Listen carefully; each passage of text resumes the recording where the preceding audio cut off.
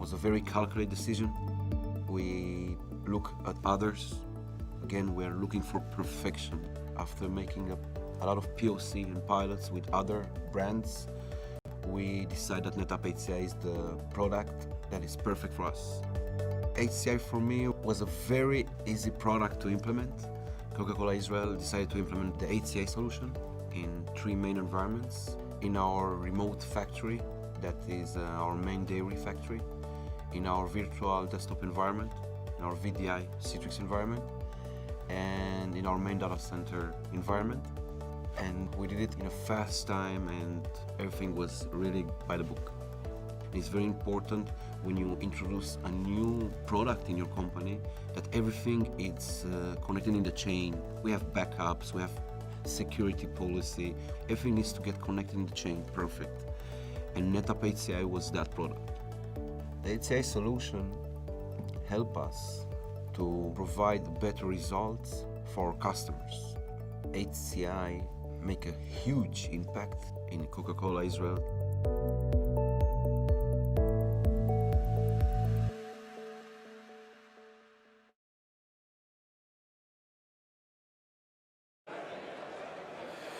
Welcome everyone to Insight Plus here in London. Thank you for joining us today. My name is Nick Howell and I am joined by Jason Benedict here on the panel to kick things off for the live stream here in Insight Plus. This is the first time we're doing this here live from an event, and we're very, very excited about it.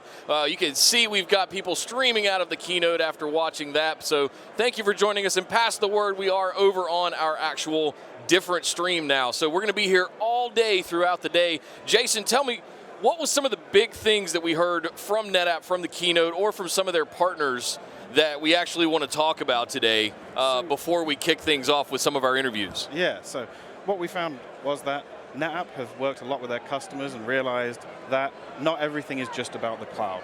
We've got some really strong hybrid messaging. Yeah. We've got some great consumption models for their, supporting the cloud orchestration, supporting the cloud operating model, but giving you the flexibility to work in any of those, in the public cloud, in the private cloud, across hybrid. We're now moving into that era of it's all about how you can control and build the apps and the data you need. Yeah, and I think one of the big hits that, we say the words hybrid multi-cloud a lot, and that is sort of this all-encompassing phrase of anything, anywhere, anytime, right? I love the idea of that proposition because it really just brings in this, the word flexibility is what comes to mind. You can really, and from an architect perspective, which you and I both have background in, it really opens up all the doors and all the possibilities to be able to do anything you want to, anywhere you want to, right? Absolutely, and that's what customers really need, because we still are working on legacy systems. We're still having to deal with things that we can't refactor, that we can't move. We have to be able to bring them the best life cycle they can get going forward and still move our businesses. So we help customers to build new applications. We help them to build the bridges from the old to the new. And that's what we need, that flexibility, the orchestration, the data mobility, that's the key. Yeah. And I think that rings true with the keynote. Everything we've heard since Vegas in October has been all about, I heard it from George loud and clear, we promised, we delivered. It was one of the big things that was really, we've been on this mission for the last 3 years, building all of these different products for cloud, bringing up in the NetApp HCI and enabling it with some of our integrated cloud services. It's all been a long journey, but it feels like we're just at the beginning of this sort of destination. It's time for phase 2, right? Yeah. It's time to start rolling all this stuff out there and letting customers take advantage of all these products that we've been building. Yeah, absolutely. So, like you say, it's been a long build-up, and NetApp, it's a big company. You can't turn a ship on on a dime.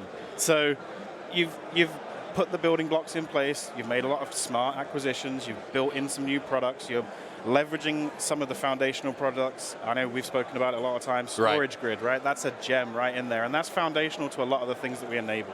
So, I think it's our secret weapon. I'll shout out to Storage Grid guys, man. This is, if you guys aren't looking into Storage Grid, you're missing out. It's like having all the power of S3, but in super high performance mode on-prem. Like you can do anything you want to with truly global namespace, scalable object storage. It's unheard of at this point. It is, and that's a really good underpinning to everything else that we're doing. So we've built up all the pillars, we've brought in the right acquisitions, the right people, got the right messaging. Now, like you say, next phase. Yep. Everything's assembled. Bit of a Marvel reference right there, right? Absolutely. We've done the assembled. Avengers assemble. Let's get into phase 2, right? This is where we go out and we show those customers exactly what we can do. We help them build those new applications. They build those new data centers and their cloud, and we bring it all together. Yeah. Well, guys, hang tight. Thank you for joining us today. My name is Nick Howell. Jason Benedict here with me throughout the day as well. What we're going to do is go through an entire roster of NetApp executives and personnel. We're going to have customers. We're going to have partners. We're going to have all kinds of stuff streaming live here from the expo in London at Insight. We've dubbed this Insight Plus. Do you think that's a fair name for this kind of thing, Jason? Are we going to stream The Mandalorian? Not yet. No, but we don't charge $6.99 a month either, right? Yeah, right. So no, I think it's a really great idea. I mean, it's familiar. It's a good branding. People will recognize it. Awesome, awesome. Well, stay tuned, guys. We'll be here all day. The live stream will be up on YouTube. Make sure you subscribe, youtube.com/NetApp, and jingle that bell so you get notified anytime we do go live. We will be here all day. Join us in the chat. Say hi. We're going to kick it back over to some videos, and we'll be right back with our first interview in just a few moments. Stay tuned. True data. The bike we race on Sunday is the bike we sell on Monday. I'm Andrea Spina and I am data-driven.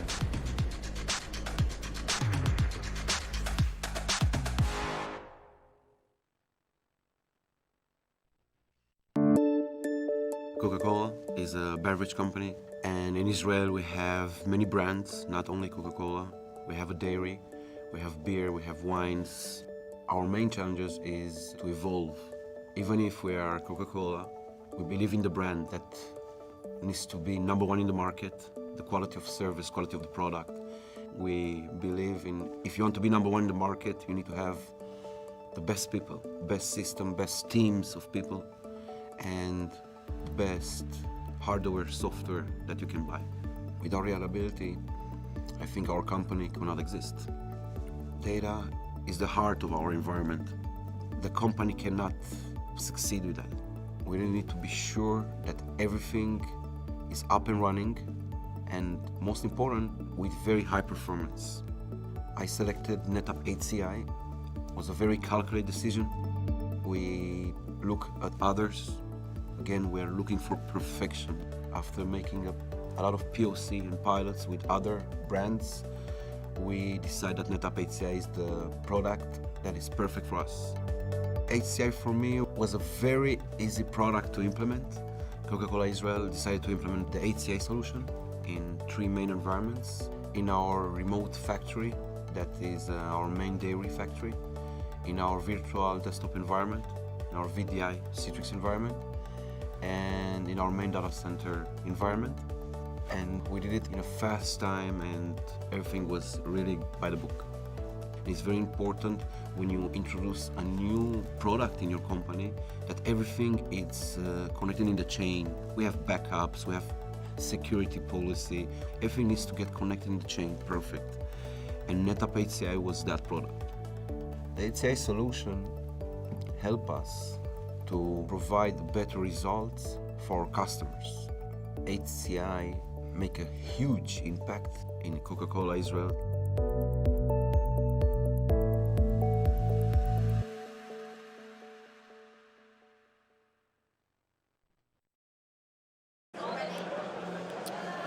All right, guys, we are back here at Insight Plus with our very first guest here on the stream. I'm joined by Michael Wignall from Microsoft. Michael, you're the Azure Biz Lead here in the UK, so that means a lot. So where do you draw the line between business development sort of stuff, working with technology partners like NetApp? So describe that role for me. What does it mean to be the Azure Biz Lead here in the UK? Yeah, first, thank you for having me. I mean, it's amazing here. You can hear the buzz in the background, and I've just come from our keynote talking a little bit about the partnership. But before I go into that, the Azure business in the UK covers all of our products in our Azure service, which there's over 1,000 different services, and across every single customer segment. So our biggest strategic customers down to our smallest SME customers.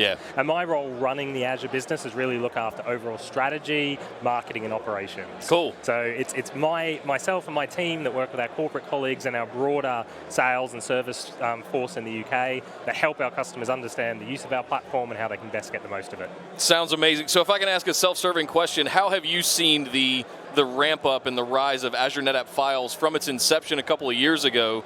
I was, from a product perspective, it was great to be behind the scenes and be a part of that. But I'm curious from the external and your perspective, like what's it been like to watch that service come online and the ramp up that it's had over the last year or so? I mean, it's been amazing. I think we went GA in May last year, so general availability. We have it, so I look at the UK market, we have the capability in our 2 UK data centers, UK South and UK West, which is a big thing for our UK customers. And when I think about the portfolio of my business, as I talk about the 1,000 different services, I track the ones that are growing quickest, and I track the ones that deliver the biggest revenue from my perspective, at the biggest impact for our customers. And Azure NetApp Files with big UK customers like British Petroleum has been one of those fastest moving ones. So from my perspective, obviously we've got infrastructure service and development environments and app innovation and other cloud and lots of things in the Azure portfolio. Right. But this is one that I'm personally passionate about and I've seen tremendous growth on. Yeah, I mean, one of the big things about I'm an old infrastructure dinosaur myself, so That's all right, I started in the infrastructure world. Hey, I think we all kind of did, and it's funny because it a lot of our customer base also comes from that infrastructure background, and so embracing that new paradigm of cloud,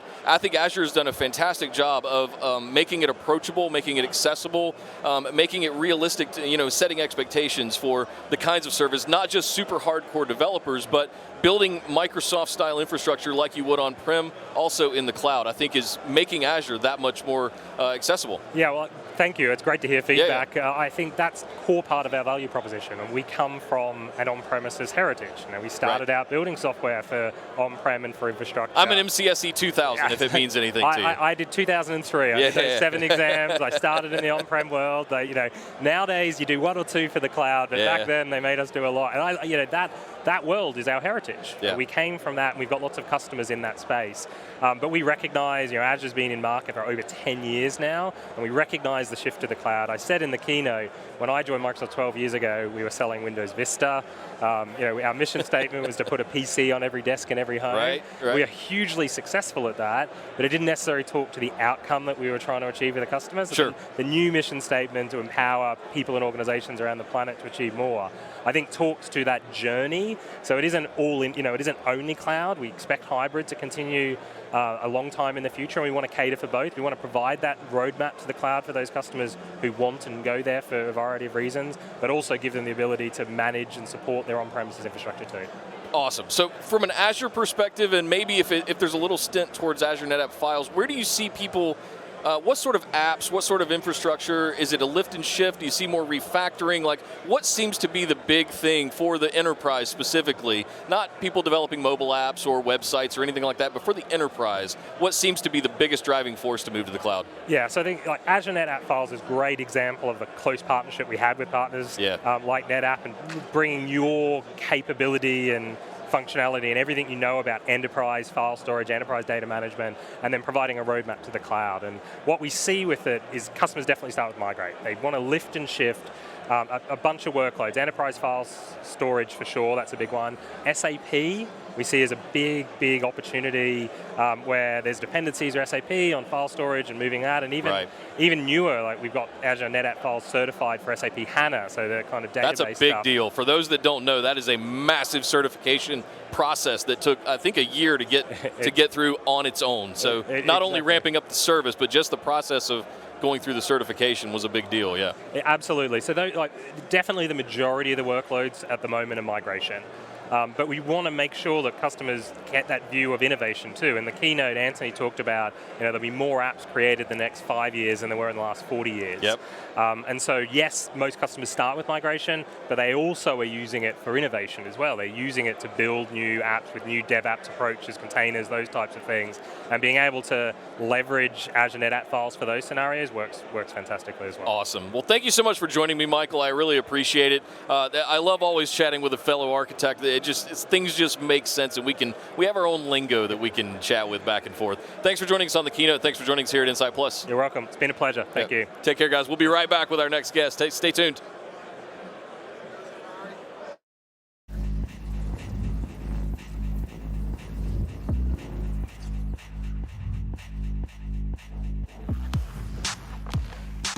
At Ducati, we create race bikes, road bikes, and unique experiences for our bikers. The Ducati team participates in 19 races in 15 countries on 5 continents as part of the MotoGP championships around the globe. When you own a bike, you are part of a new family, the Ducatisti. Data is at the heart of Ducati digital strategy. In racing, we collect data from over 60 physical sensors on the bike. Now, using machine learning and artificial intelligence, we can use virtual sensors that give us new data that wasn't available before. We choose NetApp as our hybrid cloud partner because they truly understand the value and the power of data. They are the data authority. The simplicity of NetApp's technology enables us to leverage data in new ways, where real-time feedback delivers a more race-like experience for our customers. We can focus on transforming the sport of MotoGP racing and enhance the road bike experience through data. The bike we race on Sunday is the bike we sell on Monday. I'm Andrea Spina and I am data-driven.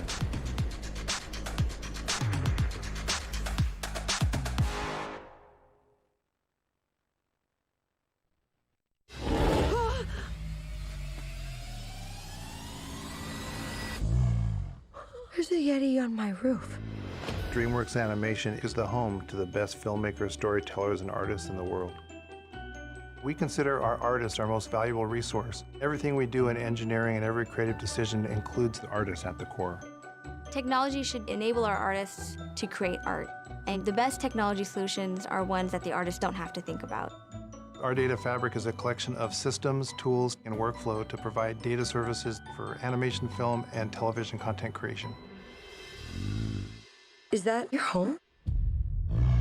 No way.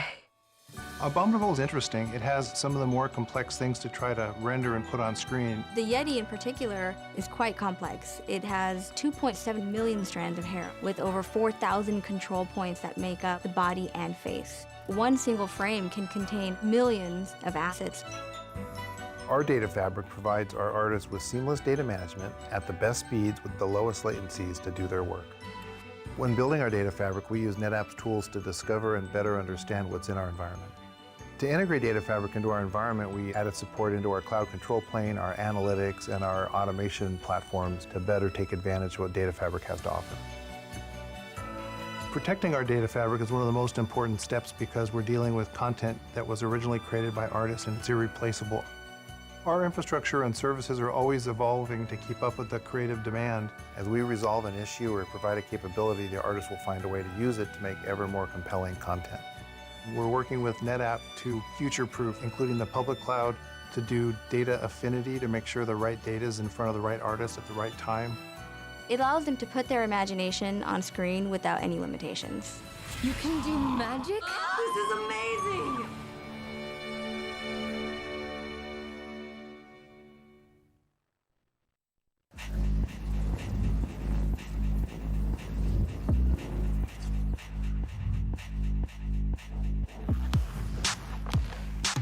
At Ducati, we create race bikes, road bikes, and unique experiences for our bikers. The Ducati team participates in 19 races in 15 countries on 5 continents as part of the MotoGP championships around the globe. When you own a bike, you are part of a new family, the Ducatisti. Data is at the heart of Ducati digital strategy. In racing, we collect data from over 60 physical sensors on the bike. Now, using machine learning and artificial intelligence, we can use virtual sensors that give us new data that wasn't available before. We choose NetApp as our hybrid cloud partner because they truly understand the value and the power of data. They are the data authority. The simplicity of NetApp's technology enables us to leverage data in new ways, where real-time feedback delivers a more race-like experience for our customers. We can focus on transforming the sport of MotoGP racing and enhance the road bike experience through data. The bike we race on Sunday is the bike we sell on Monday. I'm Andrea Spina and I am data-driven.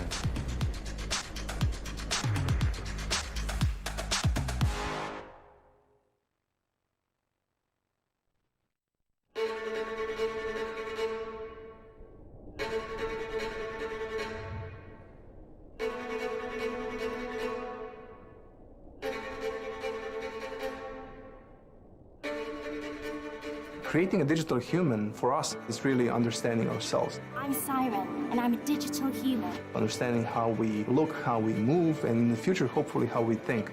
Imagining all kinds of applications of this technology is just overwhelming. Collecting data is part of our DNA from day one. Limitations in the first days were everywhere. The size of my disk drive back then, I think it was 1.3 gigabytes, and now we're capturing 70 gigabytes a second. It just takes so much data in order to build a model that is robust enough to do something meaningful. We have hardware which can acquire huge amounts of data. Then we have software which can analyze this data. Here. All right, guys, we are back. Welcome back. Thank you for hanging in here on the stream with us. I'm joined by George Cardoso. He is the CTO of the AI imaging part over at King's College London. Thank you for joining me, George. I really appreciate it. Thank you very much for having me. Did I get that right? Yes. Okay, cool.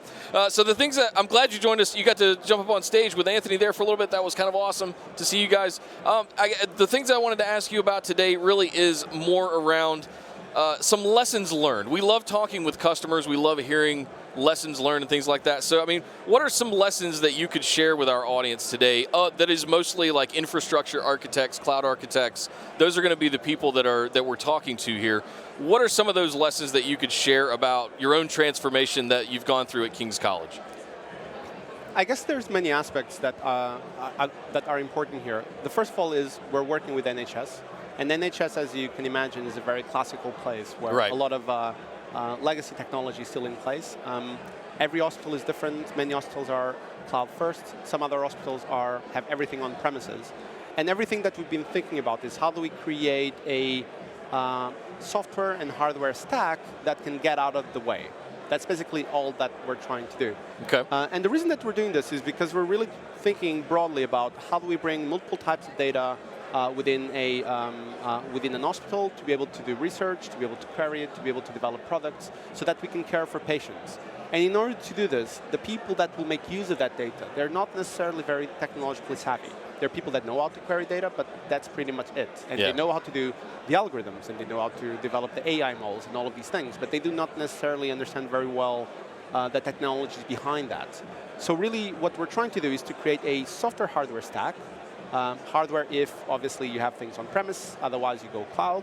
But the software stack needs to be the same across multiple hospitals so that the research can happen in an equivalent way, because all of the data in different trusts is very similar. Obviously, it's about different people, but very similar. And this is really easier said than done.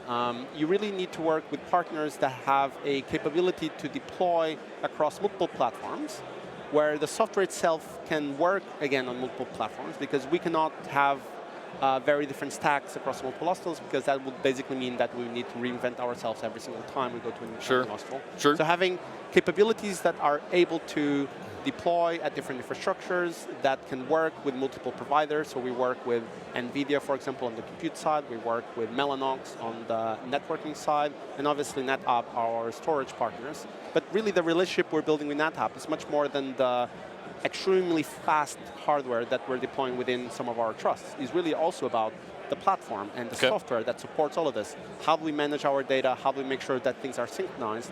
And also, how do we make sure that data reaches the algorithms fast enough so that any answer from these algorithms can come back and inform the way we care for patients? And as you can imagine, we cannot really be waiting even seconds for an answer from an algorithm if a patient, for example, is waiting for treatment after having a stroke. You really need to make sure you act quickly. I was going to ask if you could put it into real-life terms, if there's something that you guys have invented or anything around that has made a difference or directly affected someone's outcome in the healthcare world. Yes, I myself come from an infrastructure background in the healthcare world specifically before my NetApp days, but it was always great to know that while I was managing data and servers and infrastructure, that the work that I was doing had positive effects on patients ultimately at the end of the day. So do you find reward in that sort of thing? That's exactly the reason why we do all of this. Yeah. So we do have some very early prototypes that are being tested and are currently being used in clinical settings. For example, ability to extract information from medical images so that we can, for example, measure the sizes of different structures of the brain, for example, so that we can predict if someone has dementia or not. Counting how many plaques someone might have in their brain so that we can predict if a multiple sclerosis is evolving or not, or if we should be escalating or not a certain drug. Wow. These things are happening now. is still relatively limited in terms of scope. We're still working with 1 or 2 pieces of data per decision. And really what we're moving now into is how do we make sure that we can capture all of the data that is available within a hospital setting and harmonizing all of that data so that all of it becomes actionable. And this really requires many transformations at software hardware level, but also at the algorithmic level. For example, hospital data, even though is there, is not very well organized. Right. Many systems have been built throughout years and things have been evolving. But the issue with that is that many systems are legacy systems. They're not really well integrated. And you're not really able to query and extract information in formats that are standardized and based on open standards and open ontologies. So what we're doing is really using things like natural language processing algorithms to be able to tag text and understand the concepts, be able to bring information from multiple sources, having algorithms curating the quality of that data so that we make sure that the right data is being fed to these algorithms, and making sure that whatever we learn can have can be integrated back within the clinical workflow. Because obviously, an algorithm will give you an answer, and then what? What do you do with it? So you need to make sure that that information can go back sort to of the actionable workflow. information, exactly. right? Yeah. And clinicians can see it, and hospital managers can, for example, figure out how many beds I might have available in this specific ward tomorrow. And the clinician will say, oh yeah, this algorithm is saying that because of X and Y, this drug will likely not work in the patient, so maybe I'll try some other drug. And maybe we can reach a better treatment for the patient faster. So it's really about all of these things together. Yeah.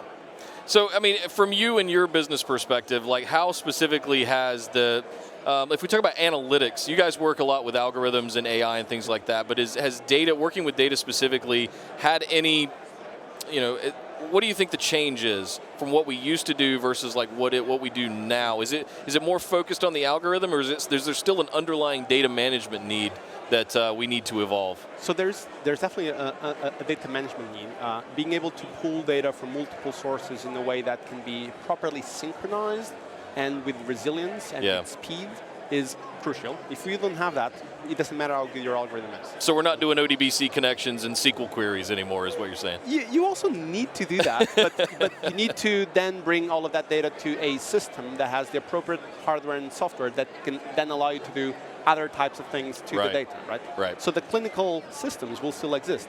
You can think about the systems we're building as a black box that gets installed in an hospital, either physically or as a software, that can create, that will contain a replica or a mirror of the actual clinical data.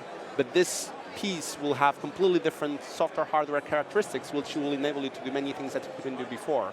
So that data transformation is the most essential part.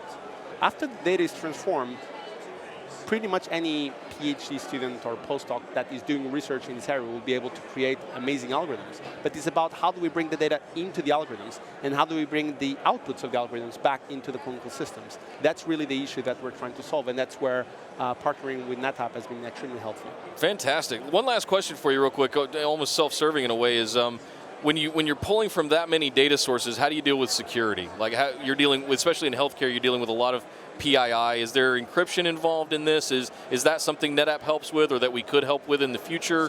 So at the moment, we took the decision to keep everything, all the data is on-prem. Yeah. On-prem here could mean physically on-prem, or it could mean private cloud within Azure on N3, which is what one of our hospitals uses, for example. But everything stays within the hospital firewalls, which means privacy is much less of an issue. Right. Everything stays on site, and if you are going to a private cloud, there's a governance and encryption model that works for that, and these systems are in place. But really what we've been trying to do is making sure that all data stays in the trust. And the reason for it is because patients believe that that's the safest place, and the trusts have procedures in place to make sure that the data is properly governed. However, because learning from data at an individual hospital is not necessarily sufficient for what we're trying to do, we are building something on top of this, which we call a federated learning network. So the idea is that we link hospitals through a network connection without sharing any data, but we allow algorithms to travel across multiple hospitals and to go to one site, learn from that data, go to a different site, learn from that data, and combine the learnings into a generalizable ultimate algorithm.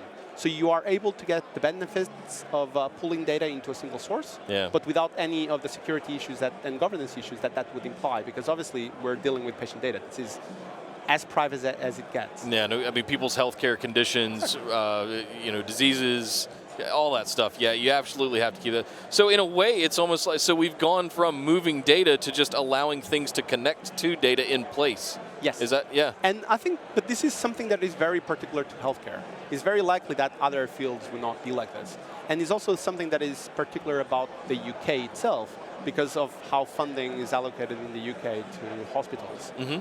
But it is a bottom-up approach to doing this. So the UK has tried through many, many different programs to centralize how data to centralize data and to collect data into a single place.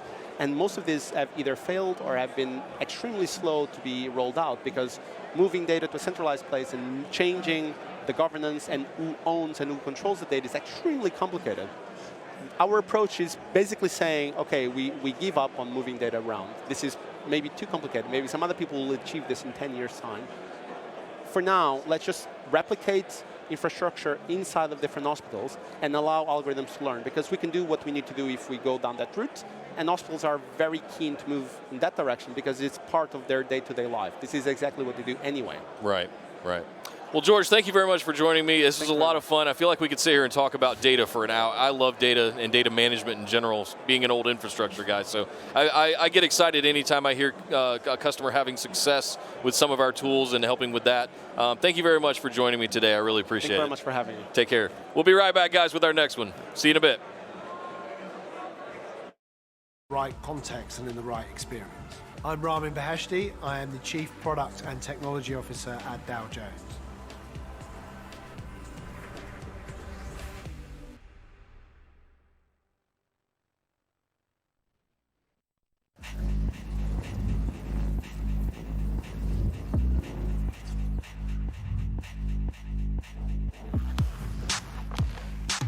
At Ducati, we create race bikes, road bikes, and unique experiences for our bikers. The Ducati team participates in 19 races in 15 countries on 5 continents as part of the MotoGP championships around the globe. When you own a bike, you are part of a new family, the Ducatisti. Data is at the heart of Ducati digital strategy. In racing, we collect data from over 60 physical sensors on the bike. Now, using machine learning and artificial intelligence, we can use virtual sensors that give us new data that wasn't available before. We choose NetApp as our hybrid cloud partner because they truly understand the value and the power of data. They are the data authority. The simplicity of NetApp's technology enables us to leverage data in new ways, where real-time feedback delivers a more race-like experience for our customers. We can focus on transforming the sport of MotoGP racing and enhance the road bike experience through data. The bike we race on Sunday is the bike we sell on Monday. I'm Andrea Spina, and I am data-driven.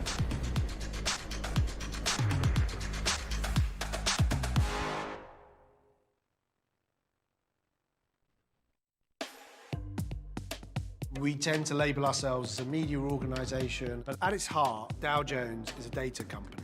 We used to have data in silos, but to understand what our customers are looking for, we've had to unify those different data points. To do that, Dow Jones has had to create and utilize data fabric.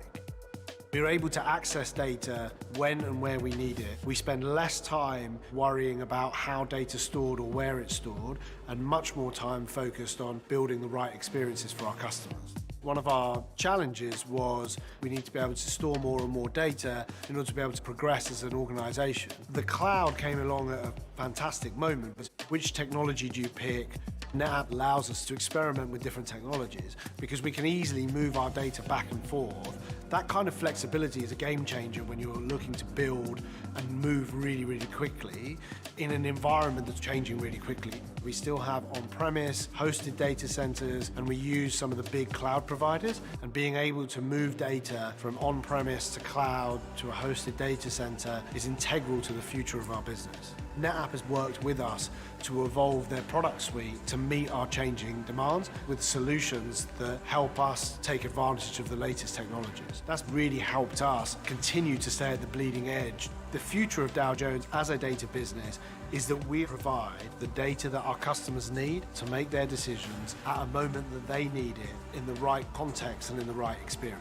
I'm Ramin Beheshti. I am the Chief Product and Technology Officer at Dow Jones.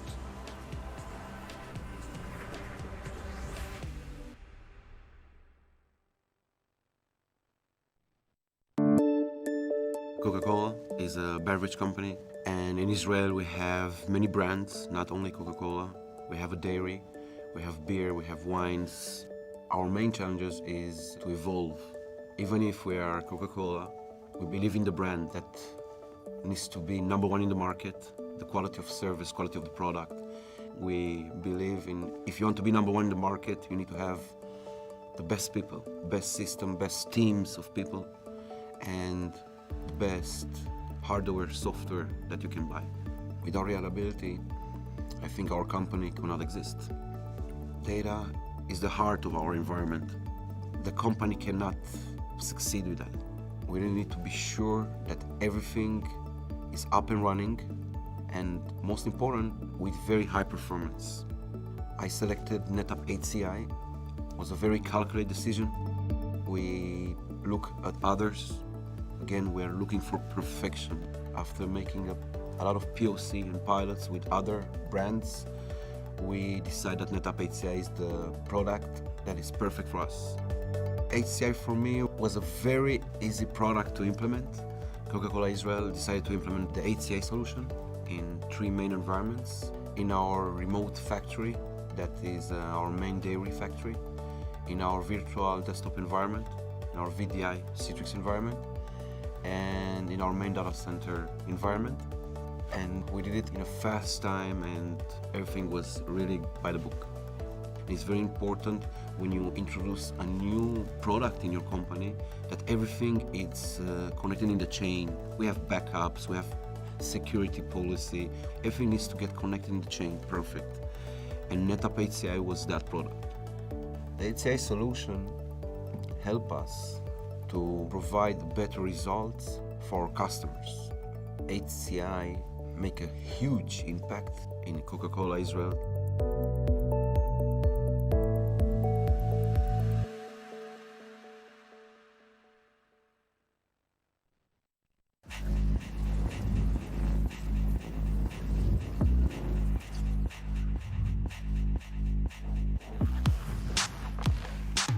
At Ducati, we create race bikes, road bikes, and unique experiences for our bikers.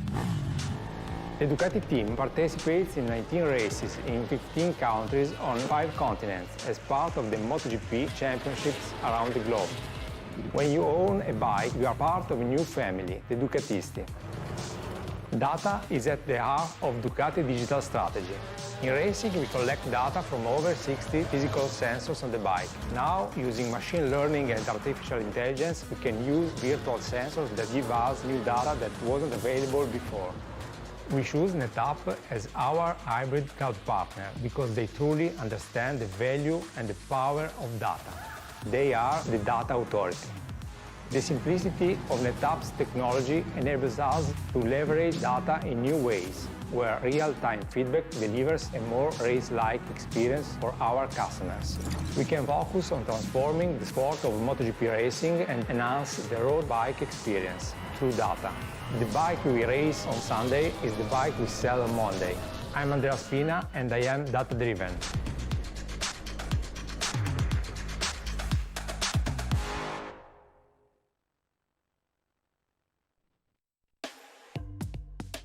We tend to label ourselves as a media organization, but at its heart, Dow Jones is a data company. We used to have data in silos, but to understand what our customers are looking for, we've had to unify those different data points. To do that, Dow Jones has had to create and utilize data fabric. We're able to access data when and where we need it. We spend less time worrying about how data's stored or where it's stored, and much more time focused on building the right experiences for our customers. One of our challenges was we need to be able to store more and more data. All right, guys, we're back, cutting back in here with you on the NetApp Insight Plus live stream right here on YouTube. Make sure you subscribe to the channel. We're going to be going all day today, all the way through the show. Back with me, Jason Benedict on the panel. We've had a chance to chat with Michael Wignall from Microsoft. We've had a chance to chat with, was it George Cardosa, I think is the right way to say his name, from King's College. It was interesting, the CTO of AI, to hear someone, as NetApp, to have someone come in and say that the way that they're using data and the way that they're using it to affect people's lives, nothing, I think, for me personally, nothing is ever more rewarding than that, than having data ultimately affect someone's lives, especially in a positive way, like the research they're doing at King's College around dementia and sclerosis and multiple sclerosis, like he was describing. From your perspective here in the UK, with the NHS in mind and things like that, how have you seen data, maybe not even in the healthcare context, but how have you seen data make a difference in people's lives? Well, actually, the healthcare context is pretty relevant. So there's been some really good case studies and joint ventures between sort of Microsoft and the NHS in screening for cancer. Right. So machine learning and AI can provide a lot of benefits for very specific use cases. And cancer screening is one of those. So they can get through thousands of images way quicker than a consultant, and then flag up the ones that maybe a consultant should use to have a further look. It's trust, verify. We're going to check it out again. But the fact is if they can separate out the wheat from the chaff much, much quicker, we're freeing up the resources to provide better care and more of it to everyone else. So it's a really good use case in there. Also, we're seeing a lot more use of patient data sharing between the sort of the hospitals and the pharmacies, and so a lot more digital services, online prescription ordering, booking and appointments and those sorts of things. So actually, yeah, there's some really good healthcare use cases for data. One of the things George was describing was they've stopped moving data. They're keeping it all private, whether it's in private clouds or whether it's on-prem. They're starting to build tools, and I'm assuming some sort of middleware AI that will go out and just find or talk to the data, right? So whether it's tokenized communication or whatever it is, we're not moving the data so much, we're opening up the doors to allow some of these middleware pieces to come in and pull information out of the data without having to move it around. I think that kind of stuff is really, because we talk in petabytes nowadays. 20 years ago, we all got excited when we heard about, that 1 gigabyte drive that I got, right? Now we're talking in petabytes. So that has a huge inertia to it, the inability to move data quickly. Now we're thinking in the inverse, and we're building these tools and these middleware to be able to communicate with all of these different data sets. Do you think that's going to have a huge effect on our ability to innovate as an industry around some of these things? Yeah, the fact is that you want to be able to get the apps close to the data, so move those where they are, because moving a lot of the data, like you say, in the petabyte scale, it's just not, we can't break not realistic physics, right? We can't do that. I mean, we need to be able to bring the apps we need closer to it. We need to be able to, analyze, sort, refresh, move metadata around, that we can then share it. Because the more that we can share that across different apps, different organizations, our NHS here work very closely with the pharmaceutical companies, AstraZeneca, like we spoke to them earlier. They share that data, and they work on joint case studies. So being able to securely give them access in to say, we've got, these are these research models that we've got, have access to those, add your data, come back to us, give us some results. Yeah, it's going to make a big difference. Yeah, that's going to be huge. The ability to do those kind of analytics. We talked about like big data analytics was a huge buzz phrase several years ago, and it feels like it's finally, with the advent of AI and the adoption of it more and more, we're starting to really make information out of data. And I think it's one of the big turning points of this new decade that we're heading into. It's going to be one of the biggest talking points, I believe.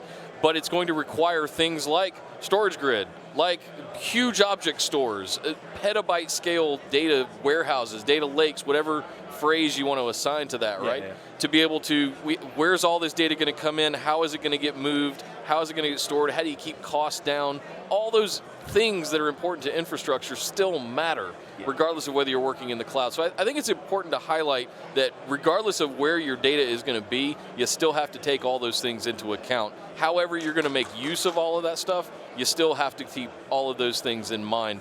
I think of things like, outside of healthcare, I think of IoT. I think of smart cities.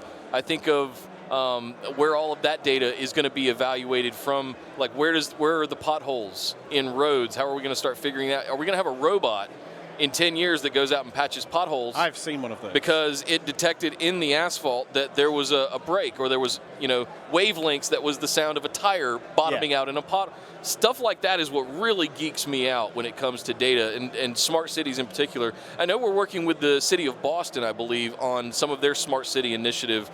They've got a huge initiative. Are there any cities like London or outside here in the UK that are really driving towards smart city adoption, where we're seeing that high use of IoT, sensors, traffic shaping, things like that? So we've seen a lot of it in the motorway network, so they call them smart motorways.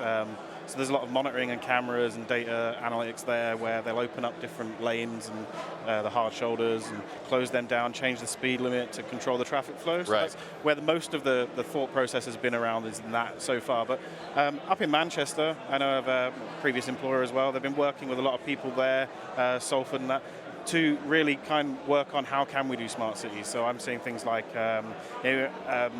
machine learning algorithms to detect parking spaces in parking lots, those sorts of things, right? And then I was just having a conversation last night with Mark Carlton and a friend of mine, another consultant who's working in the UK, and they were talking about solutions to monitor trucks coming in and out of a depot. Nice. Because they're not always their own. So, there's demands and peaks and troughs in demand, right? So they might have in fleet of their own, but also guest vehicles coming in. They don't always know where they're going around in the facility. And so we were talking about IoT solutions just to help that with RFID and sort of networks around to That's track pretty cool. them. Yeah, so how we can track guest vehicles in a depot. Yeah. So, When I lived in LA just a little over a year ago, and many previous years, one of the coolest things I remember seeing was when you pull into a parking garage, you see like the green and red lights on where there's parking spaces available. So you can drive by and you can look down the line and see a whole bunch of green lights, and then or a whole bunch of red lights and that one green light, and then it's a race, like who can get to that one faster before they get there. So. Yeah. Guys, we're going to take one more quick little break while we transition. Next up, we've got the Chief Marketing Officer for NetApp, James Whitemore, on the stream. Stay tuned. We'll be right back. We're getting out of the whole paradigm of saying Azure, Google Cloud Platform, or AWS. We've got an AZ Cloud, which means it doesn't matter where the data is. Working with the NetApp team to build our data strategy has proven to be a massive success. NetApp technology helps to underpin that hybrid multi-cloud approach by making the data agnostic to the platform that's running on. I'm Scott Hunter, I'm data-driven.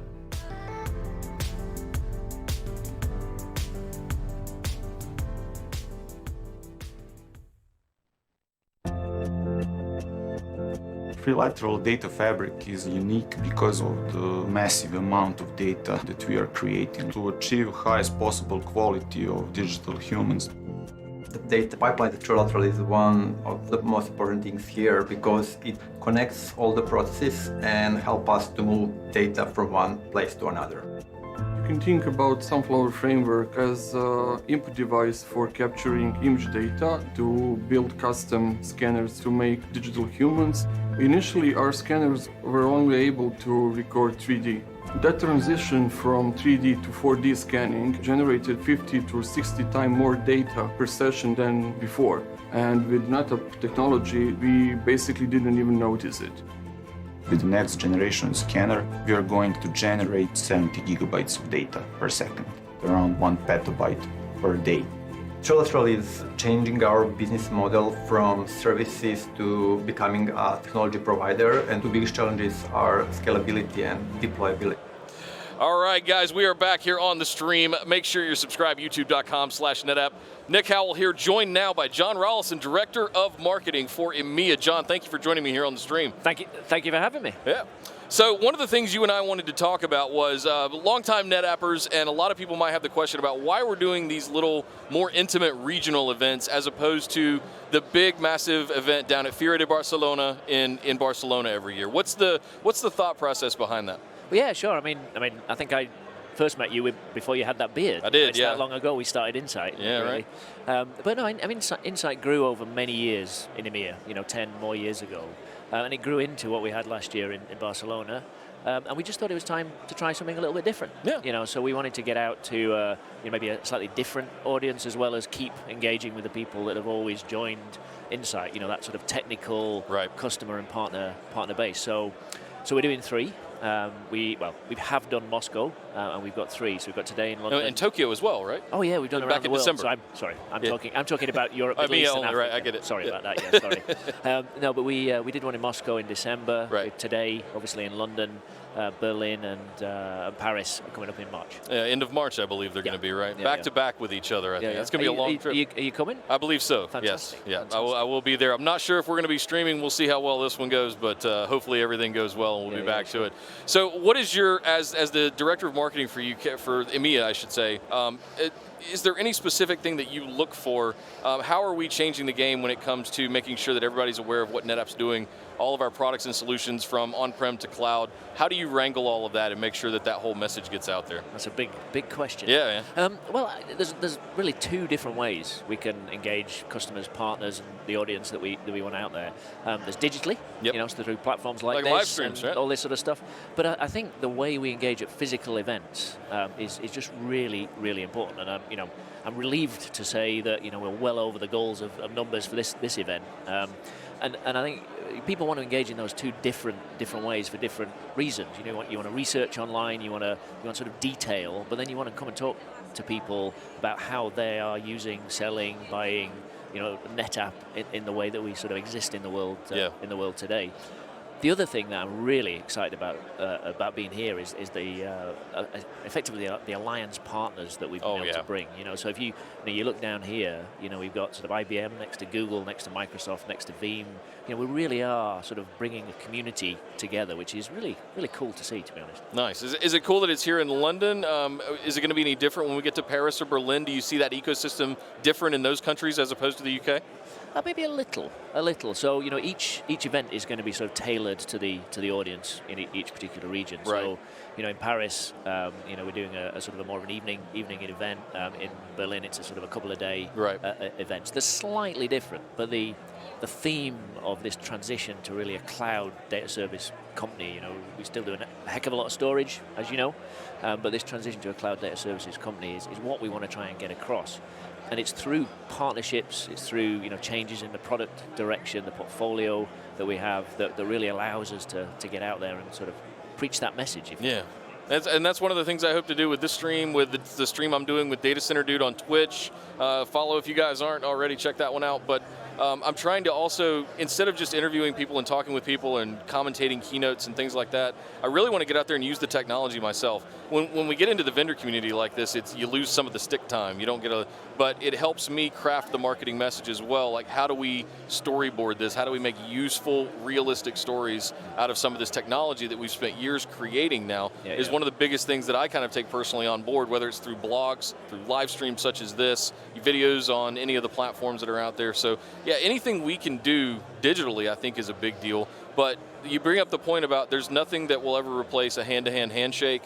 Having that kind of intimate connection and conversation with someone about problems that they have. I think that's why we do so many things like EBCs, lunch and learns, all of those kinds of things that the sales force does as well. So what do you see, what is a big driving initiative as we go into 2020 here for EMEA when it comes to NetApp and solutions that we're bringing to market? What do you see as the biggest one there?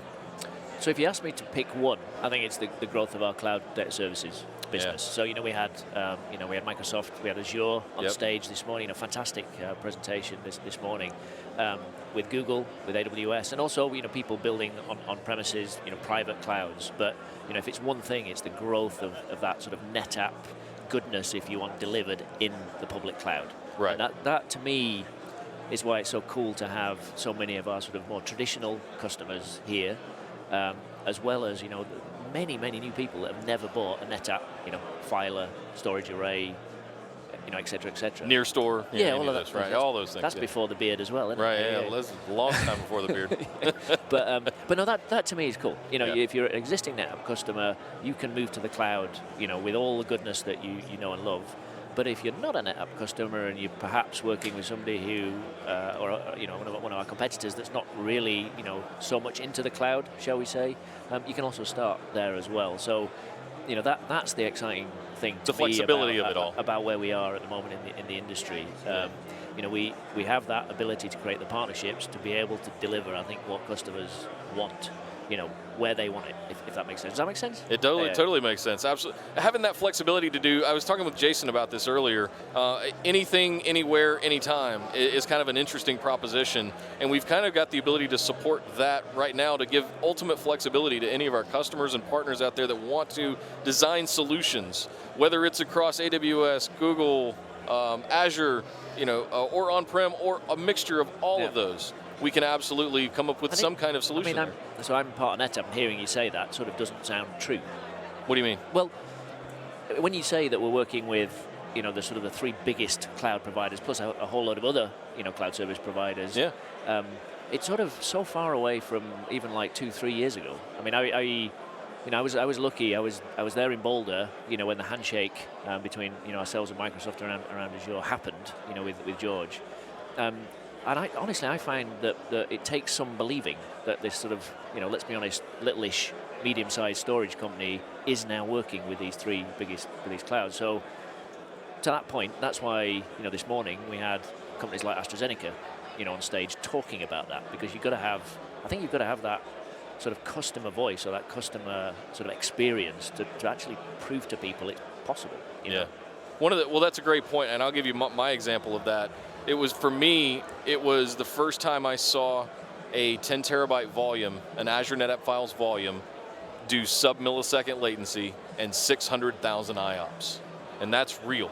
Yeah. I was a little bit of a let's see how it works when I saw that happen. Single volume, single connection, by the way. We got 600,000 IOPS out of a 10 terabyte volume in Azure NetApp Files at sub-millisecond latency. Well, so it's insane. So for me, the sort of the light bulb moment, if you want, was actually at Google Next in London, just down the road from here. And we had on the booth, or the stand, as we say in the UK, we had a competition to see how fast you could provision a Google Cloud volume, effectively. Oh, right. Yeah. And wasn't George one of the fastest ones for a while? Well, I was going to say, even I can do it, and I'm the marketing guy. Yeah. So, if it's that simple, and it really is. So we had, I think, the fastest. What do you want to name it? How big do you want it? What service level do you want it delivered at? Net finish. Don't belittle it. I could do it. No, well, it's I'm not trying to make fun of the marketing guy here, but I mean, that's really what it comes down to. And to top that all off, you never have to touch a UI. Like, if you just want to orchestrate this with an API, your tool of choice, all of those APIs are completely available from standard Google APIs, right? And we even have some deep integrations with the platform as well to enhance that, specifically on Google and Azure specifically as well. The thing that I like to talk about with Azure NetApp Files is, and to remind people of, is that with Google and with AWS, we've got a certain agreement where there's cross connects and there's Equinix. There are literally A700 all-flash FAS arrays in Microsoft regional data centers to support Azure NetApp Files. When I was talking about 600,000 IOPS at sub-millisecond latency, that's the way they're able to get that done, is because we're directly wired to their fabric interconnects in the Azure regional data centers. I mean, I'm maybe not the best expert on this, but I think we're in about 30 or so of the data centers now. I think we're up to that. We've got global coverage at this point, and I think the most recent ones was Australia. We've got APAC presence now, so which is not EMEA. It's not EMEA. Right. It's not. This is the London EMEA show, but it's not. But to be able, it's important though for DR, for having a global presence and things like that, right? So all of the roadmap for Azure NetApp Files is very exciting. The roadmap for Cloud Volume Service across the board is very exciting, including the new stuff where we're bringing it on-prem with our NetApp HCI. Some of the work around Fabric Orchestrator and NetApp North. Like, all of this stuff is intertwining in a weird way that I didn't see a year ago, and it's finally starting to manifest itself. Am I allowed to ask you a question? Absolutely. So I had breakfast with one of our executives and also a pretty senior analyst this morning, and I won't name names, but the analyst in question didn't know that last year we launched an all SAN array. What's a SAN? Well, but hashtag NAS for life. But right. So we talk a lot about cloud. But I mean, on-prem and things like NetApp launching a SAN only box or device. I mean, does that do people get interested in that? I mean, listen, there are still things that I see it the most in media and entertainment, if I'm being honest. And it has a little bit of bias for me being from LA, spending the last 15 years or so in LA. But you see it the most in media and entertainment and big render farms. People that need like duplicate parallel SAN access, where you just need the highest availability, 32 gigabit kind of multi-channel speeds. That's about the only place I'm really seeing that needs that level of processing, whether it's coming from a VFX compositor rendering VFX for film or something along those lines. You see it in architecture work as well, from architect firms doing work with AutoCAD and things like that. That is the extremist of the extremes. It's the 1% of the 1%, biggest firms out there. For the most part, we have really done, for NAS, it's all about the throughput. It's all about the bandwidth available. The things we're able to do now with ONTAP, I mean, we're already working with 100 gig and beyond from a throughput perspective. So but from a SAN perspective, you find special niche cases like that. It is still a very real thing. And it was really exciting to see us, achieve that magic quadrant number. I'm sure it was for marketing as well, for the all-flash FAS last year. So exciting times. Listen, we talk about cloud a lot, right? We talk about all of our cloud data services quite a bit, but let's not forget, we also have what I think are the best storage arrays in the world. Well, that's all why I asked, because I think we do talk about cloud a lot, because I think perhaps people aren't aware of just how mature and how many customers are using these cloud services. But I think there's still a huge market and a huge sort of transformation opportunity, if you want, with those more traditional on-premises storage arrays that have been sort of evolving for the last 20 years. So we don't want people to think we just do cloud. You know what I mean?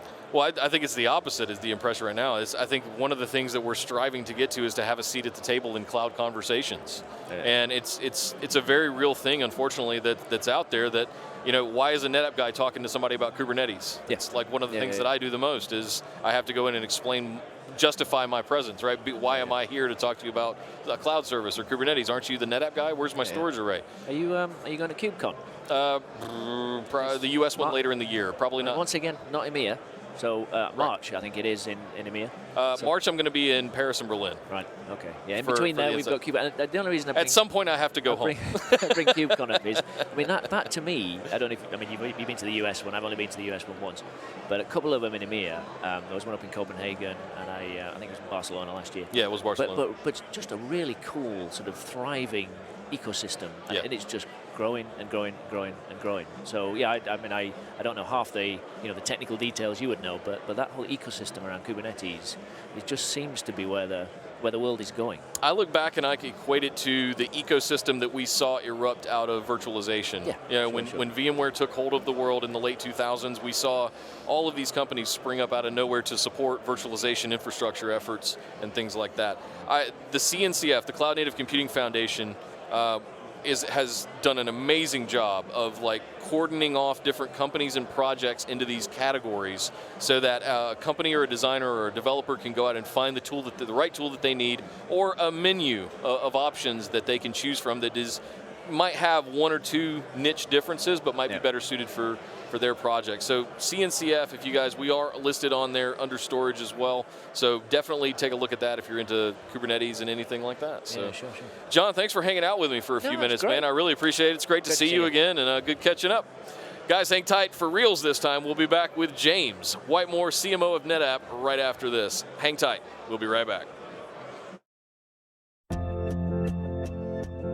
Trilateral data fabric is unique because of the massive amount of data that we are creating to achieve highest possible quality of digital humans.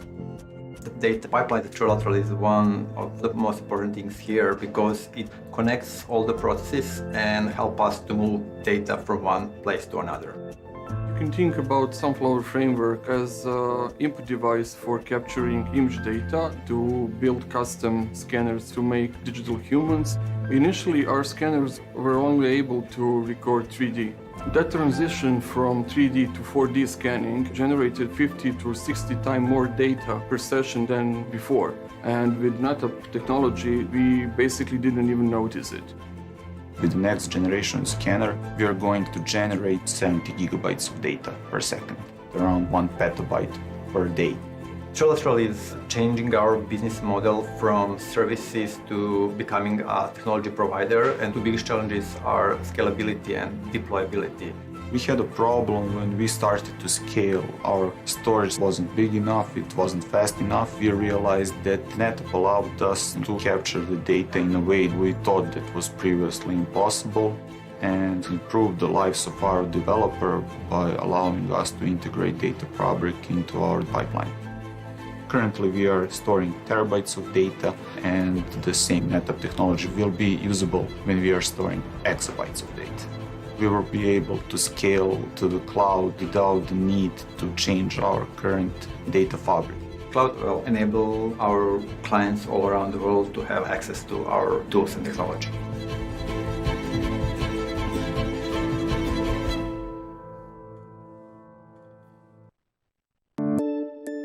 Coca-Cola is a beverage company, and in Israel we have many brands, not only Coca-Cola.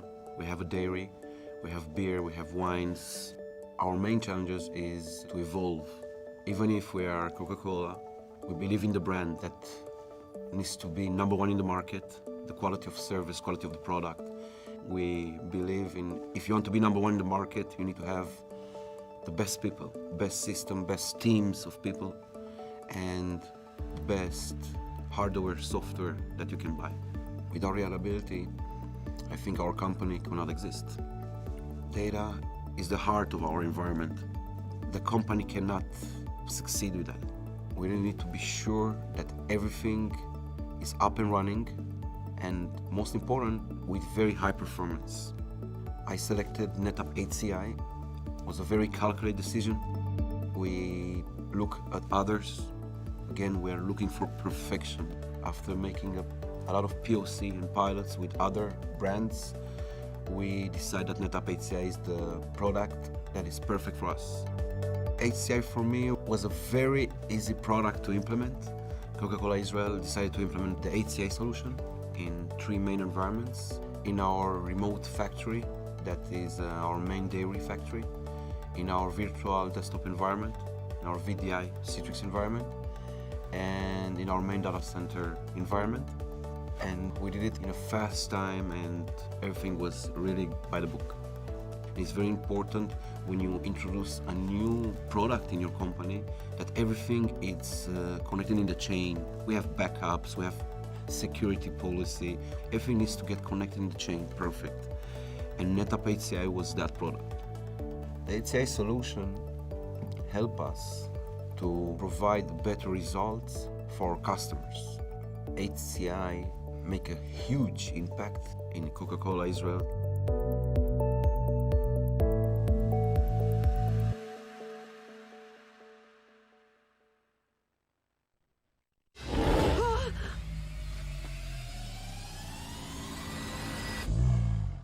There's a Yeti on my roof.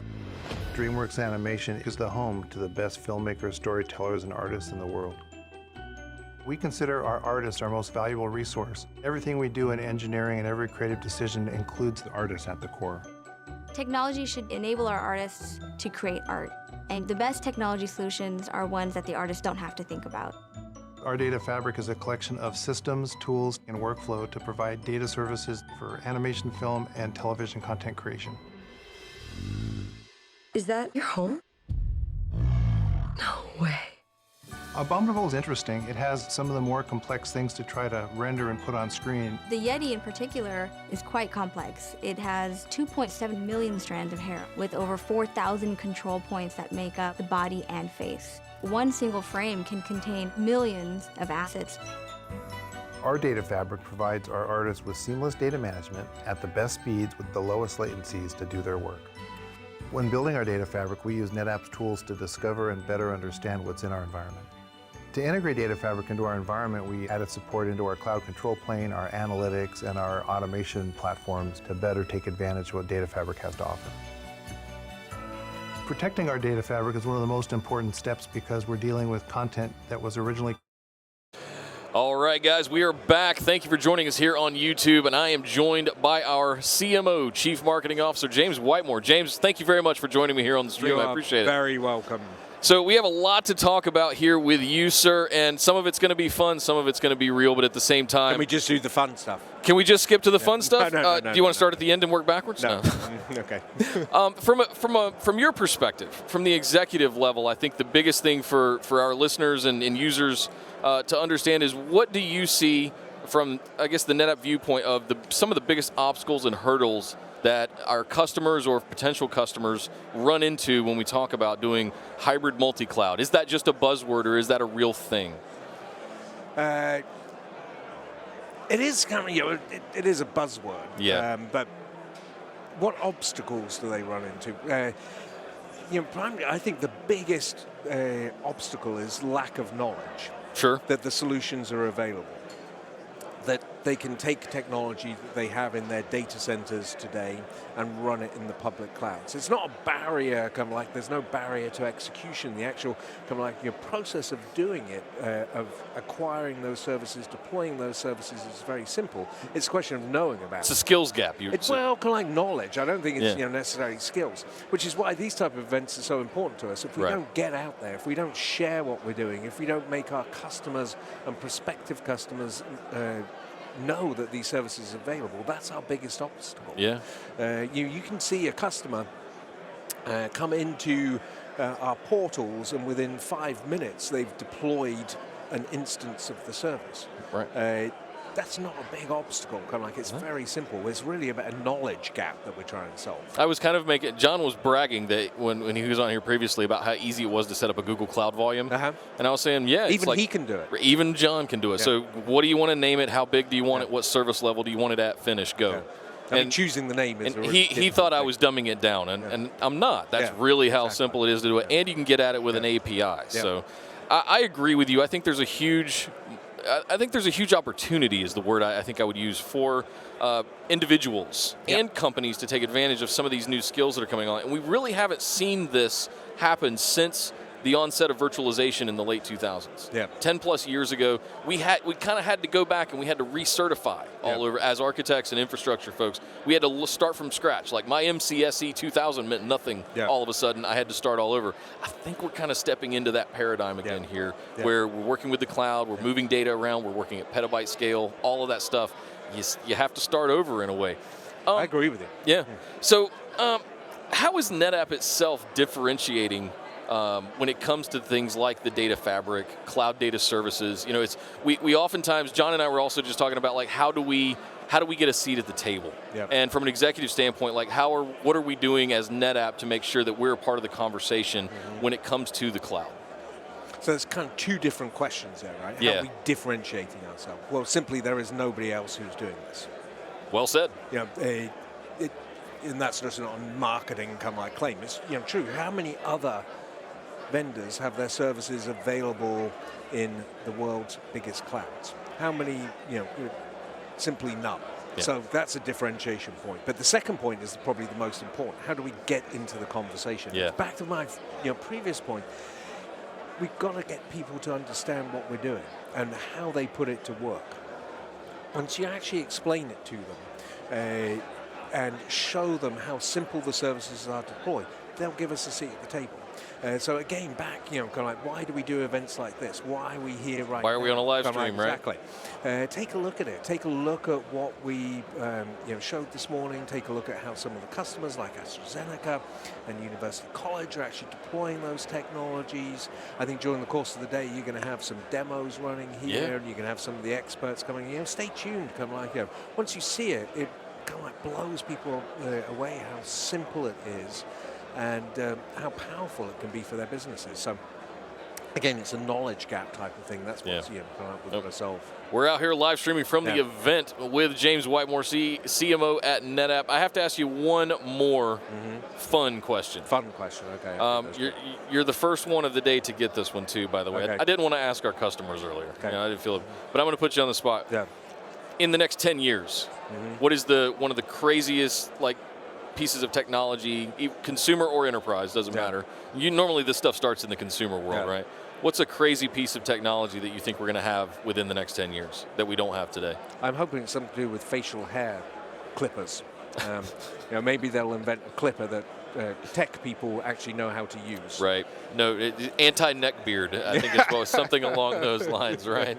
No. I'm kind of like pioneering. I'll have you know, I spend more time and money on the beard Grooming than I do the beard, hair, right? than I ever have on my hair throughout my entire life. Mine is always the I have hopes for the Matrix. Right. That the ability to, and there is some scuttlebutt out there that somebody's figured out how to do this, and I don't remember where exactly it was, but the ability to just jack in and upload a knowledge set, right? Yeah. All of a sudden, maybe I know how to work in the cloud. I've tried that with the kids. It doesn't work. Doesn't work? No. I'll experiment on dogs next, I think. Well, that's always fun. Yeah. Thank you, James, very much for joining me. I really appreciate it. Yeah. Enjoy the show and have a you. good time. And stay tuned, guys. We'll be right back with our next one very soon.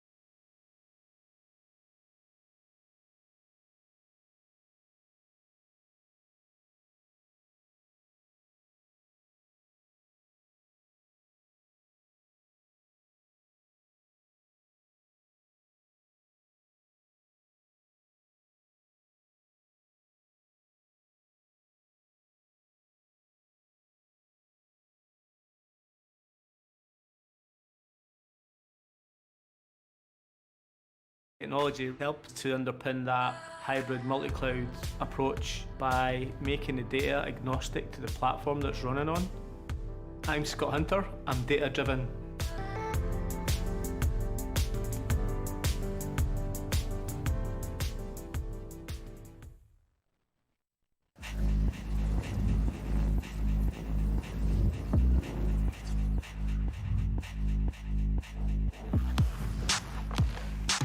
At Ducati, we create race bikes, road bikes, and unique experiences for our bikers. The Ducati team participates in 19 races in 15 countries on 5 continents as part of the MotoGP championships around the globe. When you own a bike, you are part of a new family, the Ducatisti. Data is at the heart of Ducati digital strategy. In racing, we collect data from over 60 physical sensors on the bike. Now, using machine learning and artificial intelligence, we can use virtual sensors that give us new data that wasn't available before. We choose NetApp as our hybrid cloud partner because they truly understand the value and the power of data. They are the data authority. The simplicity of NetApp's technology enables us to leverage data in new ways, where real-time feedback delivers a more race-like experience for our customers. We can focus on transforming the sport of MotoGP racing and enhance the road bike experience through data. The bike we race on Sunday is the bike we sell on Monday. I'm Andrea Spina, and I am data-driven.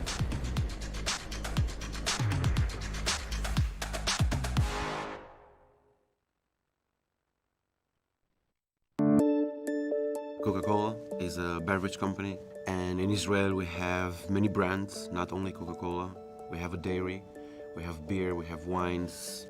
Our main challenges is to evolve Even if we are Coca-Cola, we believe in the brand that needs to be number one in the market, the quality of service, quality of the product. We believe in, if you want to be number one in the market, you need to have the best people, best system, best teams of people, and the best hardware, software that you can buy. Without reliability, I think our company cannot exist. Data is the heart of our environment. The company cannot succeed with that. We really need to be sure that everything is up and running, and most important, with very high performance. I selected NetApp HCI. It was a very calculated decision. We look at others. Again, we're looking for perfection. After making a lot of POC and pilots with other brands, we decided that NetApp HCI is the product that is perfect for us.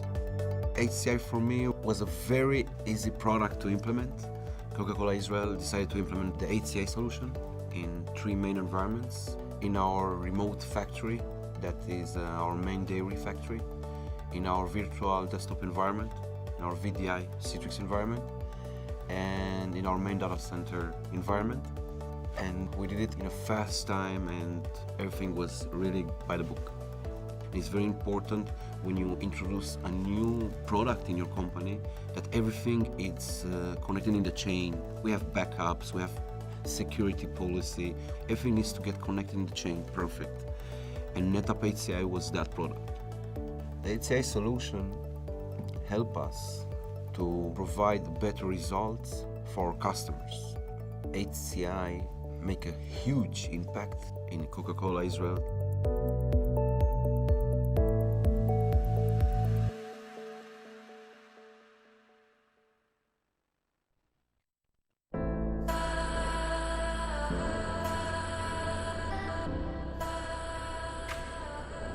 AstraZeneca is the global biopharmaceutical company. We use data to look for that next game-changing molecule to take patient-centric medicines to that next level. Nanotechnology enables us to build not only singular medicines but combination therapies that target a specific ailment. When we combine that with the data of patients' condition, patients' treatment timelines reduce dramatically. That's what makes us get out of our beds in the morning. Digital transformation's been at the forefront for AZ over the last 3 years. The movement of workloads from our private cloud to our public cloud was time-consuming. Scientists couldn't do anything with the data until we migrated it. We need a hybrid multi-cloud data fabric to move any data to any cloud from any cloud and start the service as quickly as under 10 minutes. We're getting out of the whole paradigm of saying Azure, Google Cloud Platform, or AWS. We've got an AZ Cloud, which means it doesn't matter where the data is. Working with the NetApp team to build our data strategy has proven to be a massive success. NetApp technology helps to underpin that hybrid multi-cloud approach by making the data agnostic to the platform that's running on. I'm Scott Hunter, I'm data-driven.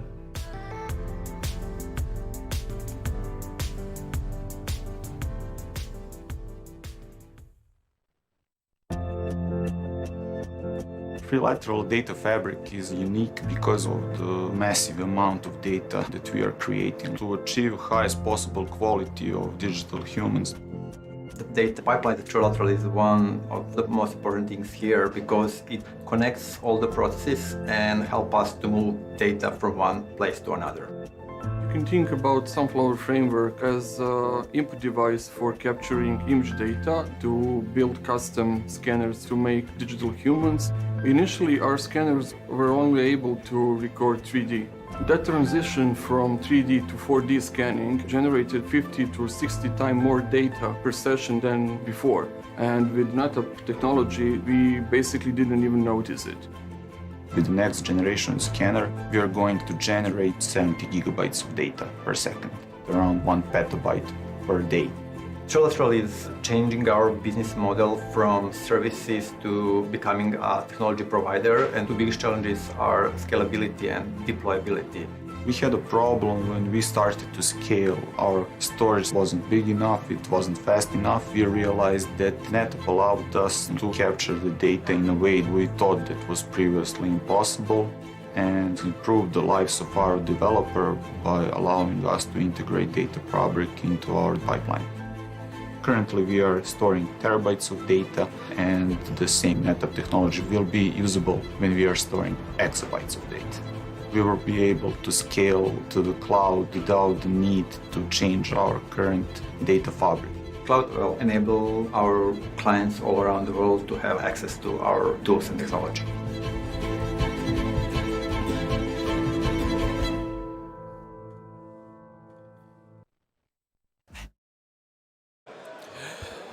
All right, guys, we are back. Thank you for joining us on the stream right here on youtube.com/NetApp. My name is Nick Howell. Thank you for joining us. I'm joined now from Veeam, Michael Cade. What is your title these days, sir? It keeps changing on me. Senior Global Technologist. Oh, senior now, yeah. right. Senior, got promoted, awesome. Got a bit older. Nice. Congratulations to Veeam as well on the acquisition. Looking forward to what that's going to mean for Veeam and the growth of a great partner in you guys. So wanted to sit down with you and chat today about what the world is going through with regards to disaster recovery, some big overall themes in that respect. But let's start things off. For those that don't know, how would you introduce them to Veeam? So pretty much everyone's heard of Veeam, but traditionally around like vSphere, virtual machine backup, right? That's where we started. And I think that's obviously where we've grown up, and we've gone over from SMB, commercial, enterprise, and service provider. We have offerings in all sectors. I think over the last 2 years, we've really been focused around broadening that platform. So bringing in physical agents to be able to protect those legacy, those physical machines that you can't virtualize for whatever reason. Right. Looking at SaaS-based workloads, how do we protect those? And even more recently is, well, how do we start protecting these instances that are running in AWS or in Azure? Sure. And how do we protect them in the most simplest of fashions, right? So one of our mantras is keep everything simple. Right. The same software is deployed on a one-man band right up to a 10,000 virtual machine or 10,000 instances. It's just scale. Exactly that. Yeah. Same software, same simplicity. And what we need to do as these workloads are moving more into the public cloud, we need to make sure that we protect them in the same fashion, same simple way. Obviously, backup's pretty boring, but ultimately we need it. It's an insurance policy, so we have to make sure that it's simple but also reliable. Yeah. And because of the movement of data, whether it's on premises, and today it will be on premises, but tomorrow it's in the cloud, we need to be flexible as well. Right? We have licensing that allows us to get that. We don't want to really talk about licensing today, but being able to take a workload That's no from fun here, for a live stream. Licensing chat, right? And so we want to be able to allow our customers that make the investment today on premises to then be able to still protect that data or that workload as they move it into the public cloud. And a lot of the problems that we're finding a lot of new problems when it comes to disaster recovery as we go into this new decade, right? We're hearing more and more about ransomware. We're seeing more and more type of disaster recovery kind of scenarios as data begins to spread out across all these clouds and different data centers and around the world. We became a global society, so now our data is everywhere. Like, how do people start protecting all of that disparate data that's just everywhere in all these different clouds, mobile devices, all kinds of stuff? Yeah, so one of our, so if we look at Veeam's messaging today, the cloud data management story, and everyone's got a different description of what that actually looks like and means, and because we're in that defining stage, right? We're trying to make the market or be in that space, and the way we describe that is obviously we have to start with that backup and recovery. That's our flagship. That's our table stakes. But then in the South, we say bread and butter. Yeah, there you go. That's your bread and butter. But then this whole cloud mobility, being able to take that software-defined approach, that portable data format that we have, regardless of where that backup's come from, and be able to send that to Azure, send that to AWS, send it to vSphere, even if that original location was AWS or vSphere. We want to be able to restore anything to anywhere. Yeah. So that's clamability, and then we get round to, well, how do we know if something's happened within our data center, ransomware attack, something very topical out there, security obviously as well, is, well, we need some sort of insight, some visibility into that. So we have our product around that, and these are all encompassed into what we believe cloud data management should be. Then we've got governance and compliance, massive. We're in the region of GDPR, right? But there's compliance all over the place. We need to understand what we're backing up, why we're backing it up, how long we need to back it up for, but also be able to recover the right workloads at the right time. We don't want to be recovering someone that's been asked to be forgotten. If you recover that back into a database, that then a mailing shot goes out and John Smith gets his email and he's asked to be forgotten, something bad's going to happen. Naughty, company, naughty. Right? So security is a huge part of that as well. So not only being able to recover the data after the fact of a ransomware attack, but also having the visibility into it. And all of those 5 things play a part into what we believe cloud data management is. Cool. So I guess at the end of the day, I'll share a dirty little secret here for the stream, for you guys only. Before I joined NetApp, I was a Veeam customer. I got to play with some of the earliest stuff when they were first coming out with just Veeam Backup, right? It was Veeam Backup for virtual machines. It was really cool, right? It was an alternative to other things that were out in the market, the backup execs, the net backups, the things like that, but it was just so specifically focused. You guys had that special VSS provider as well, if I'm remembering right, to be able to do virtual machines and quiesce them properly in an app consistent state. It was very, very innovative and big at the time.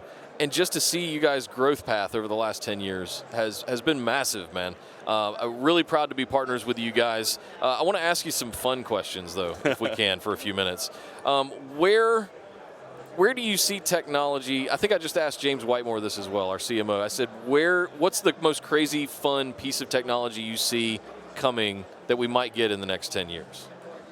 So I've been putting you on the spot. Yeah, so I've been reading some stuff around storing data in DNA. Oh, wow. So we heard about the glass thing at Microsoft. They're storing it with lasers and glass.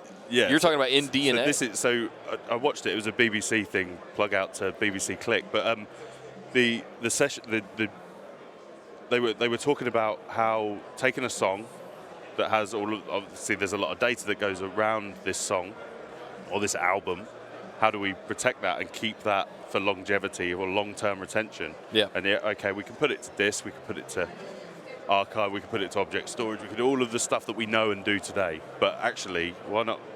Let's paint a picture and put the DNA in the picture. And then if we ever needed that data back, scrape the DNA off the picture, and then you've got your song or your album. It blew my mind. So I think that's let me put this in perspective. DNA is now target storage.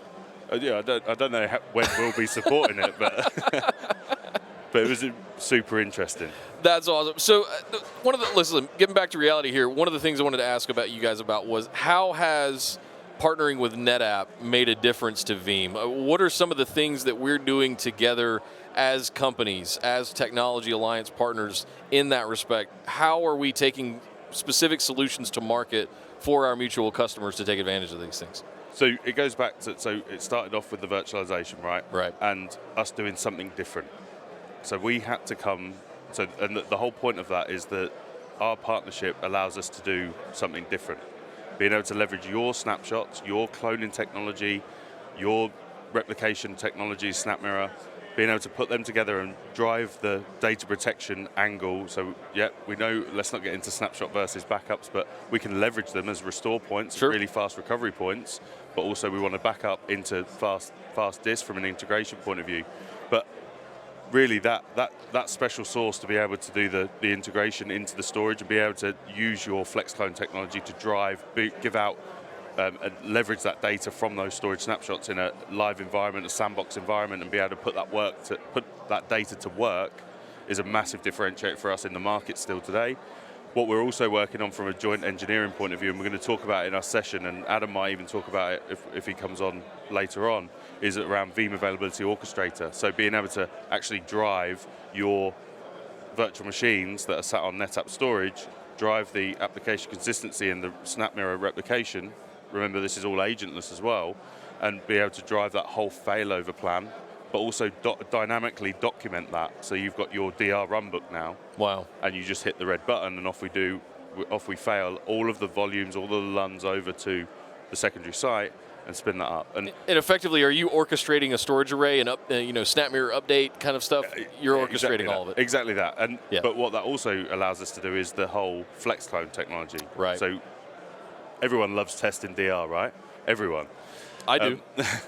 Actually, you do. I do. I'm a huge nerd for DR. But what that allows us to do is actually run that flex clone in an isolated environment, make sure that your app and everything comes up, but meanwhile we're still making the coin over here, right? We're not disrupting the business, but we've simulated an actual disaster, and we've brought up our whole system over here. And obviously, when that comes to actually a disaster, a failure scenario, then we know that is going to be legit good over in that secondary location, and we're just taking away any complexity, again, making it simple. Yeah, brag on Veeam for a minute if you don't mind. How do you guys differentiate yourselves when it comes to positioning? Why should one choose Veeam over anyone else that's out in the market that does similar kinds of things, such as backup DR, compliance, etc.? So I think we're quite lucky, given our founders, given our history about what we can do and where we go. Being able to develop against a problem is another strong factor within Veeam. That's one of the reasons I'm still here. I'm 5 years in at the end of March, right? One of the things that there's no days the same at Veeam. We're constantly learning from our customers. We listen, and that really drives what the product looks like, or what the products look like. And that drive for innovation and iterating on that stepping stone is important.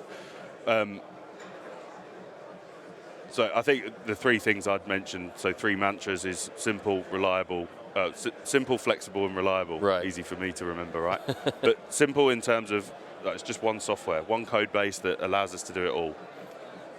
It needs to be flexible, so it needs to be cloud ready. We need to be able to protect all of these workloads. And within that flexible as well comes that portability. I want to be able to take that machine that I backed up here, send it to AWS, send it to Azure, potentially just for testing. What does that workload look like up there?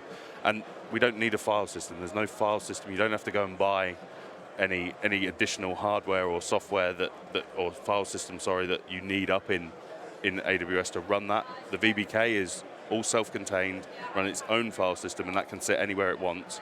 And then obviously from a backup point of view, the insurance policy, we have to be reliable. That's sure. Number one reason why our code comes out when it's absolutely ready is because it needs to be tested, it needs to be reliable. It needs to be reliable for the one-man band that's got 1 to 10 virtual machines, but it also needs to be reliable for the big financials, the 10,000, the Fortune 100s. It has to be ready. So that's why it takes that time. We can't mess this up, right? These are lifelines to get that data back up and running. So we have to make sure that's right. So it has to be reliable. Also, that testing I mentioned around the FlexClone technology, being able to spin up those workloads in an isolated environment, run tests against the VM, the app, and the OS, and then send an automated report. Right. It gives you peace of mind that you know the backup's in a good place, regardless of where it's come from, and then being able to put that data to work. But that reliability is super important for us. That's our bread and butter. It's your bread and attaboy. He's Southern already, folks. One of the things that I distinctly remember, and I say that I'm passionate about DR for a reason, I helped take a healthcare company public. And if you've never done something like that, taking a company that deals in regulation, HIPAA, SOX, all kinds of compliance was necessary, and then gone from that to publicly traded, now you have auditors that show up every 6 months and pick 3 random dates and say, show me recoveries. That was before we had all these cloud things where we had, we just basically had a snap mirror between data centers. Yep. That was easy at that point, and we were still doing tape, right? Which you gotta love tape, but it has its uses. At the end of the day, I can't imagine what it's like now having so many different destinations and homes of data and having it all being backed up and all over the place. And it sounds like what you're telling me is that Veeam just makes life super easy when it comes to centralizing the management, regardless of where it is, whether it's in the cloud or on-prem or both, spread out across data centers, whatever. All of it's just completely centralized with the Veeam platform. Yeah, absolutely. And then just to touch on the licensing, just very briefly, is if that workload lives as a virtual machine in VMware today, and then wants to, in 90 days, it goes up to AWS, our licensing follows that.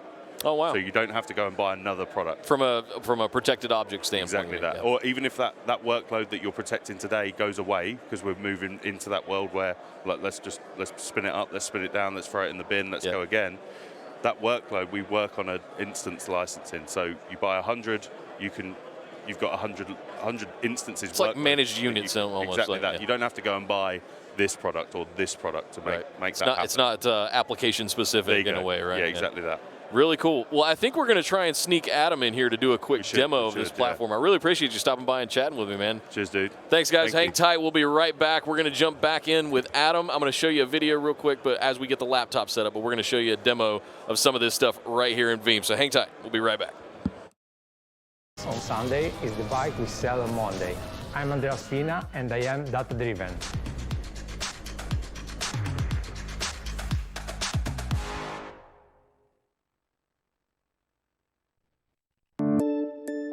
Coca-Cola is a beverage company, and in Israel we have many brands, not only Coca-Cola. We have a dairy, we have beer, we have wines. Our main challenge is to evolve. Even if we are Coca-Cola, we believe in the brand that needs to be number one in the market, the quality of service, quality of the product. We believe in, if you want to be number one in the market, you need to have the best people, best system, best teams of people, and the best hardware, software that you can buy. Without reliability, I think our company cannot exist. Data is the heart of our environment. The company cannot succeed with that. We really need to be sure that everything is up and running, and most important, with very high performance. I selected NetApp HCI. It was a very calculated decision. We look at others. Again, we are looking for perfection. After making a lot of POC and pilots with other brands, we decided that NetApp HCI is the product that is perfect for us. HCI for me was a very easy product to implement. All right, we're taking over here, guys. Welcome back. We had to do a quick headset swap. Thanks for being patient and staying with us. But I'd like to welcome Adam Berg, fellow A-Team member and a Veeam employee, to come over. What is are you a architect? What are they calling you these days over at Veeam, Adam? So we got a special group at Veeam. We're called Global Alliance Architects. Oh, okay. So I am the global NetApp architect at Veeam Software. So I'm basically the NetApp guy at Veeam. You're one of the OGs, man, of the A-Team. So you've been part of the A-Team since the beginning, haven't you? Number one, I think. Number one. Yeah. Wow. Can you believe that? Wow. Well, you and I have kind of been on this journey together as well throughout my time at NetApp. I know we started that right afterwards, but listen, we don't. What did I do? I hit the wrong button. There we go. We're back. We're back. Yeah. Still learning some of this stuff as well. So we're going to try a little experiment here because we're going to do it live. I'm going to try and switch it over to Adam's laptop here, and let's see if this works. Oh, it does, and we can also throw some picture-in-picture on there. Look at that, folks. It worked just fine. So, Adam, I'm going to hand the reins to you. Take us through, Michael and I just had a great conversation about Veeam's positioning and strategy in the marketplace and your prime initiatives and things like that. So walk us through what you're going to show us here and just kind of give us a good presentation. The floor is yours, sir.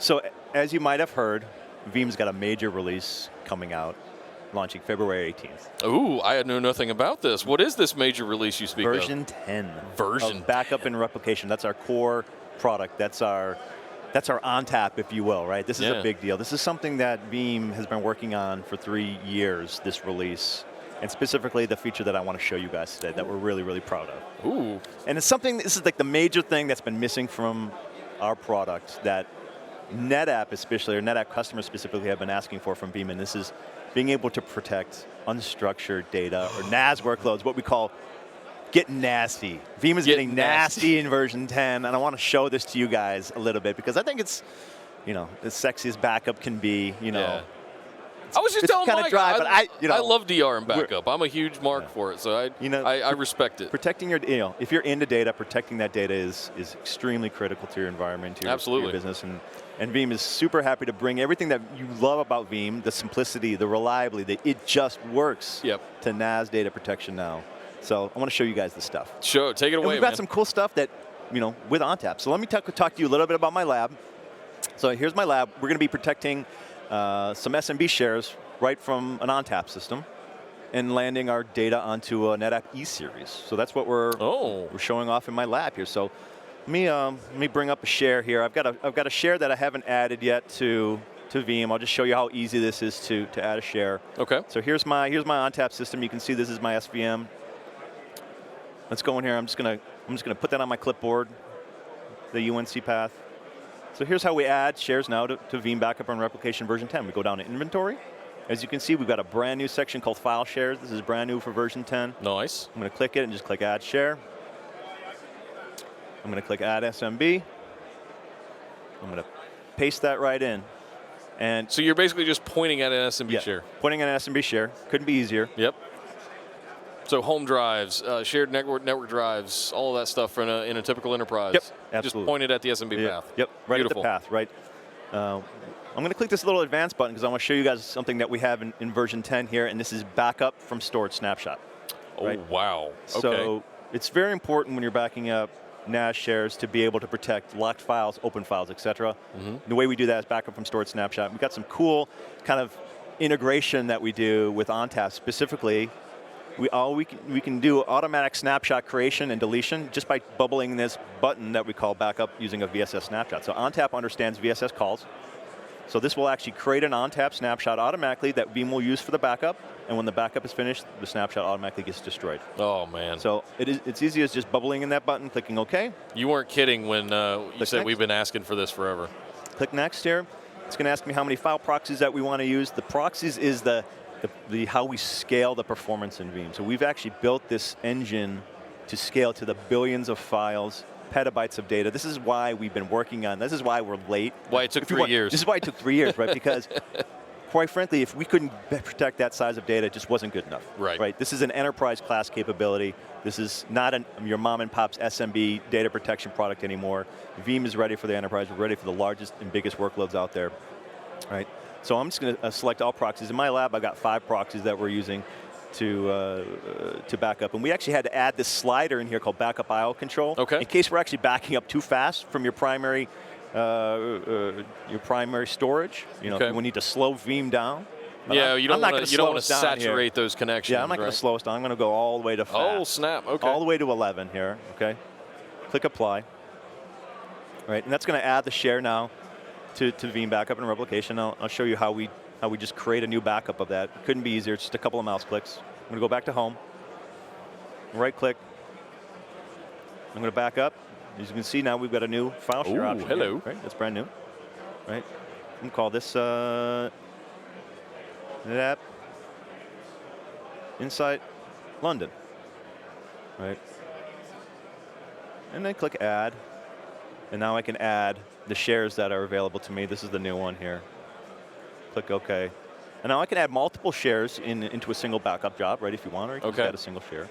So you could literally create one backup job. If you've got departmental shares across your entire IT environment, right? You've got one for HR, you've got one for billing and ARAP, all these different, they're going to have their own network drives, right? Plus, everybody's going to have their own P drive, their own home drive, right? So you could literally put all of that into one backup job. Yep, one backup job for all your shares if you want to, right? Okay. It's completely up to the Veeam operator. And we've got a couple of options here. Where do we want to back up to, right? This is the traditional Veeam repository, if you know that terminology. That global repository, yeah. It can be the same repository that you're using for your virtual backups, for your physical server backups. You don't need a new repository. It's the same repository. What is the global repository? It's just metadata, right? You're keeping track of what's where and all of that stuff? So the repository is where the actual backup files land. Okay. There's something new inside of Veeam called the cache repository. So we actually keep our index, and that's sort of our special sauce for creating an ultra-fast incremental backup. So maybe I didn't mention, but we're an incremental forever technology with our NAS. So good. Once you do a first full, incremental forever. But the real power behind what we're bringing to market is how fast we can discover those changed files, how fast we can do an incremental backup. So for example, I've done some tests in my lab with some 100 million file data sets with, let's call it 200,000 changed files and an incremental backup, and we can complete those backups in like 30 minutes. Wow. Right? So that's the kind of performance and power, and that's just in my lab, using the gear that I have, right? So, we're expecting very, very fast performance with really large data sets. with this engine. It completely scales, right? You need more performance, add some more proxies. And these can be virtual machines. They don't need to be physical hardware. You don't need to go break your bank trying to scale out a Veeam implementation. Throw a VM out there on all your ESXi hosts. You can even schedule those VMs to power up right before your backup starts and shut them down after the backup finishes, right? So that's the scalability. We even have elastic scaling capabilities with some of our Terraform scripts and other things that are out there out on our GitHub. You answered the question before I could ask it. Yeah, so we're building this environment to be elastic and scalability, and as your environment grows, your Veeam performance grows right with your organization. So this is what we're really excited about. Okay, so keep all versions of files here. I'm just going to go through this quickly because I want to kind of show you a backup and a restore here, and then some of our self-service restore capabilities as well. We've got this beautiful HTML5 interface for self-service restores. Users being able to go and actually pull files right out of the backups and download them in their browser. Things like that. We have that in this capability. It's really interesting and something that we're really proud of. So here we go. I'm just going to keep all files versions here in my repository. You can specify the versions that you want. We even have the scalability out to something like object storage and solid and storage grid and other S3 and Azure blob type storages for that long-term retention. So if you want to keep 20 days, 30 days of your files in your local backup repository and you want to scale, maybe you want to keep 2 years of retention out in the cloud, absolutely supported with this. Let's go ahead and click next. I just want to finish this. Secondary repositories, if you want to keep a copy of that short-term repository, you can maybe clone that off to another data center or another set of storage. Maybe in your DR site, you can keep 2 copies of that short-term backup repository for DR events. We support that as well. Nice. And this is where you would schedule that. Maybe this is your nightly backup job. That's fantastic. Easy as that, right? This is the same Veeam stuff that you're used to with virtualization backup. We brought to NAS backup, just a few mouse clicks. And taking advantage of the snapshot technology on board with NetApp, So 100%. A lot of this stuff is the bread and butter of stuff that you guys would be used to using with virtual machines.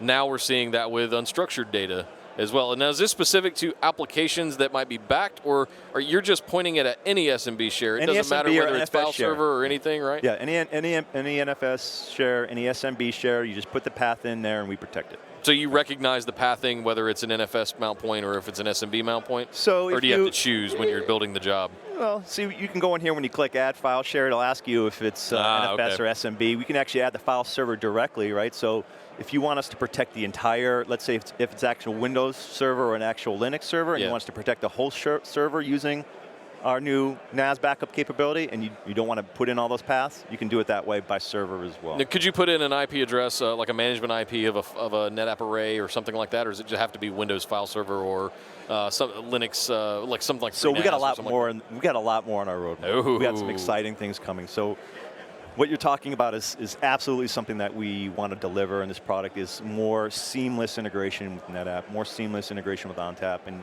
keep your eyes open. Like discover my data structure that I have on this storage array, and I want to go, yep. Check it. Absolutely. Yep. All right.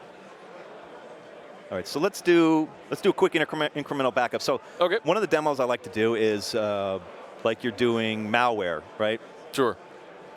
So you got hit with malware in your environment. I actually have a bit of malware that I like to run in my lab. Oh, okay. It's going to encrypt a bunch of data inside a share. We'll actually back that data up. Maybe accidentally your backup job runs before you discover the malware. And are there any naughty pop-ups that are going to come up on the stream? Because I want to make sure we don't have anything that's. No, if you like to see encryption scripts running here. Yes. This is my. I need to write a nice GUI around this, I think. No, GUIs are no fun. This is way more fun. Some big. Unless it's like crazy pop-ups of malware and going, click here now to win. Yeah. So we'll let this run for just. This is encrypting a ton of files on my share. But then what we're going to do is run the backup. I'm going to show you guys how fast an incremental backup runs, first of all. Right. And then I want to show you how fast an incremental restore occurs, because we use that same technology that we built to produce a high-speed incremental restore, or a high-speed incremental backup, we also use for a high-speed incremental restore. So we got this technology that we call restore to point in time. Yep. We got a nice little slider. So you select the time, maybe right before the Malware hit. That's all you need to do. You click next. We return the share right back to that time. Wow. Right, we discover all the changed files, the files that haven't changed, and we only restore the files that need to be recovered. Based on what that point in time was. Based on what that point in time was. Wow. Right? Based on the slider. That's powerful. It's keeping very it that easy. simple. Yeah, it's very easy. It's very simple. Very fast, right? Yeah. That's sort of our mantra. Everything we do, we say, can it really be limited to this number of mouse clicks? Can we reduce the number of mouse clicks to make this happen? And that's really what I want to show you guys on this restore. The performance, the simplicity. You could pick this up without even reading the manual and figure out how to do this, right? That's a lot of CPU you're doing right now. It's almost done, I promise. Almost done, but I wanted to encrypt. I wanted to encrypt I almost a lot want you of to pull files. Task Manager up so I can see what's actually how much. I wanted to encrypt a lot of files so you could see, you know, at least a decent amount of changed data when I do this incremental backup. Come on now. Oh, there's one finish. There's one. Oh, there's two. Okay, it's almost done. Oh, it hung up there for a second. Okay, we're done. All right, so let's go back to Sweet. Veeam backup and replication. Let's go ahead and start my incremental backup. This is, I believe it's this backup here. Okay. Make sure I'm backing up the right stuff. I think it is. I'm just going to hit start on this. Sure. CIFS. It's not CIFS anymore. Okay.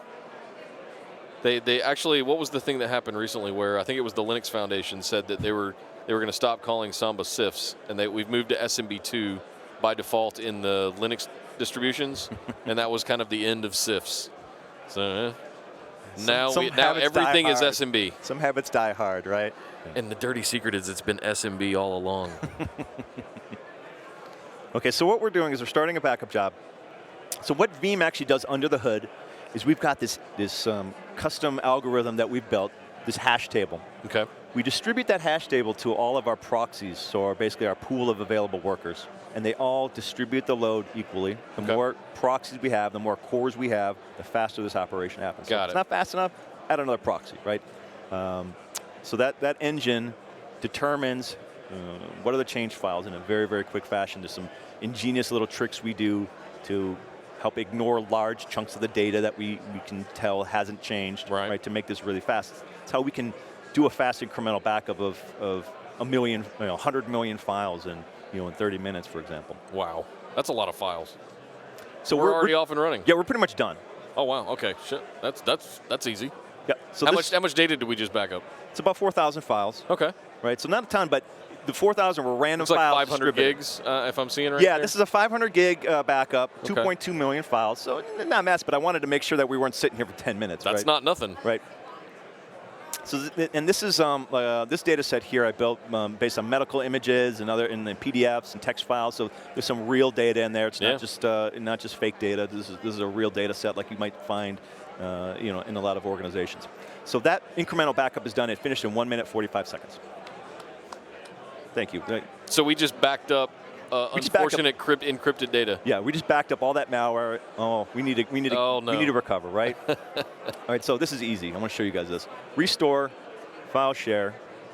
We got a couple of options here. Restore the whole share, but this rollback to point in time, this is what we anticipate most people are going to be doing when they want to roll back.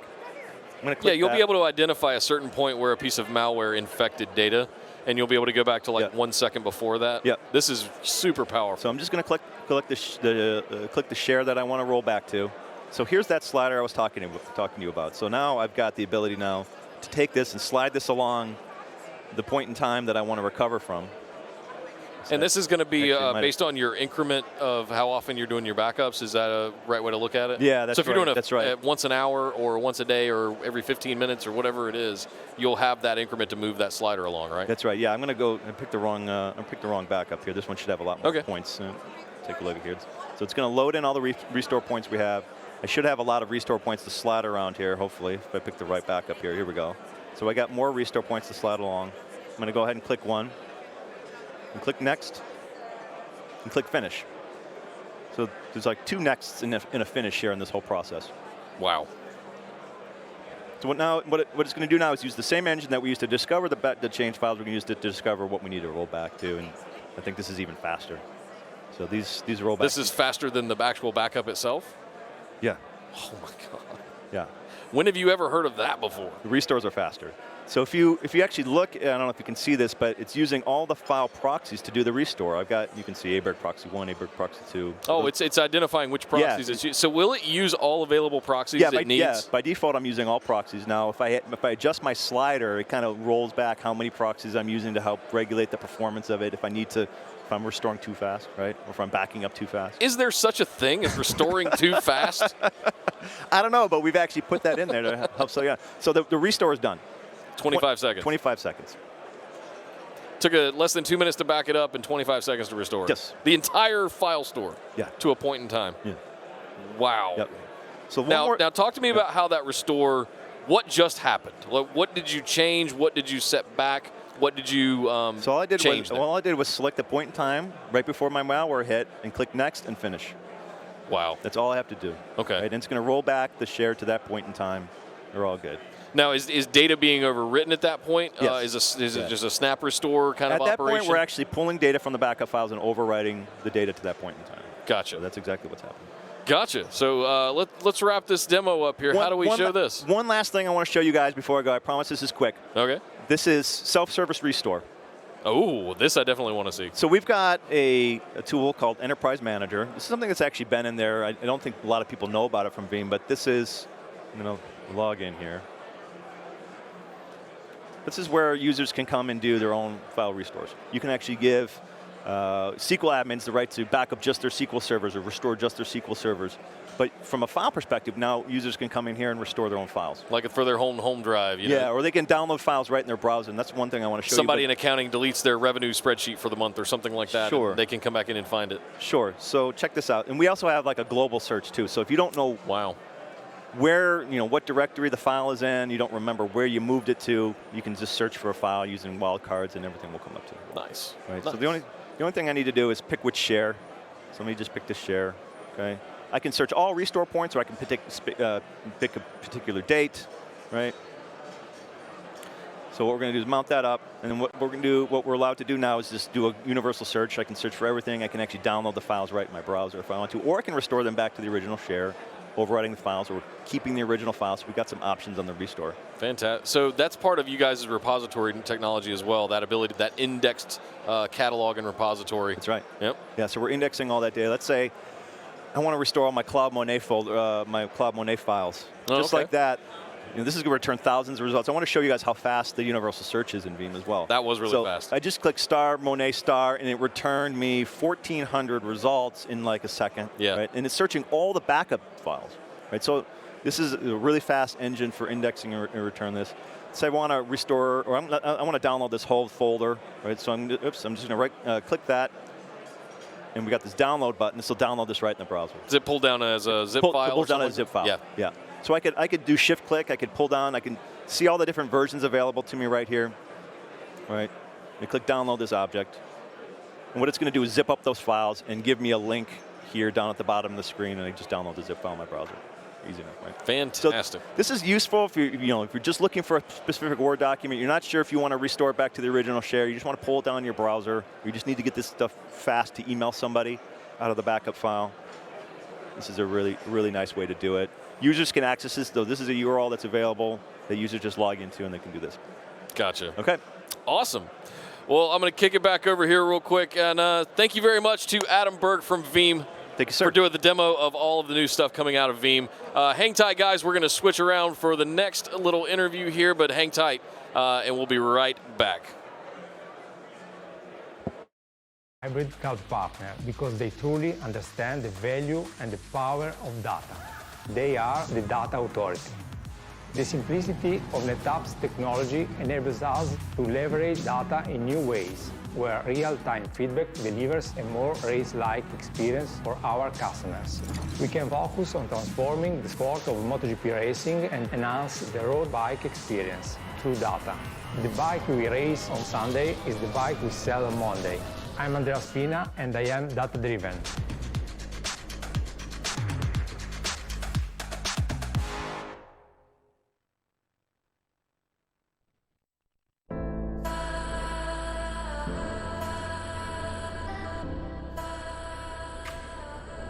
AstraZeneca is the global biopharmaceutical company.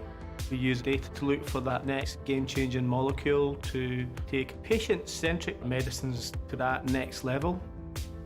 Nanotechnology enables us to build not only singular medicines but combination therapies that target a specific ailment.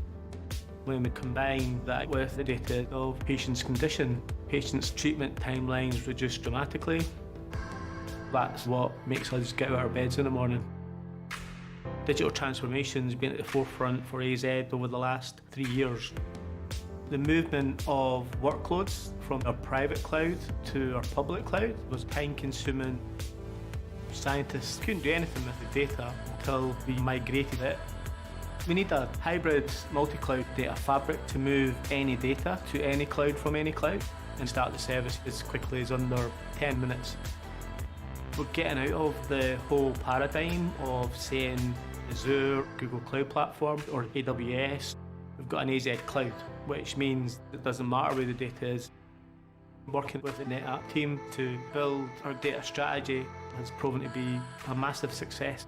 NetApp technology helps to underpin that hybrid multi-cloud approach by making the data agnostic to the platform.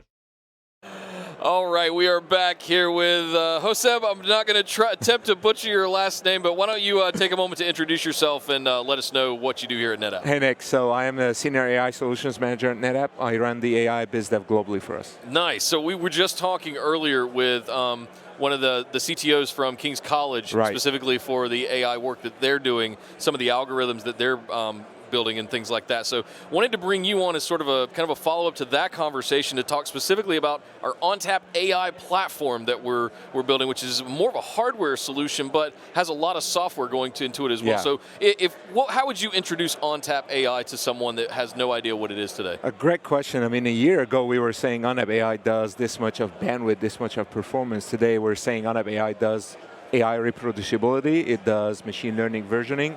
So, what we have added recently, the work with NVIDIA, from vertical perspective and as well as from software DevOps perspective, the integration with Kubernetes and Kubeflow, that's a major add-on that we are pioneering the industry with. I mean, people like George from KCL, they use our stuff, and what they love in it is they don't need to learn anything about it because they can fully manage it from their Kubernetes environment, as well as when they're using Kubeflow now, they start using the native NetApp tools that we probably a year ago we were using it for snapshot cloning, but now we're using it for machine learning versioning code along with the data. Yeah. And as well as, and I have to mention that data scientists are loving that story because, if you tell them, listen, you can bring back your code and the data that was used a year ago, you can share this among your team from the data scientists, they're going to love that. Yeah.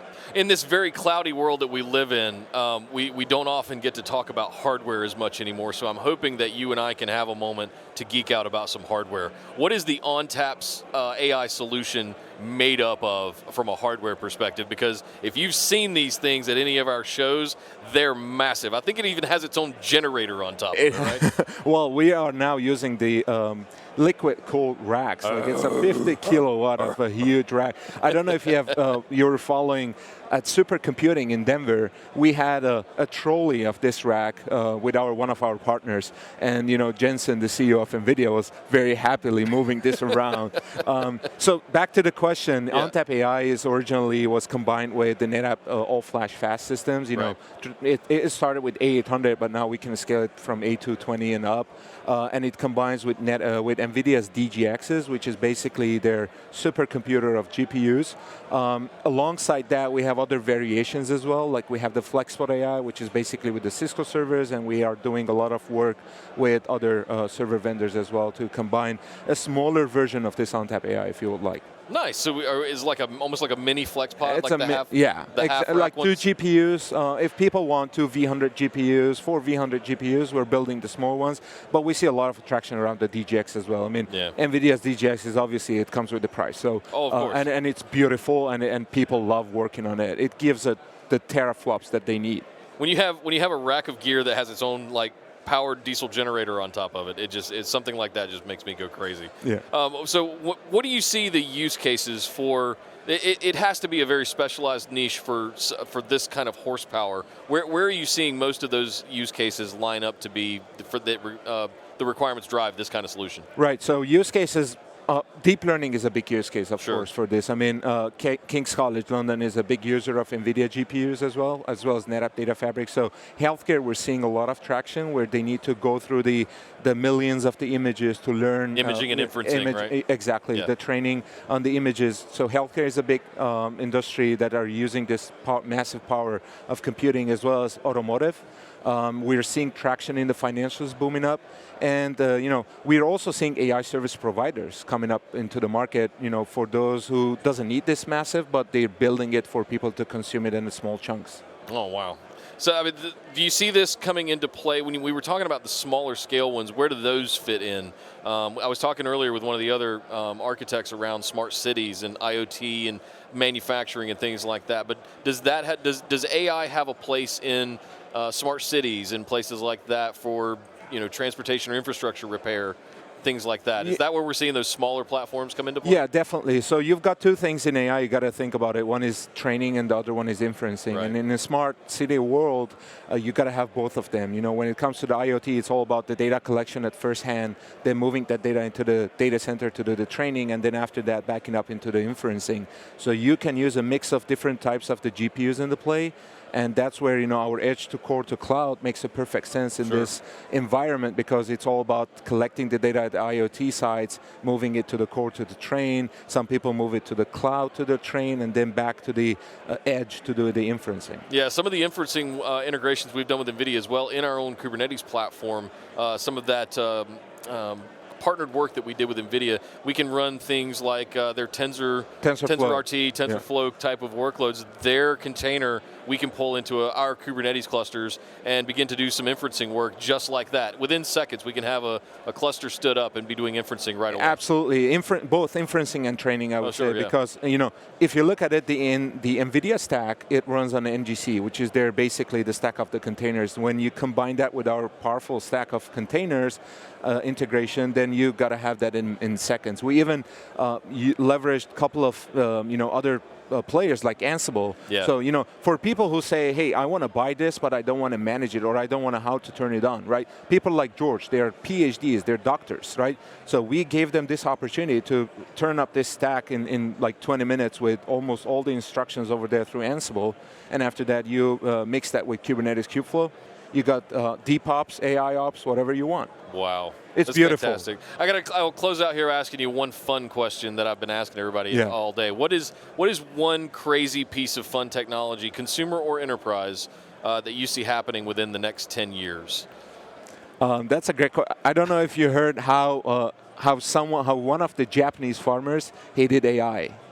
He actually he's a farmer, right? Yeah. He picks up cucumbers. Okay. So he taught his computer on how to identify cucumbers in their size, in their shape, and he used that to mix or even to filter that cucumbers out there.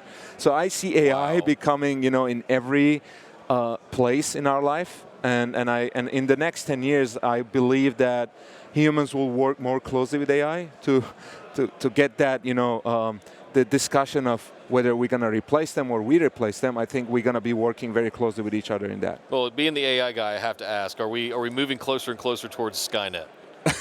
Is it coming? I would answer that later on today, but I think yes, we are. Yeah, not to the extreme of the Terminator movies, obviously, in Skynet, but I mean, there is a mutual beneficial relationship that if you look at smart homes and a lot of the technology we have today, it's inevitable. It was definitely getting here. Technology just had to catch up, and now it's almost like it's surpassed human knowledge and stuff, and you only find like the super technical people that are programming their homes and building automation and stuff like that. But I think a lot of that is going to make its way into the home, into the consumer market, and then it's going to be led by high-end stuff. Let me ask you a question. Okay. Have you gone into a hotel room and said, hey, Alexa, and then you forgot that they don't have an Alexa, or hey, Google, they don't have a Google? Not yet, because we don't have everything fully home automated quite yet. I do that, and I'm like, oh, I wish they had. We use our Echo to mostly play music. Yeah, so you're going to miss dog that. when we're gone. That's admittedly, or to check an Amazon order, because I figured out that I can find out what she ordered by asking Alexa, what's coming today? Valentine's flowers. Pro tip for you folks at home. Yeah. Well, Hoseb, thank you very much thanks, for Nick. chatting with me, man. I really appreciate it. Yeah. AI is the future, guys, and we are absolutely on top of it here at NetApp. We'll be right back with our next one. Hang tight and enjoy the videos. For me, it was a very easy product to implement. Coca-Cola Israel decided to implement the HCI solution in 3 main environments. In our remote factory, that is our main dairy factory, in our virtual desktop environment, in our VDI Citrix environment, and in our main data center environment. And we did it in a fast time, and everything was really by the book. It's very important when you introduce a new product in your company that everything is connected in the chain. We have backups, we have security policy, everything needs to get connected in the chain, perfect. And NetApp HCI was that product. The HCI solution helped us to provide better results for our customers. HCI make a huge impact in Coca-Cola Israel.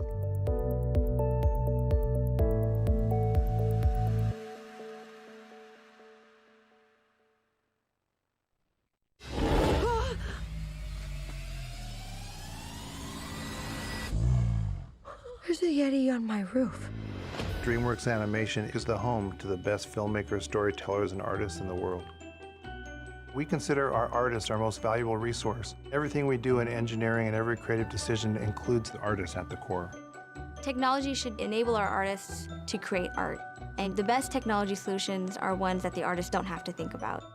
Our data fabric is a collection of systems, tools, and workflow to provide data services for animation, film, and television content creation.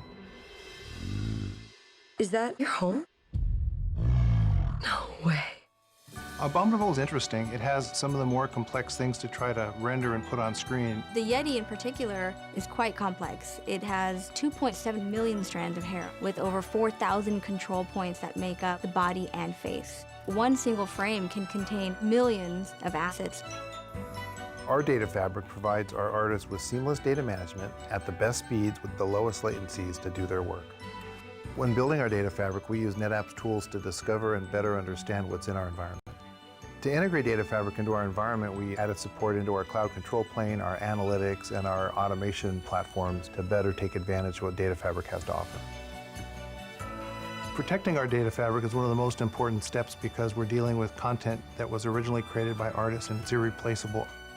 Our infrastructure and services are always evolving to keep up with the creative demand. As we resolve an issue or provide a capability, the artist will find a way to use it to make ever more compelling content. We're working with NetApp to future-proof, including the public cloud, to do data affinity to make sure the right data is in front of the right artist at the right time. It allows them to put their imagination on screen without any limitations. You can do magic? This is amazing!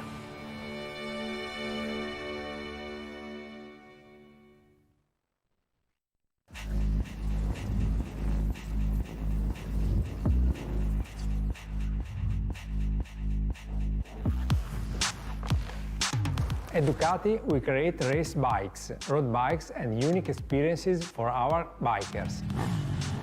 The Ducati team participates in 19 races in 15 countries on 5 continents as part of the MotoGP championships around the globe.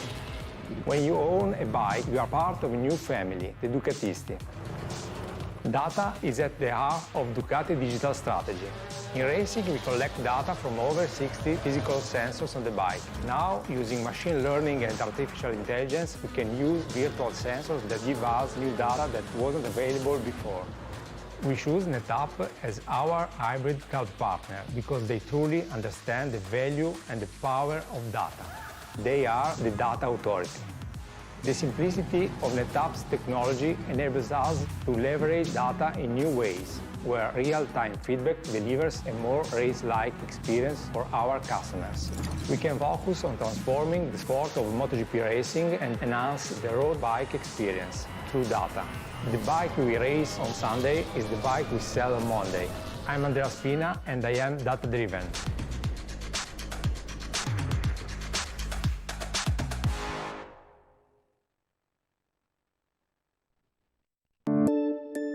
Coca-Cola is a beverage company And in Israel, we have many brands, not only Coca-Cola. We have a dairy, we have beer, we have wines. Our main challenges is to evolve. Even if we are Coca-Cola, we believe in the brand that needs to be number one in the market, the quality of service, quality of the product. We believe in, if you want to be number one in the market, you need to have the best people, best system, best teams of people, and the best hardware, software that you can buy. Without reliability, I think our company cannot exist. Data is the heart of our environment. The company cannot succeed with that. We really need to be sure that everything is up and running, and most important, with very high performance. I selected NetApp HCI. It was a very calculated decision. We look at others. Again, we're looking for perfection. After making a lot of POC and pilots with other brands, we decided that NetApp HCI is the product that is perfect for us. HCI for me was a very easy product to implement.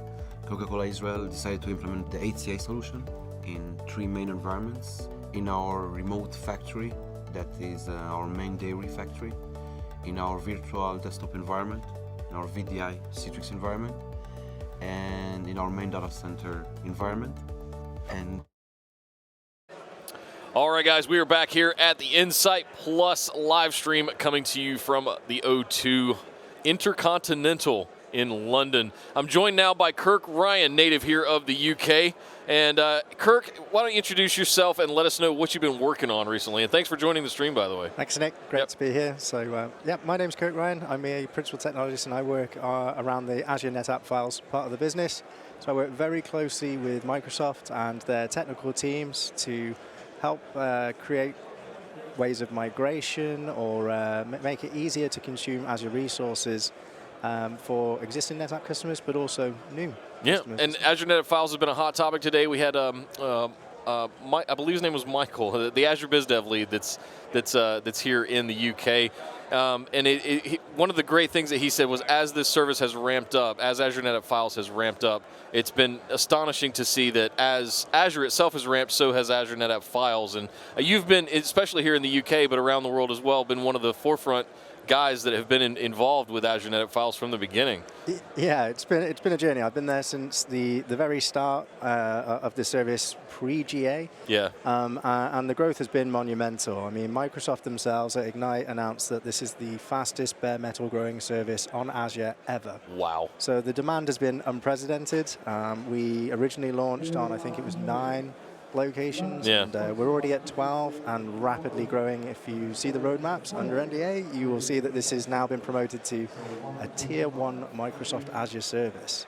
So wow. So does that have to do with the rings, like Ring 1 and Ring 2, whatever they refer to that as? Absolutely. So if you think of Ring 1 as your physical data center, the power, the cooling, the air conditioning, everything, Tier 1 are the more advanced services, so it's like your larger virtual machines, places you've been running Oracle, SAP HANA, Windows Virtual Desktop of certain sizes, those sort of use cases, which are a typical AZ. So people watching in Europe will know Tier 1 data centers are things like Western Europe, Northern Europe.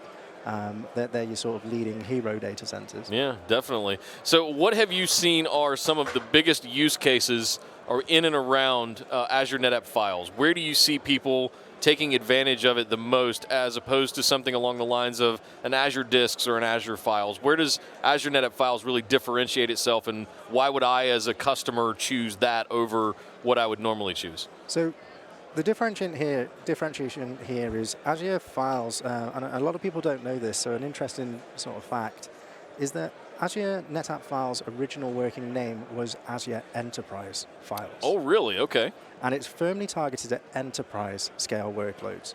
So that's things that typically require either high performance, they need reliability, or they need some sort of data management around it, whether that be being able to have instant restore, replication, those sort of things that we take for granted on-premise. And when you get to the cloud, there are different ways of doing it. I'm not saying there's no way of doing it. There's different ways of doing it. So where Microsoft went on this this journey, and they said, okay, well, what use cases are we targeting? It's very firmly on use cases. So I've always said that I've been at NetApp 8 years, and we very firmly go from the ground up. We have a great technology, and then we look for where it can plug in. Whereas Microsoft go the other way. So they start with what's the problem, and they come the other way. So being in that bit of a mix where you're living life in the middle is fantastic. So with A&F, it was very firmly, okay, we're going to start with SAP. SAP is the one that our customers are really struggling with to get into Azure. So when we arrived, we identified that as the target workload, and we took it a step further. We said, well, why stop at SAP? Why don't we move the most demanding version of it, SAP HANA, into Azure? So for those that don't know, what is SAP HANA, and why is it different than just SAP? So SAP HANA operates at a truly different sort of scale. It's extremely usually it drives a lot of business decisions, but also I think from just a technology perspective as well versus a standard HANA implementation, it's very stringent. In fact, it has its own certification process, which is one of the hardest in the industry to actually go and get certified in, which we're pleased to say A&F is fully certified for SAP HANA. So for anyone technical watching, that means sub-millisecond latency, the scalability requirements, and that's for data and log. That is the most demanding piece. And when we were engineering this, we actually said, well, if we can do SAP HANA, we can pretty much do anything. Yeah. So let's go for the hardest one, and that's what we went. We set the sights on it, we achieved. Nice. And if you think about the way SAP architecture works, underneath it is Oracle most of the time, right? So if you think about sort of any sort of Oracle-based workload, you can now solve, and we've kind of got a roadmap of how to implement it, right, with the right way to do it. So whether it's SAP or not, you've kind of got a generic Oracle implementation, some best practices guide now around running in Azure with Azure NetApp Files. The thing that I was talking with Michael about earlier is I'll never forget the first time I saw sub-millisecond latency and over 600,000 IOPS running off of Azure NetApp Files, and I didn't really understand how big of a game changer it was going to be, and I think it took me as an architect, being new to it, a little bit of time to understand that, no, this is literally an A700. It's literally an A700 plugged directly into compute, into the fabric interconnects in the regional data centers for Azure. This is not any cross-connect. There's no third-party data center placement, colo placement in that. It's literally in the regional data centers. And I think that's one of the biggest things that we have to drive home, because that's the only way you're really going to get that level of performance out of it. But now that we have it, and with your SAP HANA example, like, all bets are off at this point, right? We can do anything if we can do SAP HANA in there. Absolutely, and we've already seen customers doing things. So, for example, one of the great use cases we've been explaining is around Repsol. Repsol being able to do reservoir simulation, which, again, highly demanding, lots of cores. And a long story short from that is effectively we were 5 times faster than the on-prem way of doing it. They had the belief that they couldn't do this in the cloud. Wow. And they laid down the challenge, and they said, if you can do this demanding workload in the cloud and prove to us it's possible and be at least on par, we will consider it. And you superseded it with their expectations. There's a story behind this. Okay. We like stories here at Insight Plus. So as part of the POC, and this is probably one of the first ones I actually did, we set it up, the lead engineer started the job, and he said, hey, look, I've got to go home. Going to have dinner, and we'll log back in later. And I said, fantastic. We'll leave the job running. How long does it usually take? And that particular job was about 18 hours. Okay. He said, okay, brilliant. So I get a phone call an hour and a half later, and he said, it's broke. It's broken. There's no way it's finished already. And I went, yeah, it was finished. The job had completed. Wow. Our root cause analysis was logging in, and this silence with I can't believe it. The job is complete. Wow. Now, as a technologist, that's impressive. Okay, the job's completed. But if you actually look at what did that deliver to the business, that was $1 billion decision that they can now do 18 times a day versus once. Wow. That's just let that sink in for a second. Just what a difference in your infrastructure, the way that you do things on it, your daily operations, I guess is what I wanted to say there. Your financials, how that's going to change, the way that you do design and manufacturing and things like that. It just has all kinds of impacts on that. The one personal experience I have that was that kind of groundbreaking was when we took, I introduced we virtualized Oracle in a very early days. Yep. And I introduced Snap Manager for Oracle, for those of you that are OG NetAppers out there. And it blew they said there's no way that the backup, an 8-hour batch job that they were used to with like Data Guard and Rack and all of those things, a typical 8-hour backup job got done in less than a minute with Snap Manager for Oracle because of snapshots. And I remember it being that big of a change that they then realized that now every 5 minutes we can run a backup job instead of every 8 hours, and they get all that time back. So in the little company that I worked at, and that little group that I worked at with doing that, I can't imagine what that meant for Repsol from just a business standpoint. Absolutely. Huge Absolutely. impact. What else is going on with Azure NetApp Files? Is there anything we can share? Like, what's the next Everest to crest now that we're past SAP HANA? Is it just an awareness campaign now and trying to get more customers in? No, so there's very heavy development behind it now. You know, that was just sort of one really nice use case to go after. We're seeing things that we planned for, like moving forward into seismic, geoseismic, Schlumberger, Eclipse, that sort of workload. Yeah. So very much a HPC. Windows Virtual Desktop is emerging extremely in demand right now, whether that's just vanilla Windows Virtual Desktop or Citrix, VMware Horizons. Wait. Hang on. Breaking news here, folks, on the Insight Plus live stream. Are you telling me that 2020 is finally going to be the year of VDI? Well, we hope so. Oh, we man. hope so. You heard it here first, guys, on the Insight Plus. Kirk, thank you very much for stopping by and joining us. Let's go grab some lunch, man. We've got some more interviews lined up all afternoon. Don't go anywhere, guys. Stay tuned into the live stream. We'll be right back with our next one. Thank you, Kirk. Thank you. Per day. Literally is changing our business model from services to becoming a technology provider, and two biggest challenges are scalability and deployability. We had a problem when we started to scale. Our storage wasn't big enough, it wasn't fast enough. We realized that NetApp allowed us to capture the data in a way we thought that was previously impossible, and improved the lives of our developer by allowing us to integrate Data Fabric into our pipeline. Currently, we are storing terabytes of data, and the same NetApp technology will be usable when we are storing exabytes of data. We will be able to scale to the cloud without the need to change our current data fabric. Cloud will enable our clients all around the world to have access to our tools and technology.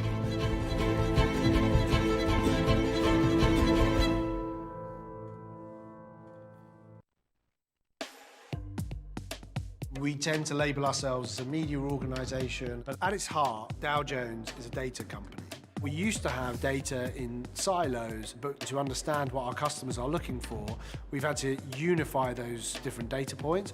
To do that, Dow Jones has had to create and utilize Data Fabric. We're able to access data when and where we need it. We spend less time worrying about how data's stored or where it's stored, and much more time focused on building the right experiences for our customers. One of our challenges was we need to be able to store more and more data in order to be able to progress as an organization. The cloud came along at a fantastic moment, but which technology do you pick? NetApp allows us to experiment with different technologies because we can easily move our data back and forth. That kind of flexibility is a game changer when you're looking to build and move really, really quickly in an environment that's changing really quickly. We still have on-premise, hosted data centers, and we use some of the big cloud providers, and being able to move data from on-premise to cloud to a hosted data center is integral to the future of our business. NetApp has worked with us to evolve their product suite to meet our changing demands with solutions that help us take advantage of the latest technologies. That's really helped us continue to stay at the bleeding edge. The future of Dow Jones as a data business is that we provide the data that our customers need to make their decisions at a moment that they need it in the right context and in the right experience. I'm Ramin Beheshti. I am the Chief Product and Technology Officer at Dow Jones.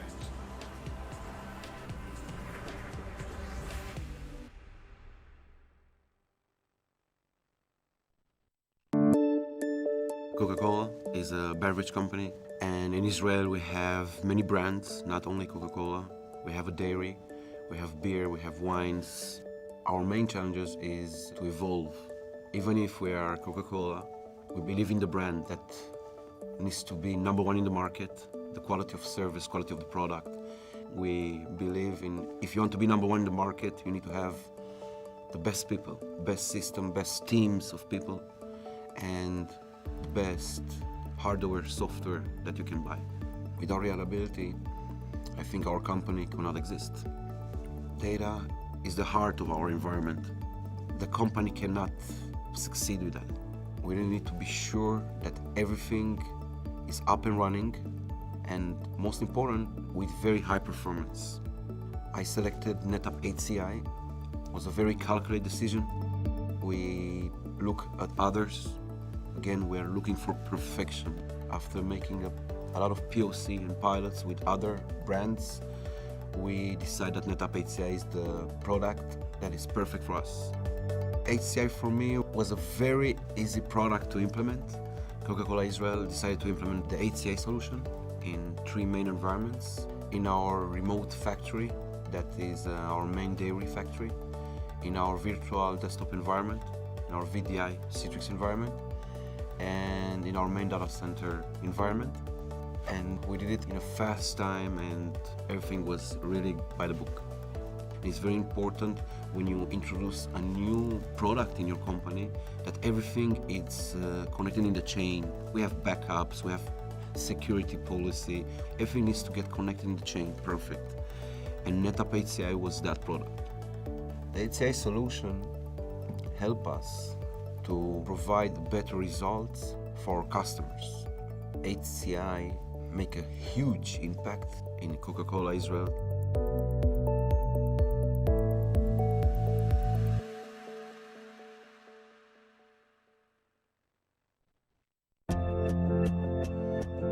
Trilateral data fabric is unique because of the massive amount of data that we are creating to achieve highest possible quality of digital humans. The data pipeline, the trilateral, is one of the most important things here because it connects all the processes and help us to move data from one place to another. You can think about Sunflower Framework as an input device for capturing image data to build custom scanners to make digital humans. Initially, our scanners were only able to record 3D. That transition from 3D to 4D scanning generated 50 to 60 times more data per session than before. And with NetApp technology, we basically didn't even notice it. With the next generation scanner, we are going to generate 70 gigabytes of data per second, around 1 petabyte per day. Trilateral is changing our business model from services to becoming a technology provider, and the biggest challenges are scalability and deployability. We had a problem when we started to scale. Our storage wasn't big enough, it wasn't fast enough. We realized that NetApp allowed us to capture the data in a way we thought that was previously impossible, and improved the lives of our developer by allowing us to integrate data fabric into our pipeline. Currently, we are storing terabytes of data, and the same NetApp technology will be usable when we are storing exabytes of data. We will be able to scale to the cloud without the need to change our current data fabric. Cloud will enable our clients all around the world to have access to our tools and technology.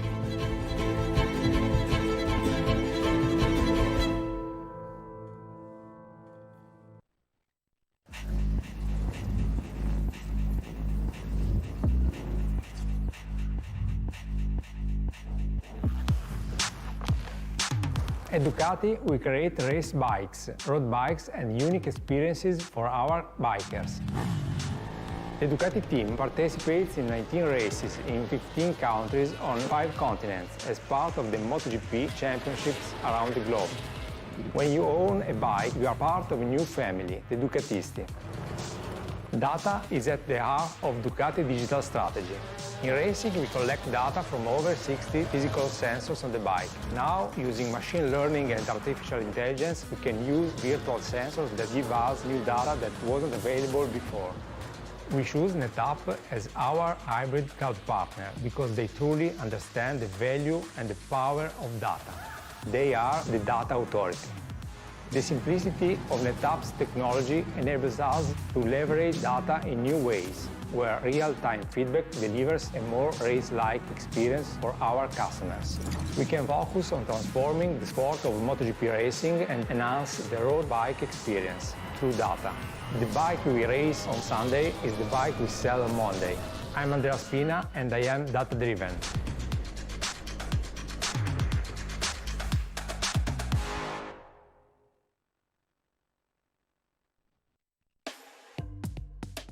We tend to label ourselves as a media organization, but at its heart, Dow Jones is a data company. We used to have data in silos, but to understand what our customers are looking for, we've had to unify those different data points. To do that, Dow Jones has had to create and utilize data fabric.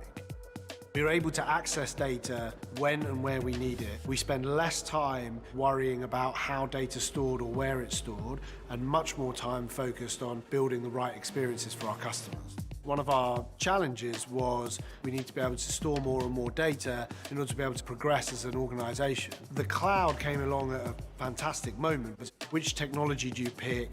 NetApp allows us to experiment with different technologies because we can easily move our data back and forth. That kind of flexibility is a game changer when you're looking to build and move really, really quickly in an environment that's changing really quickly. We still have on-premise, hosted data centers, and we use some of the big cloud providers, and being able to move data from on-premise to cloud to a hosted data center is integral to the future of our business. NetApp has worked with us to evolve their product suite to meet our changing demands with solutions that help us take advantage of the latest technologies. That's really helped us continue to stay at the bleeding edge. The future of Dow Jones as a data business is that we provide the data that our customers need to make their decisions at a moment that they need it in the right context and in the right experience. I'm Ramin Beheshti. I am the Chief Product and Technology Officer at Dow Jones.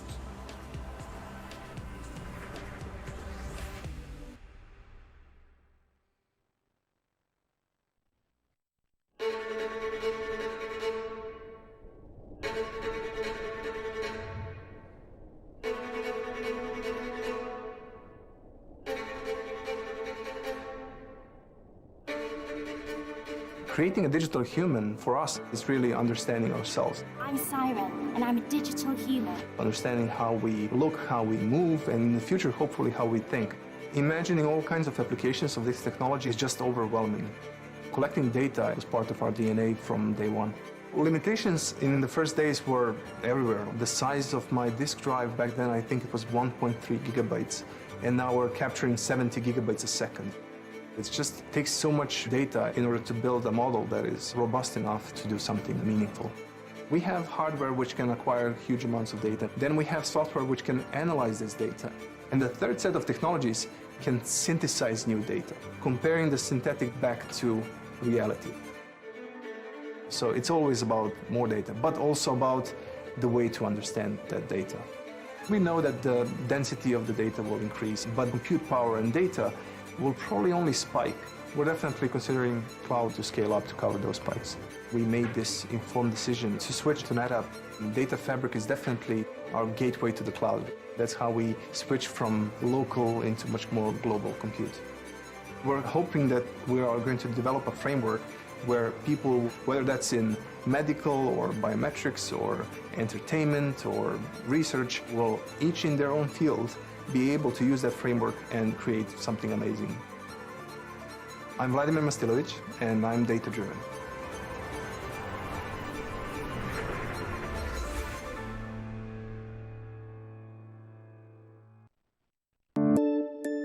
Coca-Cola is a beverage company, and in Israel we have many brands, not only Coca-Cola. We have a dairy, we have beer, we have wines. Our main challenges is to evolve. Even if we are Coca-Cola, we believe in the brand that needs to be number one in the market, the quality of service, quality of the product. We believe in, if you want to be number one in the market, you need to have the best people, best system, best teams of people, and the best hardware, software that you can buy. Without reliability, I think our company cannot exist. Data is the heart of our environment. The company cannot succeed with that. We really need to be sure that everything is up and running, and most important, with very high performance. I selected NetApp HCI. It was a very calculated decision. We look at others. Again, we're looking for perfection. After making a lot of POC and pilots with other brands, we decided that NetApp HCI is the product that is perfect for us. HCI for me was a very easy product to implement. Coca-Cola Israel decided to implement the HCI solution in 3 main environments. In our remote factory, that is our main dairy factory, in our virtual desktop environment, in our VDI Citrix environment, and in our main data center environment. And we did it in a fast time, and everything was really by the book. It's very important when you introduce a new product in your company that everything is connected in the chain. We have backups, we have security policy, everything needs to get connected in the chain, perfect. And NetApp HCI was that product. The HCI solution helped us to provide better results for our customers. HCI make a huge impact in Coca-Cola Israel.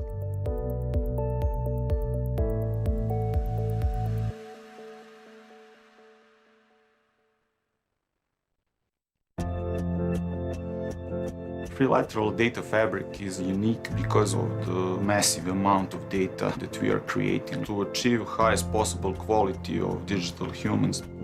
The data pipeline, the trilateral, is one of the most important things here because it connects all the processes and help us to move data from one place to another. You can think about Sunflower Framework as an input device for capturing image data to build custom scanners to make digital humans. Initially, our scanners were only able to record 3D. That transition from 3D to 4D scanning generated 50 to 60 times more data per session than before. And with NetApp technology, we basically didn't even notice it. With the next generation scanner, we are going to generate 70 gigabytes of data per second, around 1 petabyte per day. Trilateral is changing our business model from services to becoming a technology provider, and the biggest challenges are scalability and deployability. We had a problem when we started to scale. Our storage wasn't big enough, it wasn't fast enough. We realized that NetApp allowed us to capture the data in a way we thought that was previously impossible, and improved the lives of our developer by allowing us to integrate data fabric into our pipeline. Currently, we are storing terabytes of data, and the same NetApp technology will be usable when we are storing exabytes of data. We will be able to scale to the cloud without the need to change our current data fabric. Cloud will enable our clients all around the world to have access to our tools and technology.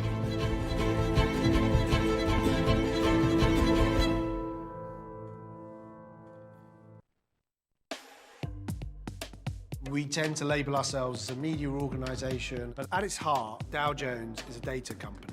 We used to have data in silos, but to understand what our customers are looking for, we've had to unify those different data points.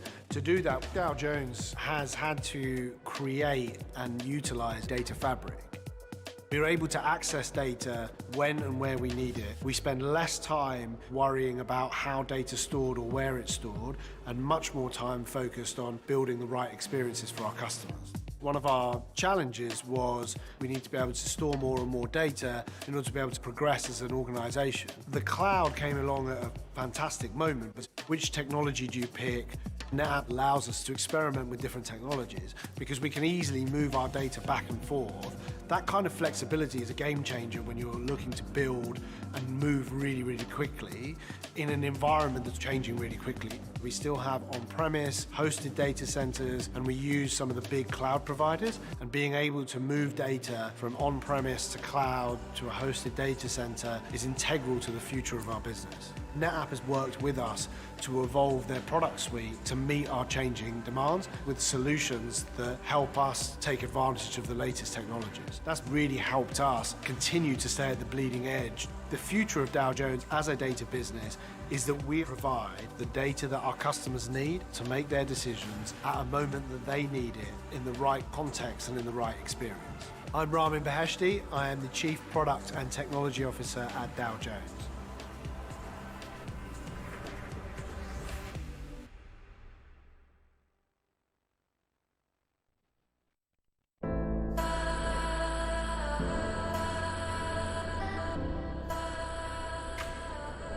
AstraZeneca is the global biopharmaceutical company.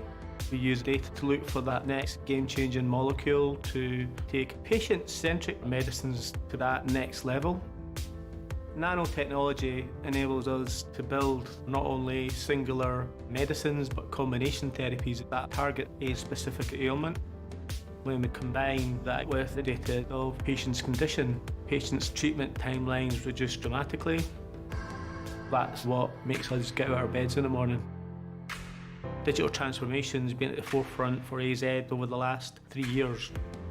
The movement of workloads from our private cloud to our public cloud was time-consuming. Scientists couldn't do anything with the data until we migrated it. We need a hybrid multi-cloud data fabric to move any data to any cloud from any cloud and start the service as quickly as under 10 minutes. We're getting out of the whole paradigm of saying Azure, Google Cloud Platform or AWS. We've got an AZ Cloud, which means it doesn't matter where the data is. Working with the NetApp team to build our data strategy has proven to be a massive success.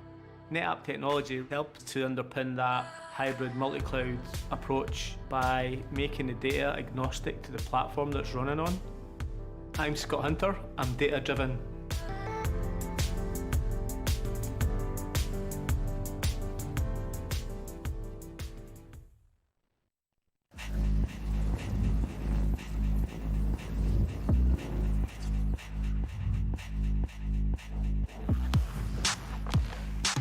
At Ducati, we create race bikes, road bikes, and unique experiences for our bikers.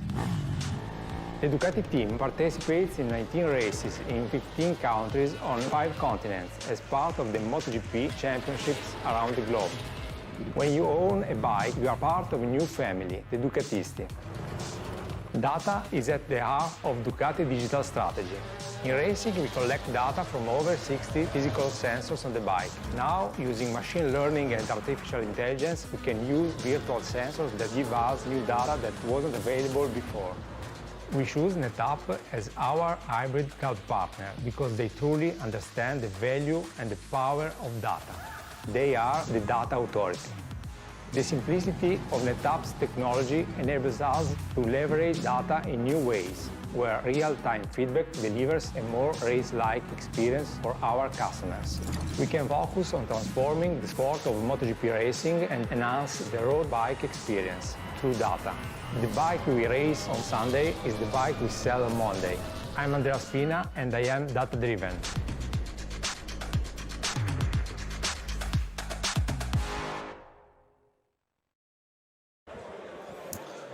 All right, guys, well, we have a treat for you here. Welcome back to the Insight Plus live stream, coming to you from the O2 Intercontinental here in London.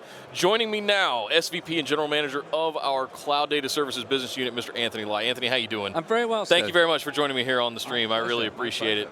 pleasure. And thank you for supporting all of this streaming effort that I've been putting out, trying to put out there and get the good word out about Cloud Data Services. So the biggest thing, when we hear you talk on the keynote about some of the challenges and some of the things that people are dealing with when they're dealing with this new digital world, we hear the phrase digital transformation quite a bit. It's become pretty commonplace. What are some of those obstacles that you're referring to that people, or the hurdles that they run into when they're trying to take, large monolithic applications or things that are pretty seated in where they are and move them to a new cloud or digital world like that? I mean, I think there's some obvious challenges, probably starting with the simplest one is actually just the volume of data. It's just, the pipes are only so big, right? They can only move so much at a certain amount of speed. I think, there's just a challenge in sort of application integrity, the integrity of the application as you move it from one environment to the other, and that's, if it's SAP, it's not something you're going to throw up over a weekend. It's going to be a very staged and scheduled migration, probably with a global systems integrator. You always forget one cable.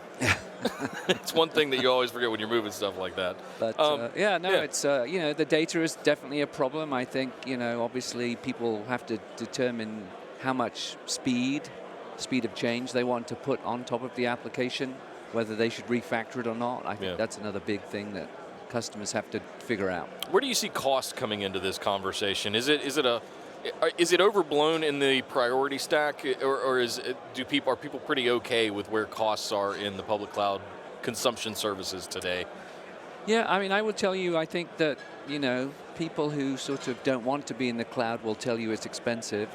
Right. People in the cloud, see it as their primary platform for growing their businesses, and so if your business is growing and you care a lot about acquisition, then I think the price is secondary. And so if you look at Uber or Lyft or Pinterest and their recent filings, they're spending hundreds of millions of dollars with the public clouds and have no problem with it because it's part of their product.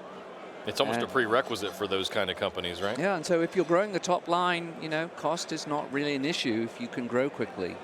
So in a way, it's kind of an excuse not to move. I think so. If you think about it in the inverse, right? I think so, and I think that's to the detriment of probably a lot of these old companies, because the cloud natives see an opportunity, I think, like never before to come after the business. Yeah.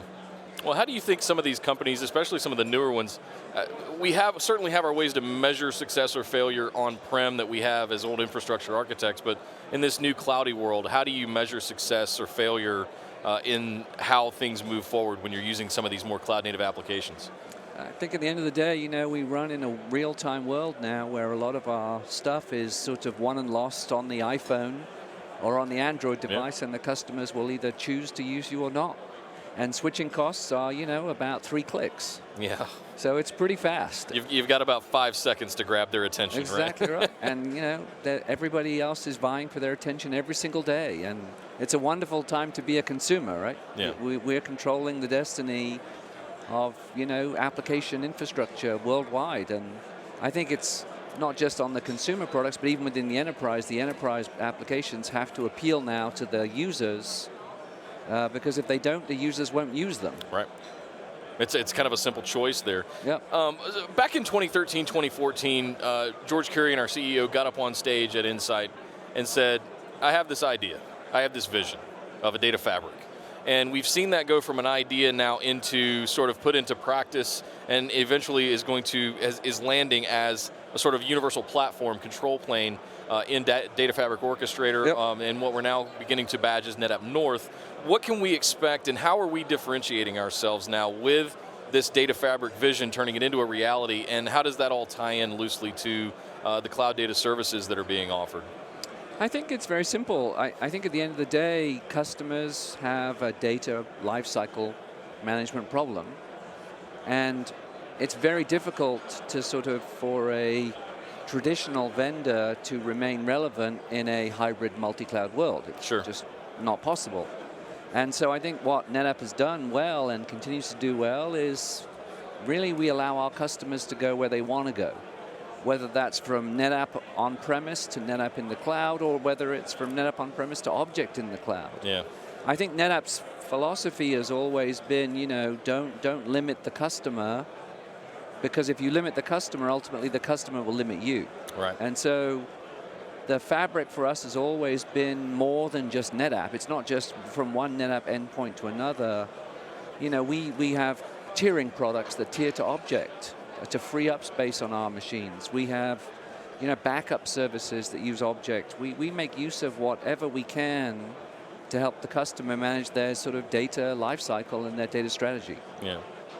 We're here in London, and one of the things that when you hear Europe or you hear the UK or you hear anything in EMEA, you kind of immediately, as a technologist, think about GDPR. It's really come into our lives the last couple of years in a big, big way.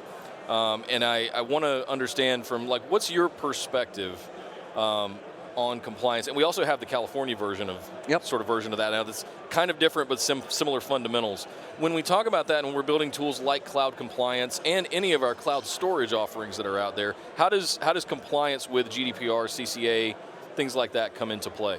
I mean, I think for us, for me personally and my team, I made a conscious decision that as a storage vendor, we should provide compliance as a feature of our storage. Right. And I'm sort of disappointed that other vendors, storage vendors, have not done that, because fundamentally we're giving them persistent storage and potentially putting them at risk. Yeah. And I just think that for us, it was that the compliance service was a feature of storage. It wasn't, I didn't want to build a big compliance business. I didn't want to be, a big security platform. I just felt that everybody has to now pay attention to it as end users. I think it's good that we have these protections. And I think for our customers, the businesses, it was important that we demonstrate to them that we would take care of that service and make it part of the volume, as opposed to sort of wishing customers the best of luck. We've taken selling you an add-on. Yeah, right? or even just pushing you to another vendor. We got you. We'll protect you. Yeah. Yeah. So it's worked out very well. Customers have been really delighted by the service. Yeah. Very good. Next one I wanted to ask you about is, with that in mind, should all businesses today be conducting themselves online as if they're a security company?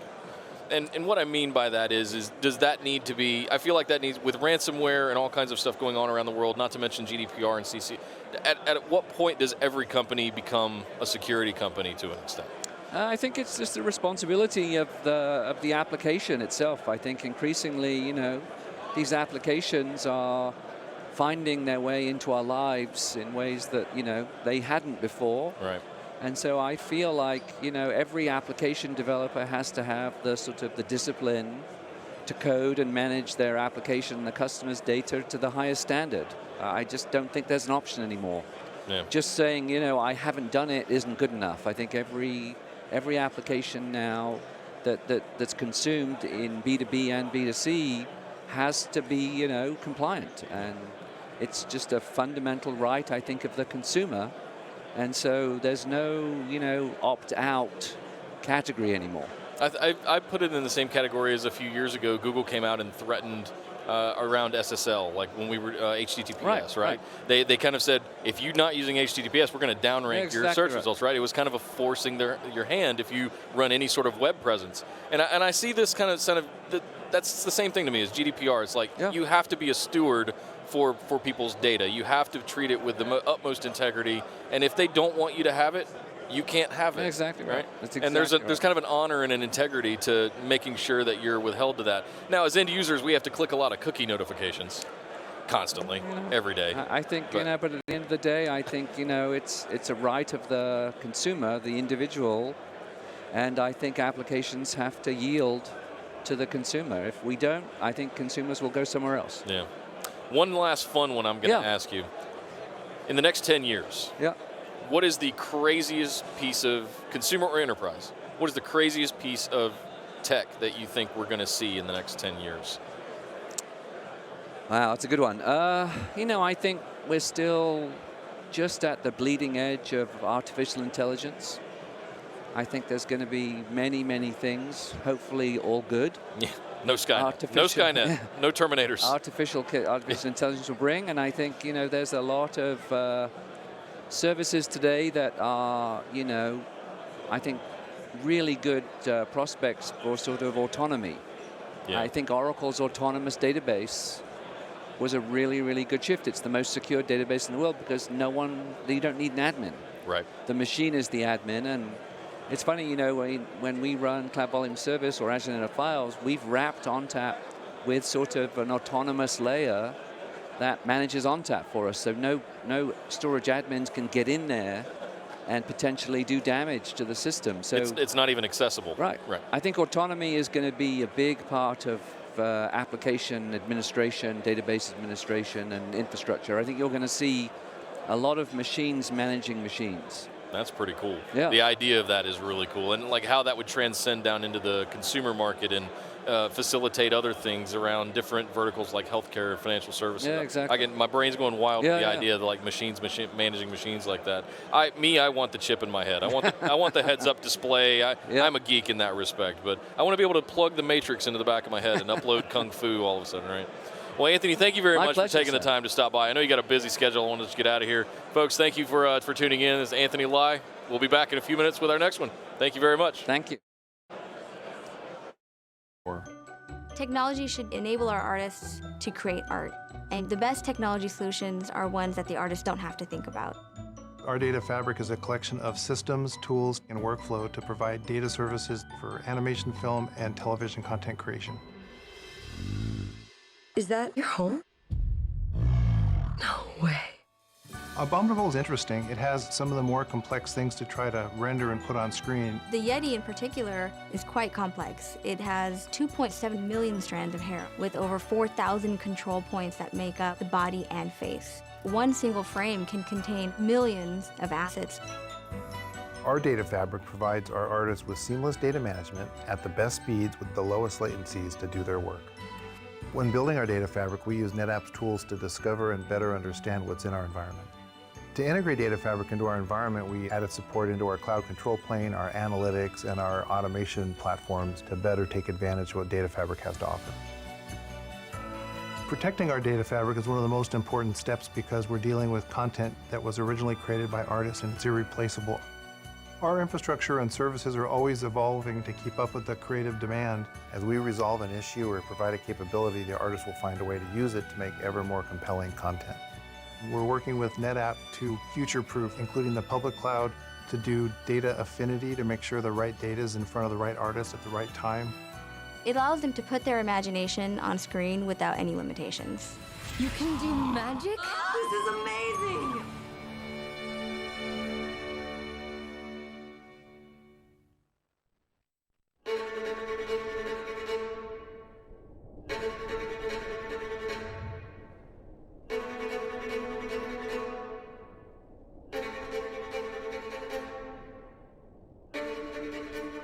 Creating a digital human, for us, is really understanding ourselves. I'm Siren, and I'm a digital human. Understanding how we look, how we move, and in the future, hopefully, how we think. Imagining all kinds of applications of this technology is just overwhelming. Collecting data is part of our DNA from day one.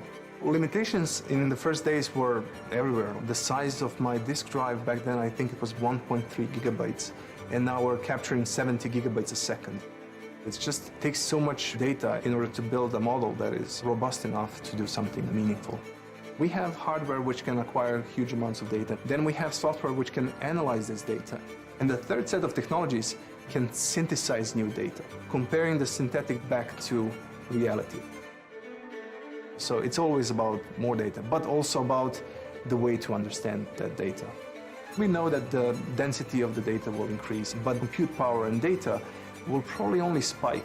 We're definitely considering cloud to scale up to cover those spikes. We made this informed decision to switch to NetApp. Data Fabric is definitely our gateway to the cloud. That's how we switch from local into much more global compute. We're hoping that we are going to develop a framework where people, whether that's in medical or biometrics or entertainment or research, will each in their own field be able to use that framework and create something amazing. I'm Vladimir Mastilovic, and I'm data-driven.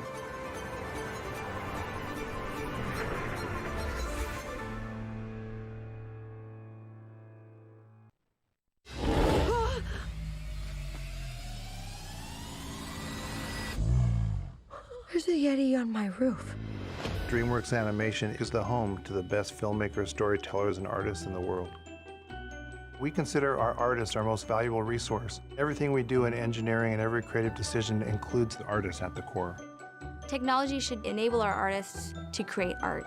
And the best technology solutions are ones that the artists don't have to think about.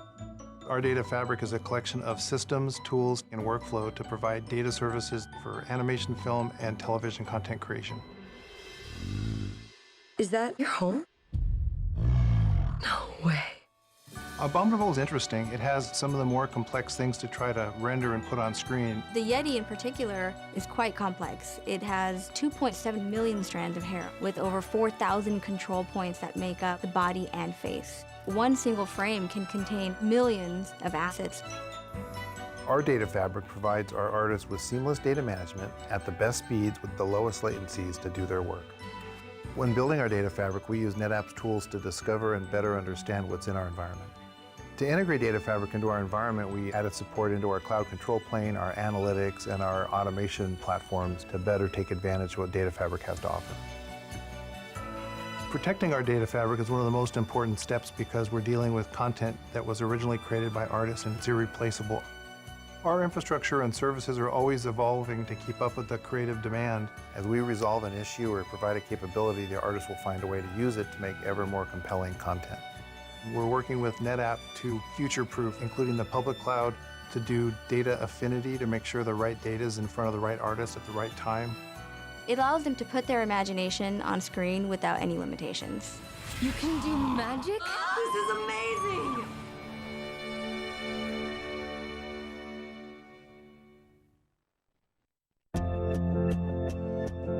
Trilateral data fabric is unique because of the massive amount of data that we are creating to achieve highest possible quality of digital humans. The data pipeline, the trilateral, is one of the most important things here because it connects all the processes and help us to move data from one place to another.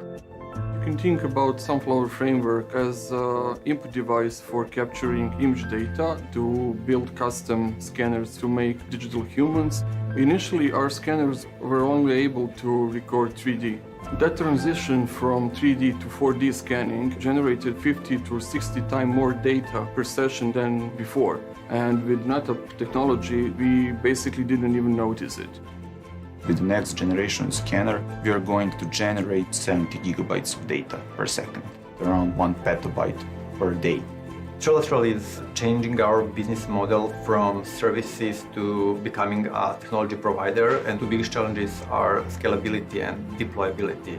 We had a problem.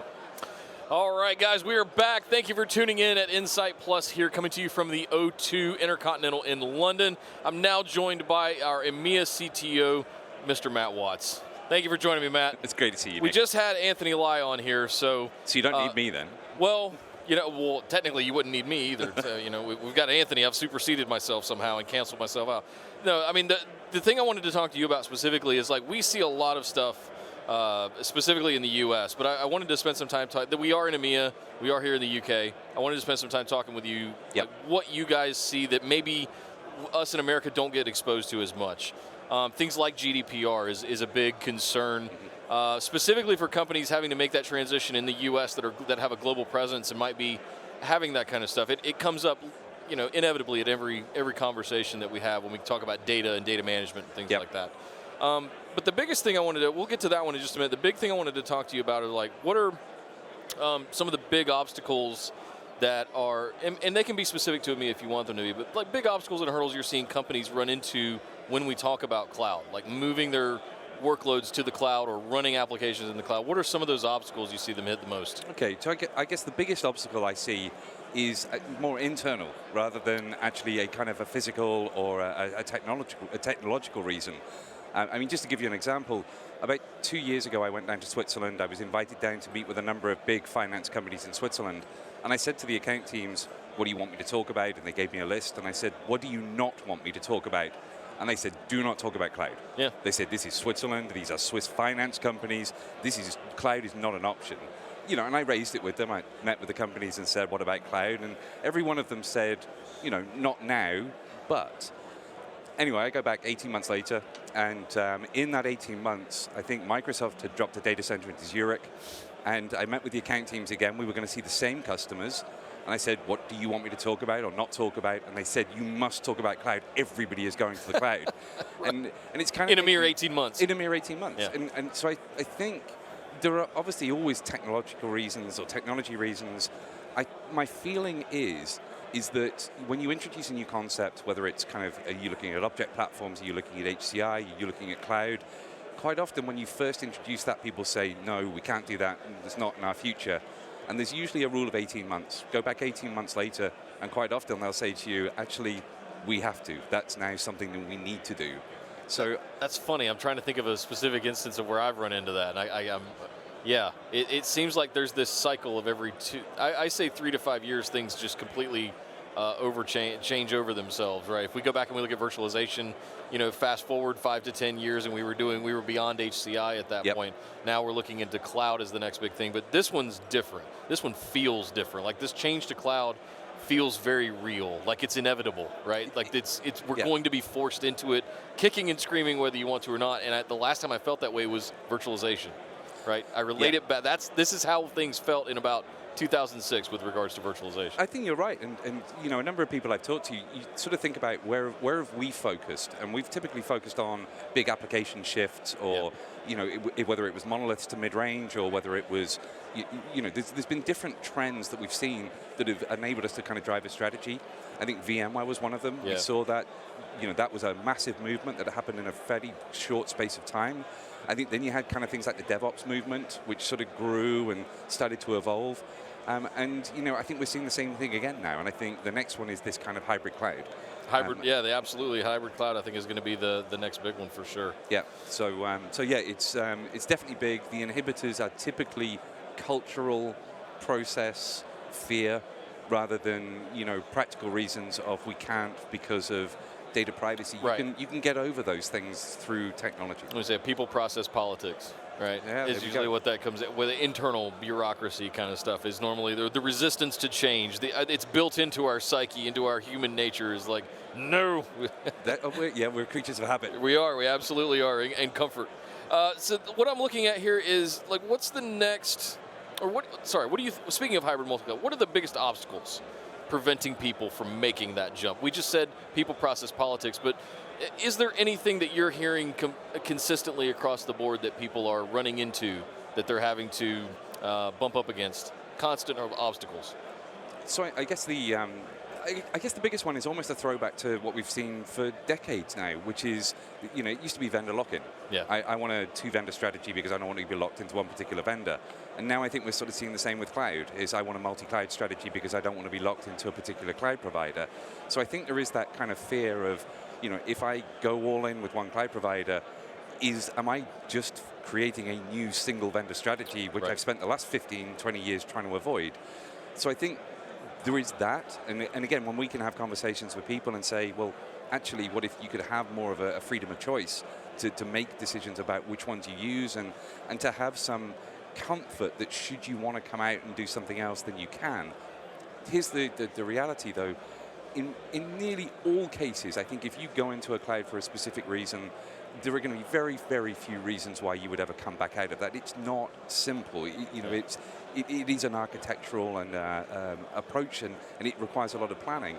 But I met with somebody the other week, and big company, across multiple different countries. And I said to him, what are you thinking about multi-cloud? And he said, we have to have it. Yeah. And I was thinking it's going to be the same thing of, we have to have a multi-vendor strategy. And he said, no. He said, this is geopolitical. He said, we work in countries. He said, we use Huawei Cloud in China.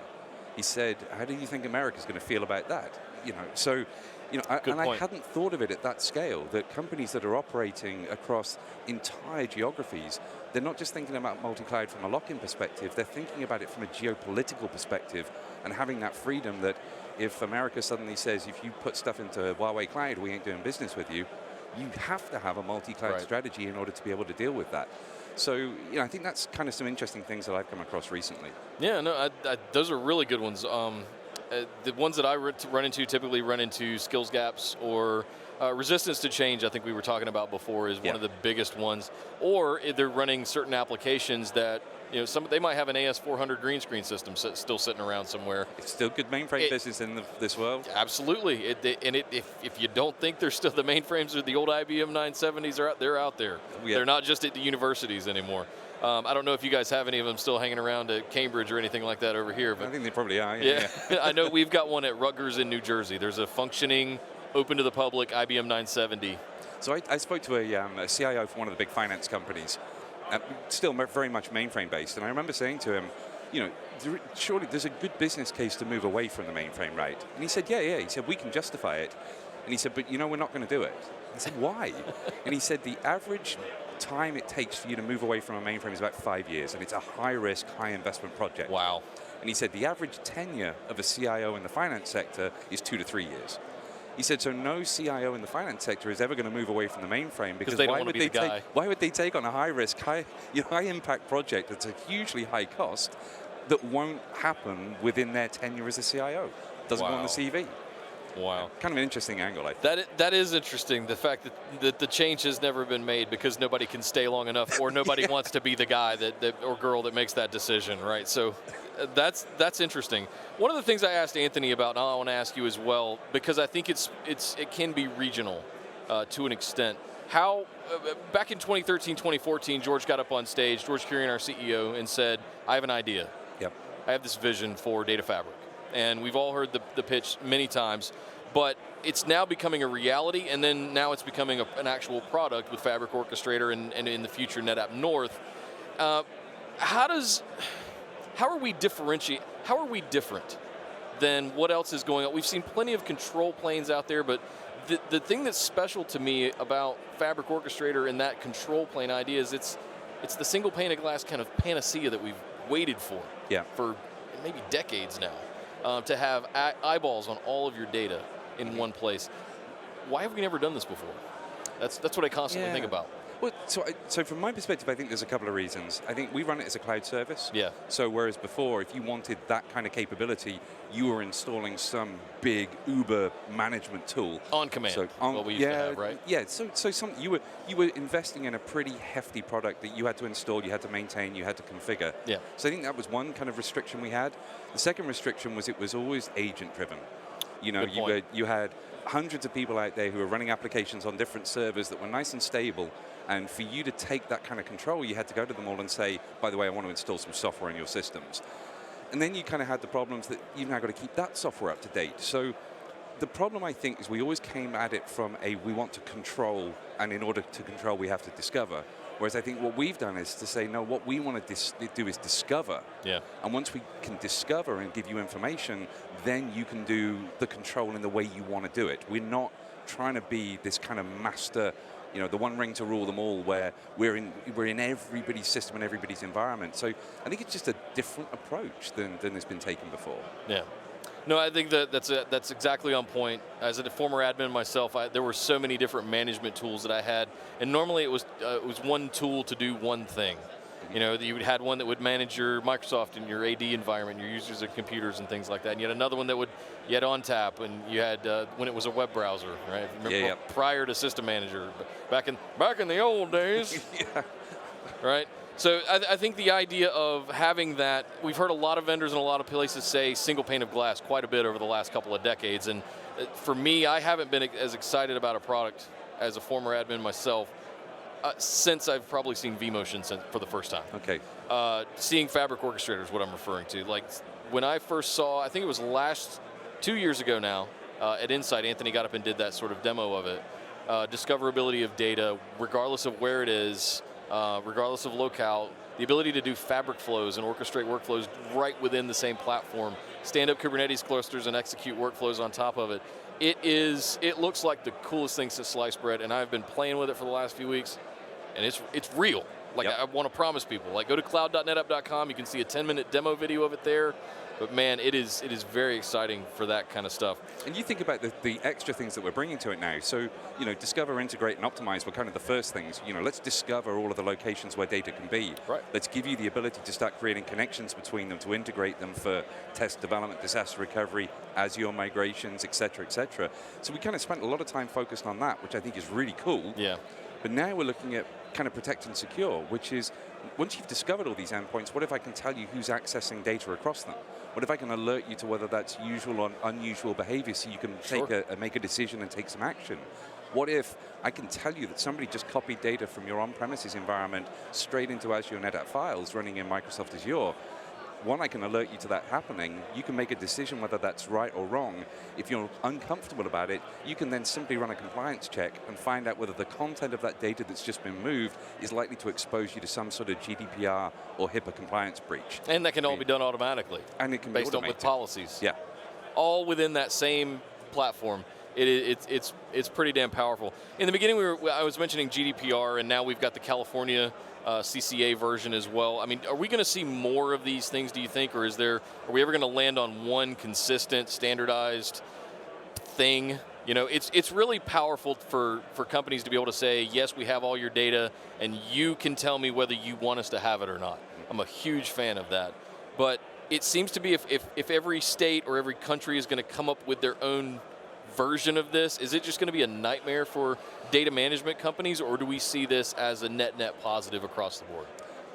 You're asking the guy who's from Great Britain, who just came out of the EU. So it's exactly why I'm asking. So we've got that whole kind of interesting thing. So I think the reality was that whether you're part of the EU or not, whether you trade with an EU company, your regulations around compliance have to adhere to what GDPR dictates. Correct. So whether we're part of the EU or not, we continue to trade with the EU. Therefore, GDPR becomes the guiding framework and principles that we have to conform to. Yeah.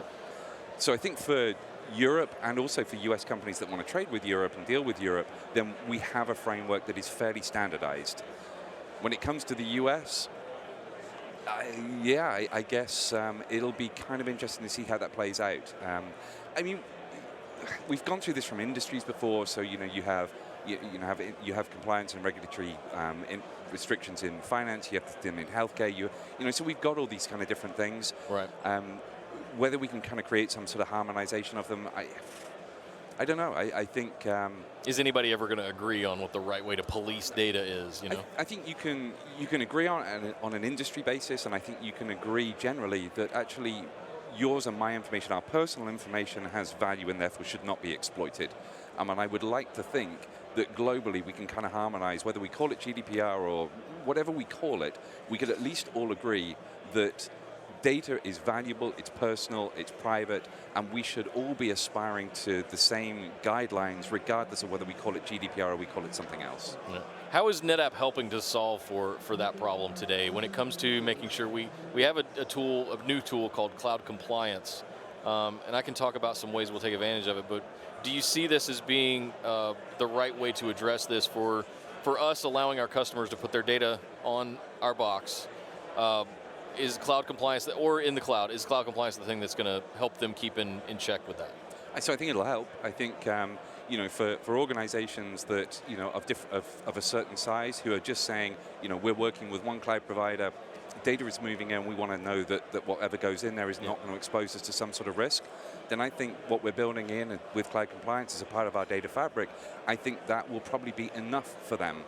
But then I think as we're helping companies build data fabrics where we can discover, we can do all of those pieces, actually what we're also giving them is a simple foundation. So if our cloud compliance is not enough for what they want to do, then layer on a Comprise or a Full Sail or whoever else is going to offer you that extra level of protection that you have to have in order to meet the requirements that you've got. So I think a data fabric underpins it, in some ways will solve it, and in other ways just provides a very elegant and simple foundation for other companies to layer their services over. Yeah. Well, I have to wrap up here with a fun one. All right. I've been asking everybody all day, for the most part, in the next 10 years, what is the craziest piece of tech, consumer or enterprise, that you think we will have in the world? And I'll give you mine first so you can stew on it for a minute. Choose to think, yeah. So I heard recently, and I'm not sure if it was China or Russia, where they had figured out how to upload stuff into the brain. Somebody's figured that out. I saw it on the blogs. I read it on the internet, so of course it's true, but take that for what it's worth. But I have long dreamed of being able to just jack in and have a skill or a language or something just very uploaded into my. It's 100% the Matrix. Right? I'm dying for that. The other one is I fully think that that technology is going to evolve away from a device that you carry, and it's either going to be an earpiece. They tried it with Google Glass, but I think we're going to get to the point where there's an actual interface with your brain and you have a heads-up display, like Terminator, right? And you can see incoming call just in your line of sight, and you go, and you wink or something like that, and you can hear it because it's attached to your brain, you can hear it. I think stuff like that's going to be really cool. That would be, I think we could see something in progress in that direction in the next 10 years. I think you're right. I mean, there's so many indications as to that's already starting to happen. I mean, you only have to look at Apache gunships, and gun movement is based on eye tracking, and so we're starting to see this kind of augmentation of kind of biological, physiological, and technological. how that plays out, I think, will be really interesting. I mean, we've seen so many different things. Can I show you a film by simply broadcasting it onto your retinas? Can I, this stuff isn't science fiction because it's science fact. I mean, this stuff does already exist. I think what will be interesting is kind of seeing how the use cases start to evolve. Personally, just because of the person I am, I'd love to see that we can use some of this for healthcare. I'd like to see the kind of the augmentation of physical, technological, and biological to treat conditions, to give people capabilities, eyesight, hearing, senses that maybe that they've lost that we can then replace with augmentation of technology. So I think that's the kind of technology that I would love to see come through for the future. There you have it, folks. Well, thank you very much, Matt. I really appreciate the time today. Matt Watson, me as CTO for NetApp here. Stay tuned, guys. We're going to swap mics around, and we'll be right back with our next one. Stay tuned.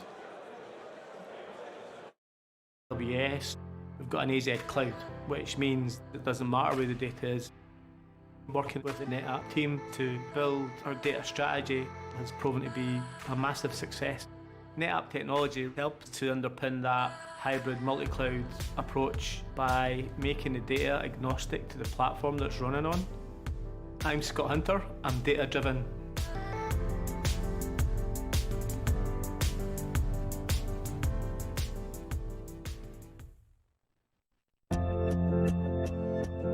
Trilateral data fabric is unique because of the massive amount of data that we are creating to achieve highest possible quality of digital humans. The data pipeline, the trilateral, is one of the most important things here because it connects all the processes and help us to move data from one place to another. You can think about Sunflower Framework as an input device for capturing image data to build custom scanners to make digital humans. Initially, our scanners were only able to record 3D. That transition from 3D to 4D scanning generated 50 to 60. All right, guys, we are back now with a treat for you. We have AstraZeneca here. Mr. Scott Hunt, how are you, sir? Thank you very much for joining me here on the stream. The big things, we had you on the keynote this morning. The big things that I take away from your presentation was you are, in practice, hybrid multi-cloud. Yes, we are, yeah. Tell me about what you can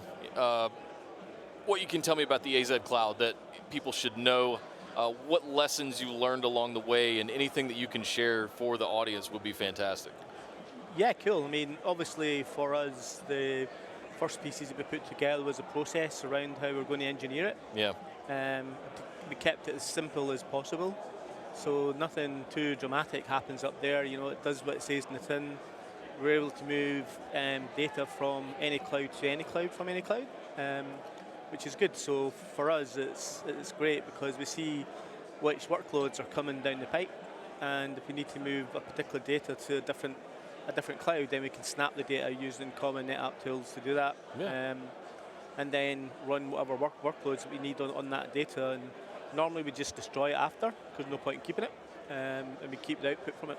What type of workloads are you guys running? If you whatever you can share. I mean, is it heavy computational type of work? Is it rendering stuff like imaging and things like that, or what are we looking at? So it's a mixture of lots of different things. That if you look at what we do with genomic research, sure, a lot of that's images and comparisons of images. I mean, our genomic research area has got something like 2 million images in it already.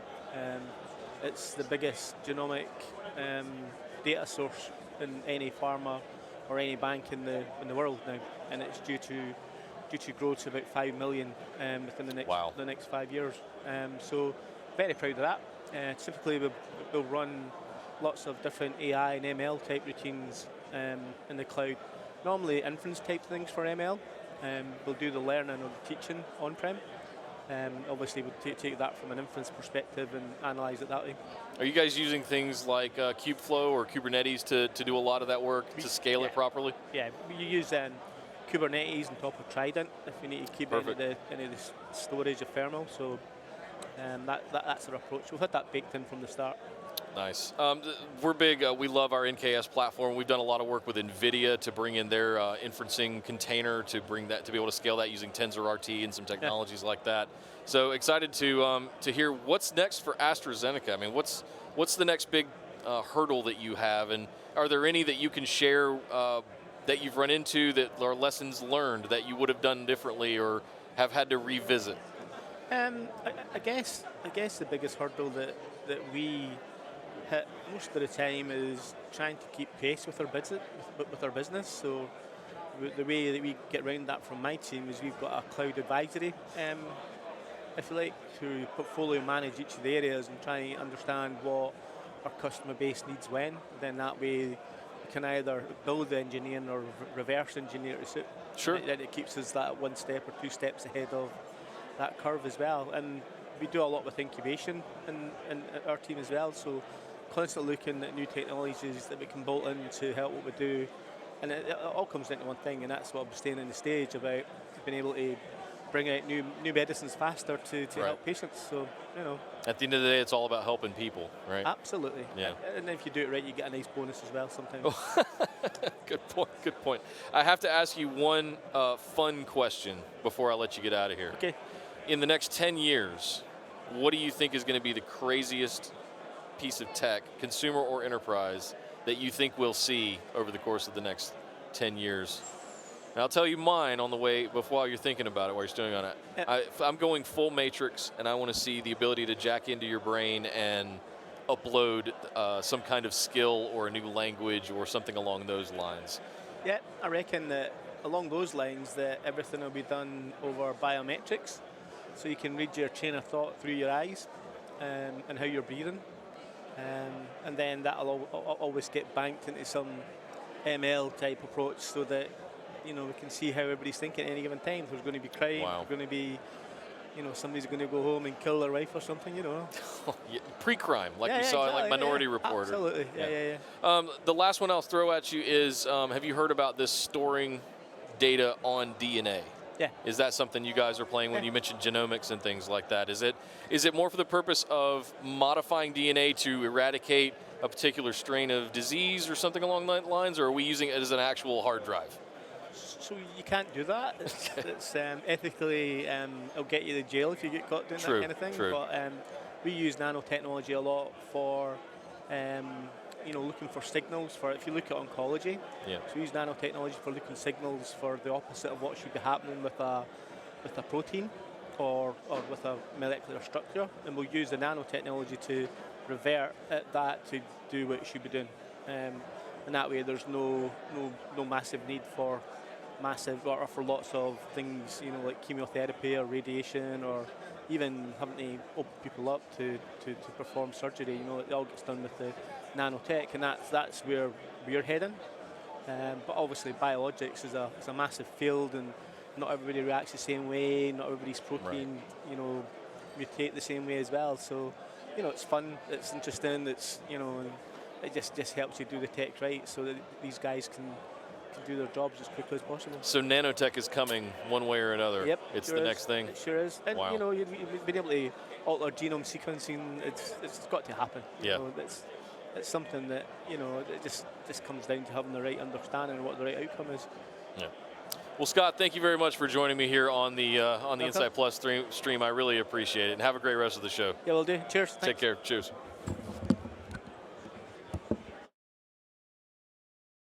Take advantage of the latest technologies. That's really helped us continue to stay at the bleeding edge. The future of Dow Jones as a data business is that we provide the data that our customers need to make their decisions at a moment that they need it, in the right context and in the right experience.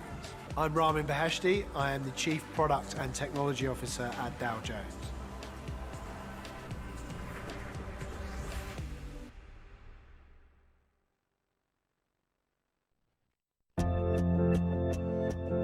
Trilateral data fabric is unique because of the massive amount of data that we are creating to achieve highest possible quality of digital humans. The data pipeline, the trilateral, is one of the most important things here because it connects all the processes and help us to move data from one place to another.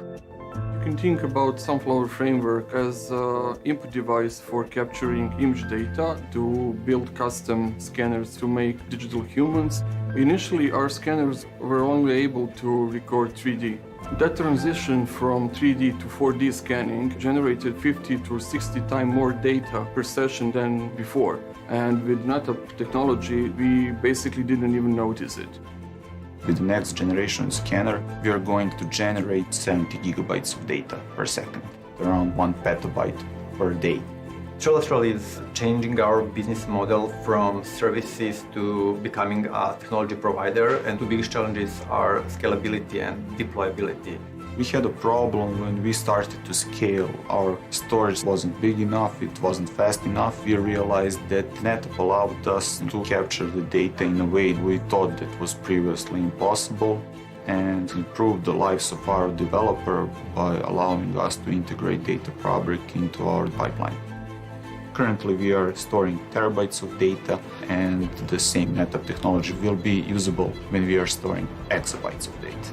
We will be able to scale to the cloud without the need to change our current data fabric. Cloud will enable our clients all around the world to have access to our tools and technology.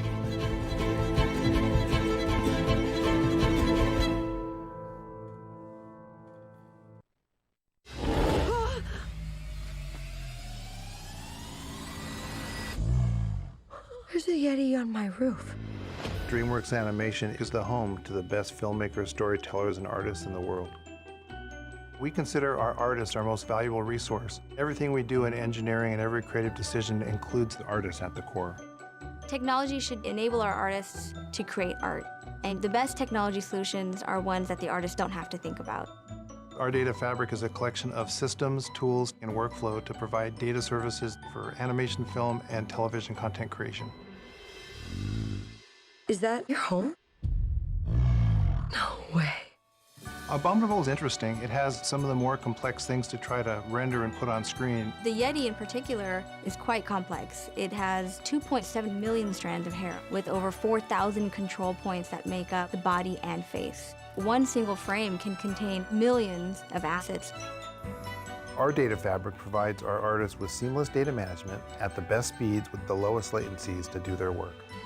When building our data fabric, we use NetApp's tools to discover and better understand what's in our environment. To integrate data fabric into our environment, we added support into our cloud control plane, our analytics, and our automation platforms to better take advantage of what data fabric has to offer. Protecting our data fabric is one of the most important steps because we're dealing with content that was originally created by artists and it's irreplaceable. Our infrastructure and services are always evolving to keep up with the creative demand. As we resolve an issue or provide a capability, the artist will find a way to use it to make ever more compelling content. We're working with NetApp to future-proof, including the public cloud, to do data affinity to make sure the right data is in front of the right artist at the right time. It allows them to put their imagination on screen without any limitations. You can do magic? This is amazing!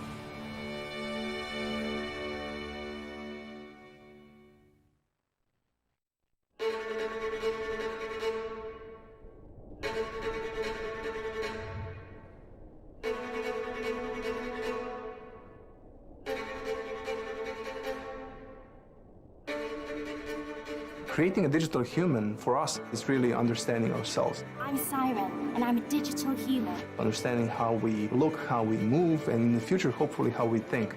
Imagining all kinds of applications of this technology is just overwhelming. Collecting data is part of our DNA from day one.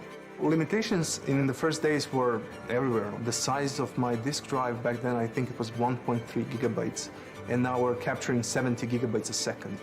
It just takes so much data in order to build a model that is robust enough to do something meaningful. We have hardware which can acquire huge amounts of data. Then we have software which can analyze this data.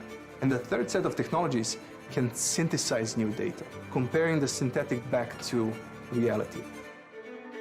So it's always about more data, but also about the way to understand that data. We know that the density of the data will increase, but compute power and data will probably only spike. We're definitely considering cloud to scale up to cover those spikes. We made this informed decision to switch to NetApp. Data Fabric is definitely our gate. And welcome back, everybody. It's myself, Rory McBride, here at NetApp INSIGHT. in London 2020. I'm joined now with Scott. Hello, Scott. How are you doing? Good. Good to see you, Rory. Good stuff. So you've come over to Insight today because you've got some customers here, I believe. Yes. I have customers here, and they're attending a lot of the sessions, and we're going to meet with some of them tomorrow, too. Very good, very good. So being from the US, like myself, you were also at the Insight event back in Las Vegas back at the end of October. How are you feeling the message has evolved between there and here? We're seeing a lot, the DevOps messaging, hybrid cloud, data fabric. It's just continuing to see the messaging going forward, and I think more use cases and case studies from customers and how people are leveraging the technology in some unique ways.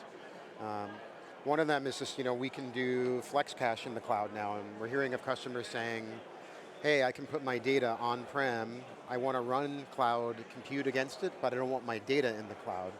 So they can cache it now in any of the cloud providers and have the data on-prem still. So some really cool use cases we're hearing about with the technology. I do like having a conversation with you to hear what your customers are pushing the technology to do.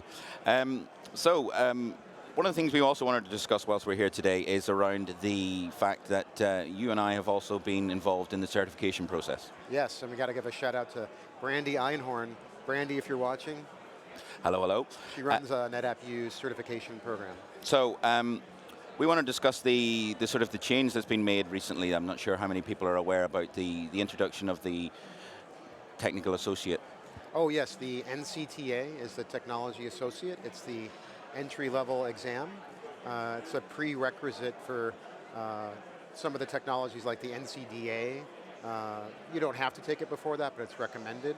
All resellers are also required to take the NCTA.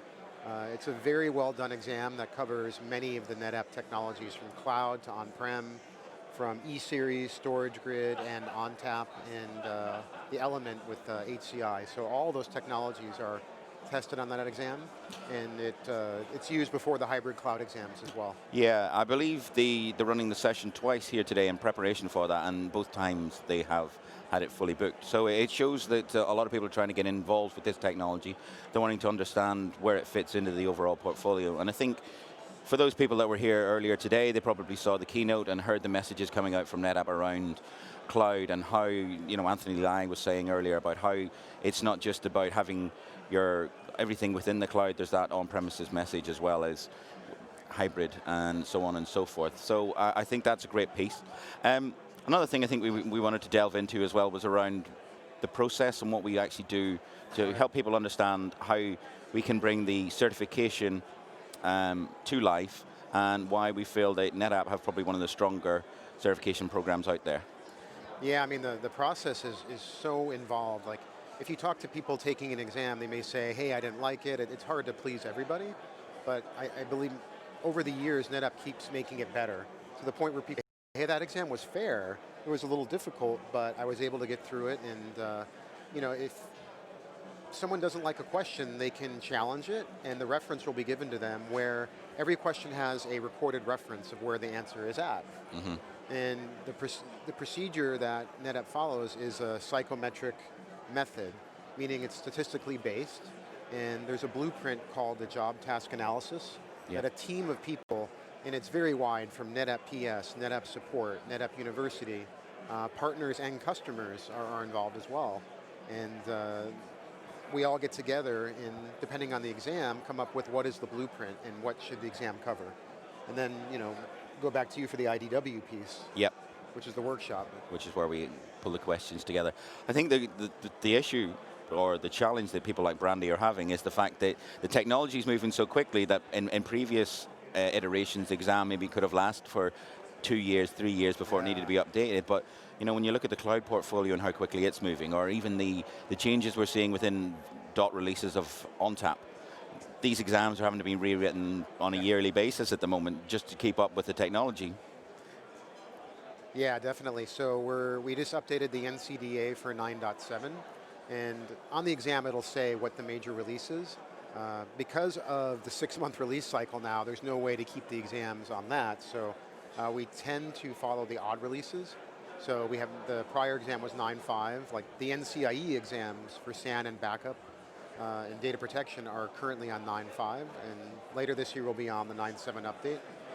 The hybrid cloud exams we actually did twice, I think in the same year, just because the technology changed so much, to the point where we thought these questions, there's been so much technology change that we had to revive those or redo those for the new requirements and the changes made with the cloud providers. Yeah, I mean, it's great to see that NetApp are investing that amount of time to make sure that those that want to get certified are spending the time to get skilled up on the more recent advancements in the technology rather than something that maybe they were happy with 3 years ago. Yeah, definitely. At these conferences, there's vouchers available. So one thing that we encourage is everyone to go take the exams. And you know, in the event that someone does not pass, don't be disappointed by that too much, because you know these are high-level exams, and it's not meant for everyone to pass the first time. In fact, maybe half or more will not. So you take that back as a learning experience and go retake it again, especially with a free voucher. I mean, I have to admit, I went into one of the exams in Vegas there back in October, and I have to say it was the first time in quite a while I was nervous taking an exam because I wasn't sure I was going to pass it. That was the 302 piece. So I also suffer from the fact that I may not come out the other side with the certification. So if you're like me and you find it hard to revise, I would suggest that you spend a lot of time reading the material, but actually get hands-on experience, because that's what's really going to stick in your mind at the end of the day, spending time looking at what's going on. Yeah, and some of the key things too, you know, there's a lot of NetApp training that's free. If you go to learningcenter.netapp.com, NetApp U has so many classes there that are really good preparation also. And they're free, and those are not certifications, but they're accreditations, which are a little bit different, meaning you don't have to do the Pearson VUE exam. One note on that too, Pearson VUE, you can take those exams at home now. You just have to have your webcam on, and they watch you take it through the webcam. You've got to clear everything out of the room. And, if you've ever seen my study, aka dumping ground. They said, can you put towels over this book? I'm wondering if I just moved the book. But yeah, it's funny. Yeah. But it's nice to be able to do it from home. So. Yeah. Well, I find as well, actually getting out actually into the exam sort of space gives you that adrenaline boost that you might have. But yeah, they're really good. And yeah, I would suggest that if people are looking to advance their career, to at least take an exam to understand the technology. Don't just think of it as a checkbox to put onto your CV. I think that's the best way to show that you've actually got some understanding. And for customers out there that are watching this, I would suggest as well that if you are thinking of adopting a new piece of technology, this is another way to understand what it is before you put it into production, alongside the education side, so you can get the hands-on courses from NetApp U that you're in the booth directly behind me at the moment. You can see those guys there now. Yes. So Scott, anything else that you'd like to tell the people at home since you're over here? Anything else that stood out today? I think the automation for me is big, and my customers who are here today and also in Las Vegas spend a lot of time in the Ansible classes. And you know, David Blackwell has an amazing blog on the NetApp.io site. Yep. Basically a 5-part series on how to automate, and does a great job showing how simple it is and installing Ansible and then the certified playbooks. And someone with no programming experience, if you just know a little bit about ONTAP, you can update your variables file in there and create volumes, create storage virtual machines, and you can learn how to leverage the technology. I think we've gotten to that point with coding now that it's a lot more human readable. You can understand exactly what's going on, unlike in my days when I was learning back in university where we were doing things like C++ and so on. That was difficult to get your head around. Nowadays it's a lot more straightforward. You can get up and running in there's a lower barrier to entry to get in, shall we say. And I think it's great to see that there's a lot of these, things like Helm charts and run books and cookbooks to help people get up and running today with these technologies. Yeah, and they're looking at the playbooks, not just for initial setup, but the procedural method of it to validate existing equipment. Has it deviated from best practices or what their standards are? So for standard setting, to be able to put that in playbooks and just keep compliance on that is pretty amazing. And so it's not just the automation of setup; it's ongoing maintenance that we're seeing. And it doesn't have to be just the NetApp piece as well. It can be anything within that stack. And I think that's a huge benefit as well to some customers. Rather than getting an alert when something's gone wrong, This is actually getting an alert when something may have changed. Yeah. Why has it changed? Has it been accidental, or has it been malicious or whatever? So, getting out in front of the problem. Yeah, and especially customers with MSPs and outsourcing going on, it gives you that standards capability. So for me, it's the automation piece of this is just a huge advantage, and to the point where NetApp certified modules are amazing. Having in 9.7, there's so many more released, and almost everything is available to configure. So that's my favorite part of the conference, actually. Excellent, excellent. Well, so I think we are going to wrap up there. Hopefully, people, if you have any questions, then you can get into us on the chat. But for now, we will say goodbye. Thanks, guys. Thank you. Very good. So it's always about more data, but also about the way to understand that data. We know that the density of the data will increase, but compute power and data will probably only spike. We're definitely considering cloud to scale up to cover those spikes. We made this informed decision to switch to NetApp. Data Fabric is definitely our gateway to the cloud. That's how we switch from local into much more global compute. We're hoping that we are going to develop a framework where people, whether that's in medical or biometrics or entertainment or research, will each in their own field be able to use that framework and create something amazing. I'm Vladimir Mastilovic, and I'm data-driven.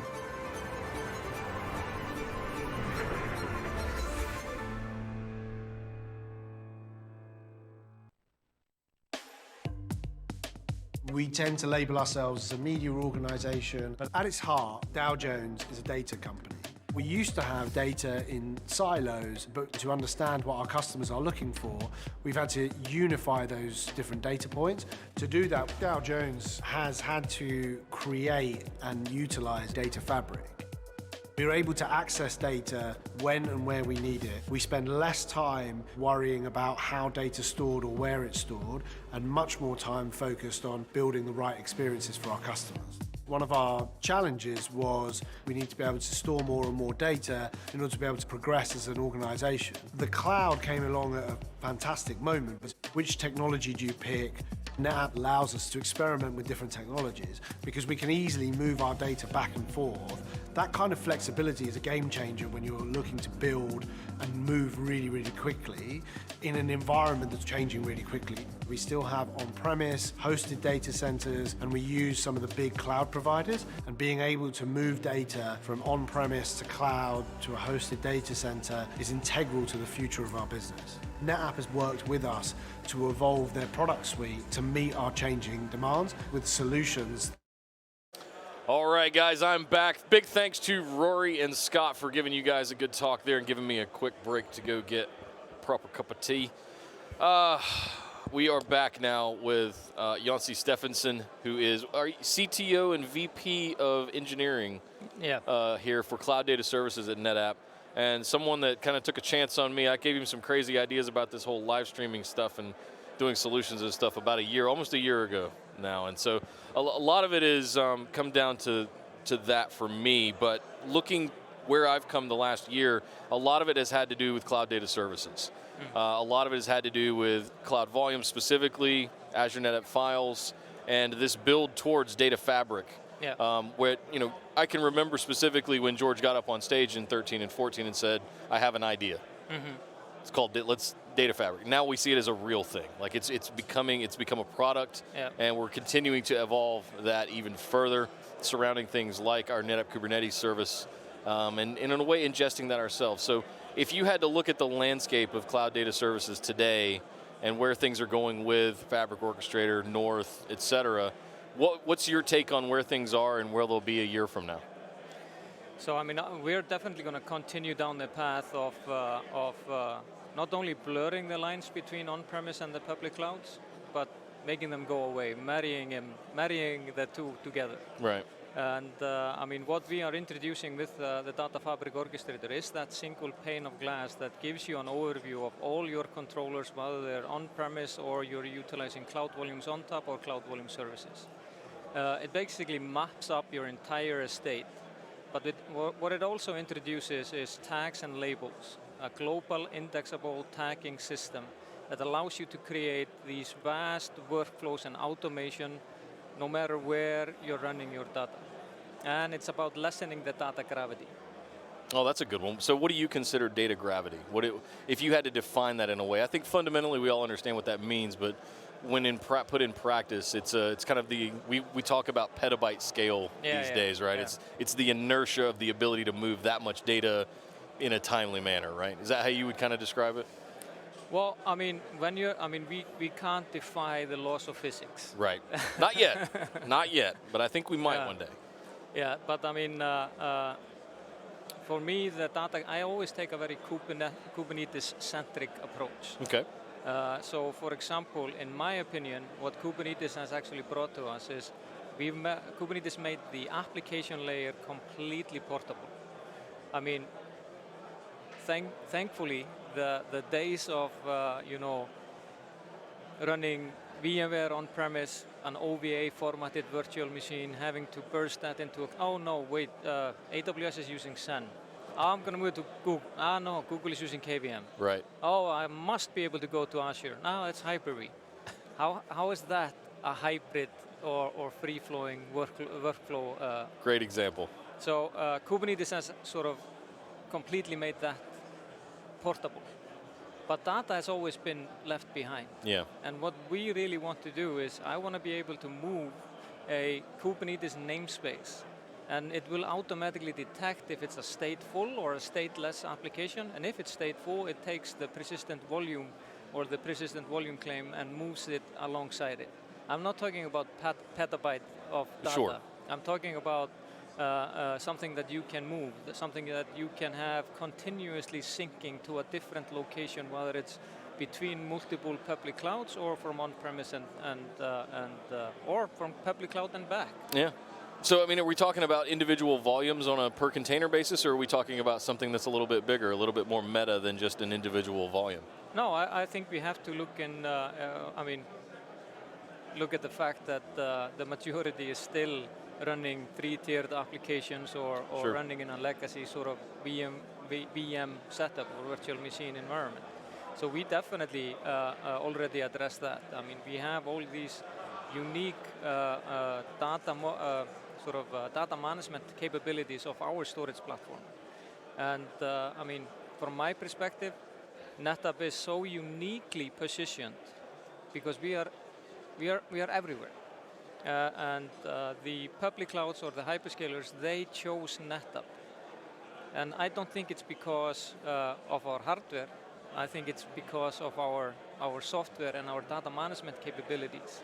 Of course, performance plays in there. Sure. But to me, it's more the sexy thing about ONTAP and the 27-year history of innovation of NetApp, it's the operating system. Yeah. And the operating system and the file system underneath and all of that stuff. Yeah. The way that we, all of the snap and flex words is the way that we like to use it. Those pieces that make an admin's life easier throughout the day. You know, I was one myself before I ever joined NetApp almost 10 years ago. So I fell in love with NetApp as a platform, as a universal way for me to centralize all of my data storage. And I think that has now, even 10 years later, become an even more important thing as we move everybody into the cloud. Yeah. And we look at the services we have, like Cloud Volume Service and Azure NetApp Files, it's still related to ONTAP. And it's still very much as much as people can talk down to ONTAP sometimes from a competition standpoint or the outside in, ONTAP has persisted and matured and continued to evolve over the course of all of these different changes. Even if you go all the way back to 2000 and beyond, introducing SAN from its early NAS days. It's been a huge growth pattern over the last 20 years of ONTAP. And the fact that it's still here and being an integral role in the future of the cloud providers is still astounding to me. I love it. It is, and I mean, this is also allowing the public clouds to go after workloads that they have never been able to go after before. Yeah. And I mean, if you just look at like SAP has all these replication requirements, or like inline snapshots, how they're actually making application consistent snapshots, how they're able to clone their environments in matter of seconds. Yep. This is all part of what is the most important part. It's the speed of recovery. I mean, everybody can do a backup, how long is it going to get you operational again? Right. And that's part of the uniqueness that ONTAP has. Yeah.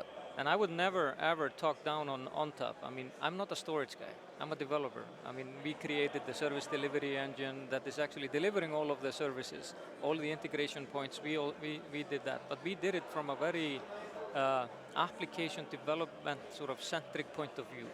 I mean, I wouldn't know what to do with all the knobs of ONTAP.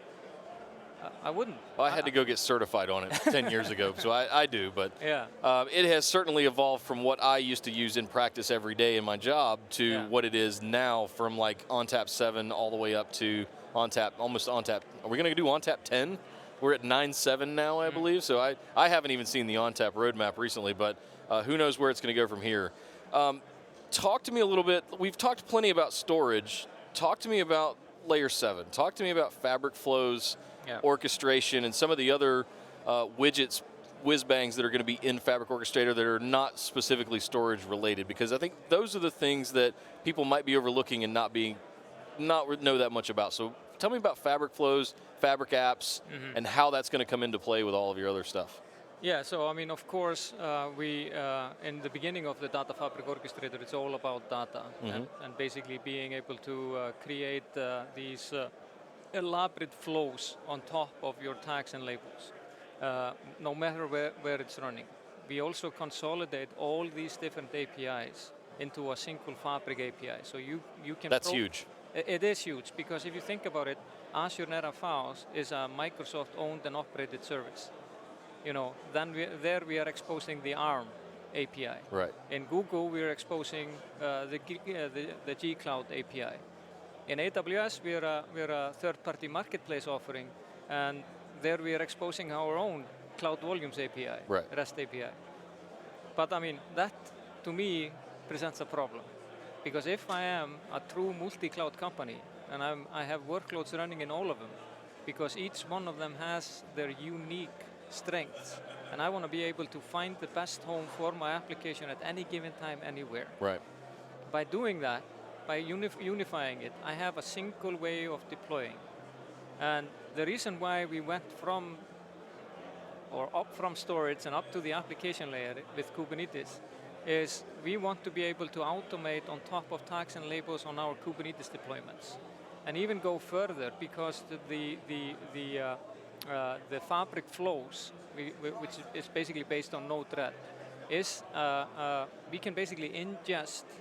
We created our own editor, but we can basically ingest any API in there. Just for fun, we added the Twitter API. Okay. So we would launch a sequence of doing something like a flow, and then after it finished that elaborate flow, it actually tweeted about it.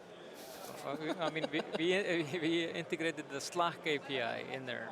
You can have the EC2 or the ARM API, so you can actually start automating more all the way up the stack, not just on storage.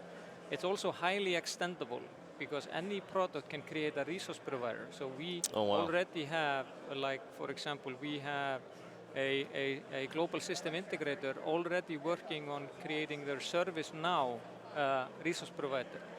So because I can set policies, for example, I can in a matter of seconds list up all my volumes that are marked production.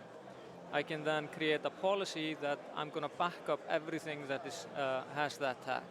If I do that, and if I take it even further, I can actually start to automate the entire deployment of, let's say, SAP HANA, for example. Sure. I can automatically fetch, or in any Kubernetes, I can automatically fetch the Docker image that I want to deploy. I can automatically create the storage class, put it on ANF or CVS or CVO. You can start playing around with it, and it's really, really easy. It's basically like a drag and drop editor that you can start playing around with. And I have been. I love it, because it's literally an if then. What's the IFTTT tool? It's like step 1, 2, 3, and then you can have multiple outcomes from each one. Yeah. So I can create a volume, set a snapshot policy, and tweet about it, or send a Slack notification, for example. You can create a Kubernetes cluster, deploy a workload or a solution on it, and then send a notification to an SMS or something along those lines, right? Like a lot of this stuff is possible, and I think that we've seen a lot of data management or application management platforms, and then you see the separate platform or third-party platform that does a lot of the orchestration around that other one, right? I think the beauty of this is that we're bringing it all together. Yeah. And I don't want to gloss over the thing you said earlier. We've got a whole suite of products in cloud data services now. Yeah. Anything from the cloud volumes to CVO, Yeah. all the way down to NKS. But each one of those, as you were saying, has their own API. Yeah. And we've now consolidated them all into one API call that they can get access to any of those other ones. Yeah. That is massive. Yeah, we are really proud of the work we did, and we really wanted to make a beautiful concept stop being a concept and be right. becoming a reality, and we definitely done that. And it's just amazing to see some of our preview customer and preview partner service providers or global system integrators, how they're actually taking advantage of it and coming up with new flows that we didn't even think about or thought about, and them being able to add in their homemade applications and offerings, and like we've seen so many different monitoring tools finding their way in there. Oh wow! Like we have our own. We have like Cloud Insight, which is fantastic. Right. But that's really for deep analytics, and sort of like show back and charge back and show you where you can save money. Right. But I mean, we've seen people have their own Nagios deployment, and they've created a resource provider because they've done a lot of customizations to it. So it's kind of cool. So do you see this as a full-on ISV app store eventually? Is this going to be a marketplace where partners and alliance partners can come in and drop their solution in, and there's a click and subscribe or like a click and buy a license of their software inside of our platform? You can because we actually automate the billing aspects. Oh wow, okay. So you can, but that was basically not our intent. Yeah. Our intent was to create this extendable automation framework. And the reason why we wanted it to be extendable is because we wanted it to go more than just NetApp. Right. I mean, we have all these partners that have different solutions that they're actually pushing, yeah, I mean, I wouldn't even mind seeing Isilon resource provider in there. I don't care. I mean, at that point, if you're going to open it up, you have to let anybody else take advantage of it too. And if that resource provider were to show up and, I don't know, it facilitated the move off of the Isilon, who knows? No, but I mean, they will then glaringly see all the lackings of Isilon. It will basically be like, I can't do anything. There is no data management capabilities. But here I have all my cloud, all my ONTAP volumes. I can do all these different things. Right. So, I mean, I don't care. As someone who spent a lot of time managing storage, I was just on a nationwide footprint. I can't imagine what a global footprint looks like.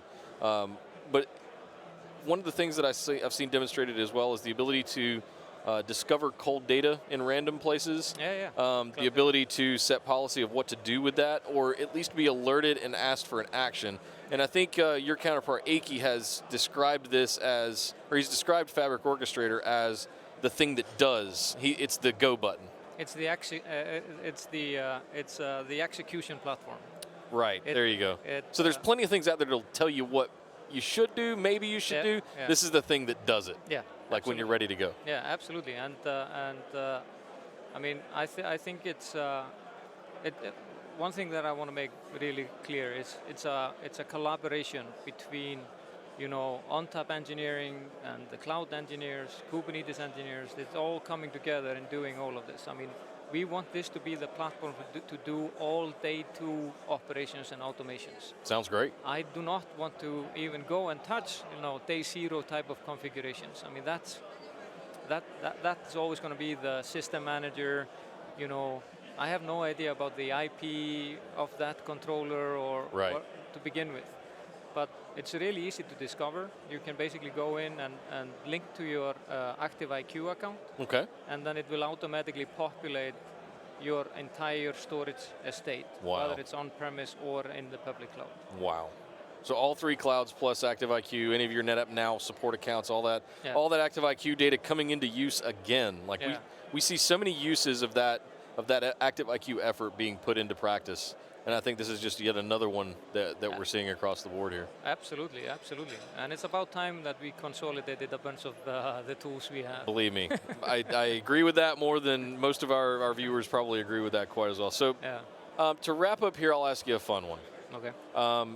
And I've been asking everybody all day, and I'll tell you mine first so you have a moment to think about it. But in the next 10 years, what do you think is going to be the craziest piece of tech that we might see, consumer or enterprise, actually come to be?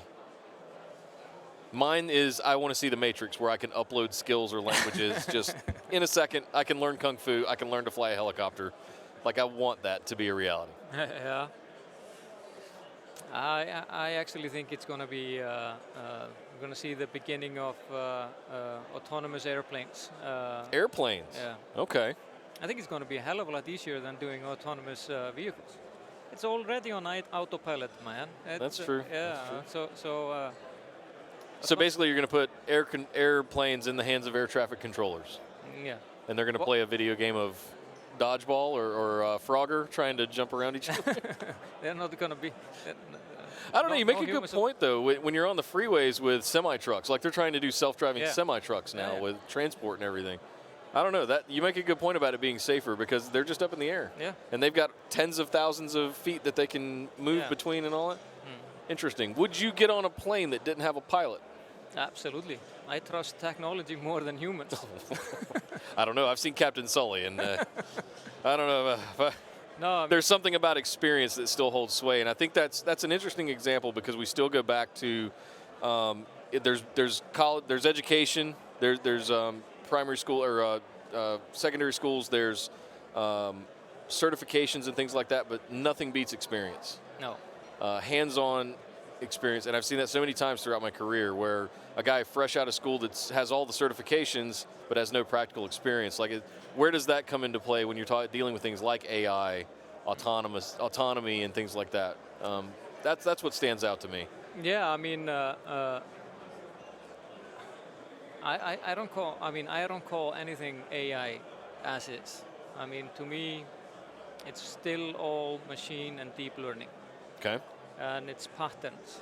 I mean, that's what you're basically feeding patterns into a machine, and it reacts accordingly. Until AI basically gets cognitive. Yeah. We don't have AI. And maybe in the next 10 years we will have proper AI and all the doomsday predictions will come true. Well, in case everybody... Then you will have your Matrix because it's already controlled. Look, Google is over there. They partnered with the DeepMind teams, and they started building Google Brains. Yeah. And I heard a story once that they built the first one and they built the second one, and the two brains created their own language. Like, they were communicating with each other. And then they built a third one of this, and the first two started encrypting their communications so that the third brain could not figure out or could not understand what they were talking about. That kind of stuff is scary. Yeah, I haven't heard that. And, and then they started teaching it to play StarCraft. And that's where it starts to get really scary. So. Well, Yancey, thank you so much for joining me. I appreciate you taking the time. I know you got a crazy busy schedule today, but coming to you live here from the O2 Intercontinental in London, NetApp INSIGHT Plus from the expo floor. Mr. Yancey Steffensen, thank you, sir. I appreciate it. Thanks, buddy. Take care. The right data is in front of the right artist at the right time. It allows them to put their imagination on screen without any limitations. You can do magic? This is amazing!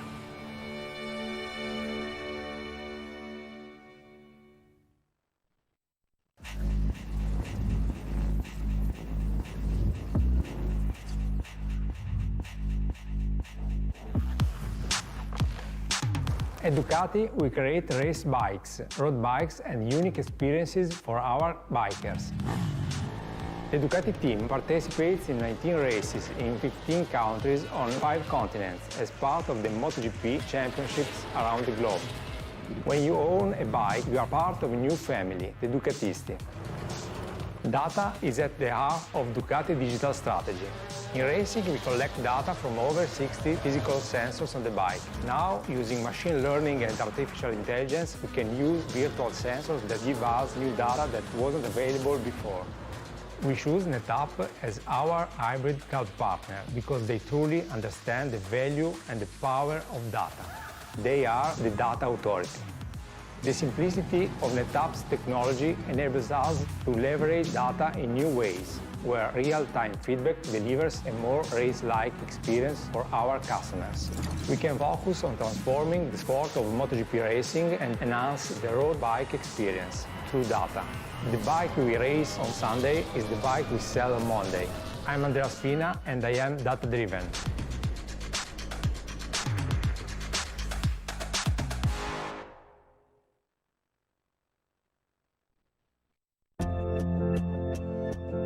Trilateral data fabric is unique because of the massive amount of data that we are creating to achieve highest possible quality of digital humans.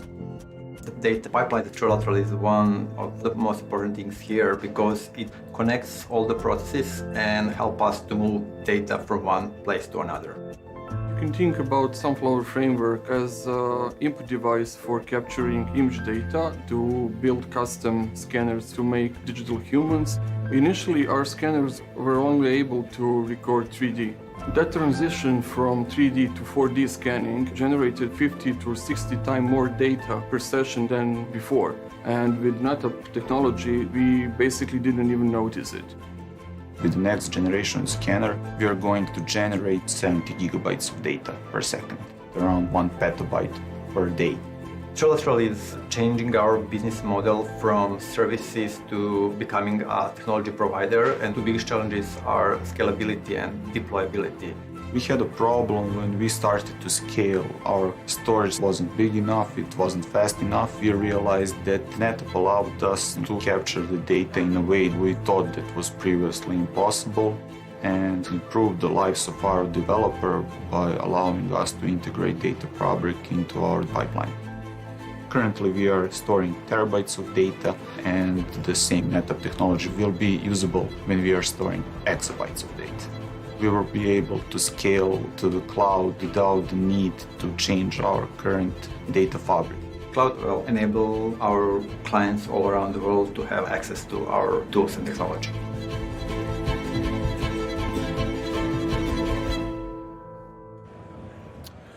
All right, guys, we're back again, this time with, I'm going to attempt not to butcher his name, Pierre-Francois from Rubrik is joining me. Thank you for joining me here on the Insight Plus live stream, Pierre-Francois. So Pierre-Francois is from Rubrik. We definitely want to talk about some of their solutions. So why don't you kick us off by telling us a little bit about yourself, what you do at Rubrik, and for those that don't know, that have been living under a rock and haven't heard about Rubrik, what do we need to know about Rubrik? Sure.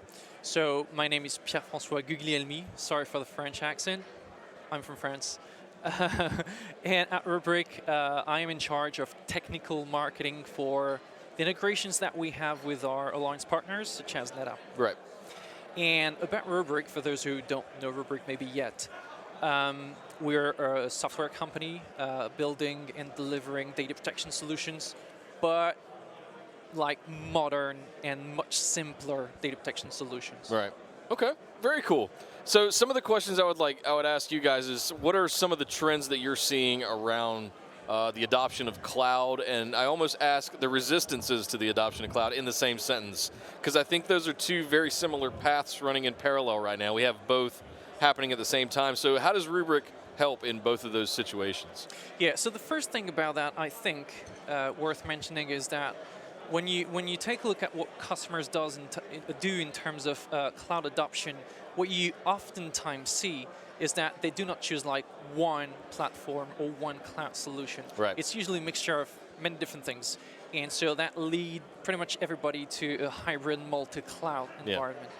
And this is where we have a role to play in terms of data protection. This is really our DNA. Okay. We are cloud native, and we really want to bring simplified data protection for multi-cloud and hybrid cloud environment. Okay. Well, what about the resistances there? What are you seeing in the market as far as resistances to adopting that hybrid multi-cloud approach? We saw we've seen various platforms over the years come and go with regards to being, some sort of lock-in or something like that. But I think the multi-cloud thing is a direct consequence of where we've seen people not want to get locked into one solution. Absolutely. So I think that when you hear hybrid cloud, you think one thing. When you hear hybrid multi-cloud, I immediately think lock-in avoidance, yes. right? Or having an option if you don't like the bill that you got from one particular provider a month, and not just that, but certain features and functions might be different on another cloud as well that you might want a certain application to take advantage of. The beauty of this is like all of them work, and both NetApp and Rubrik, I believe, support at least the big three and on premises. Exactly. So that's the beauty of hybrid multi-cloud to me. Exactly. Yep. So this is exactly what we see in terms of our customers using the cloud. And that brings also challenges. So you were talking about resistances. And I think that hybrid cloud and multi-cloud are consequences of that resistance. Because actually some customers do not want or just cannot sometimes go to the public cloud, but still want to have some of the advantages of public cloud, which leads them to adopting solutions that will help them having these advantages on premises. I'm thinking, for example, of object storage, private object storage. StorageGrid is a good solution for that. Love StorageGrid. Yeah. And in terms of multi-cloud environments, it also brings fragmentation, data fragmentation. Yep. And when you think about data protection with these kind of environment, it really becomes quite a big challenge because you need to find something that will be able to address these challenges and bring simplicity and ideally with the same features, same interface, same approach, and that's not always obvious or easy. Right. No, so this is where we can help. Awesome. We were just talking with Yancey about our new Fabric Orchestrator, which is like that universal control plane, and I can totally see a place for Rubrik to fit in there to be, basically just fold your API into the platform there, and then you've got an opportunity to take advantage of some of those features that you guys bring to the table as well. Indeed, that's a great point. I mean, when you think about trying to address all these environments with one single solution, again, it's quite complicated usually. But when you have such an orchestrator that you were just mentioning, it definitely helps. But then how can you integrate your data protection solution in this? And this is where the API has a great role to play. And fortunately, we do have that API. And actually, the entire Rubrik solution is built on top of that API. I mean, we have an API-first architecture. So if I'm just talking about our UI, which is extremely easy to use, we have a nice web interface, that's cool. But when it comes to automation and integration with existing tools, it doesn't really help. And actually, when you see that nice UI, what it does in the background is that it just calls the API endpoint. So everything that you see in the UI can completely be automated and orchestrated and can be integrated in that kind of solution. Fantastic. We need to get you guys building a resource provider for Fabric Orchestrator if you're not already, because it would take somebody that knew what they were doing about 5 minutes, and then any Fabric flows that we build into Data Fabric Orchestrator could just ship data off to Rubrik or somewhere else, or Rubrik then the cloud, or the other way around. That's how we want people to take advantage of Fabric Orchestrator the most. That's actually a great request, because not only we have that API-first architecture, but we actually have a team of people at Rubrik that is dedicated to APIs, automation, integrations, and we even have a specific program for that, which is called Rubrik Build. Right. And it's an open source program, and we have a dedicated website. And on that, customers and partners can find SDKs, because actually not everybody will want to call the APIs directly, and rather use the languages that they know. So we have SDKs. We already have pre-built integrations with different kinds of solutions. And we also have use cases of pre-built scripts. And everything is documented. And again, everything is open source. So we could absolutely imagine to have something to integrate with the orchestrator. Yeah, and speaking of which, my next question that I usually ask our technology partners is, how has partnering with NetApp been a big deal? But I mean, it's a pretty obvious one for me to just throw up there, I believe it was last September or October, you guys announced that you had licensed the SnapDiff technology to integrate it into the Rubrik platform. So tell me about that. How did that come to be, and how are you taking advantage of it? Okay. Well, I think it all started from the fact that NAS backup in general is very challenging.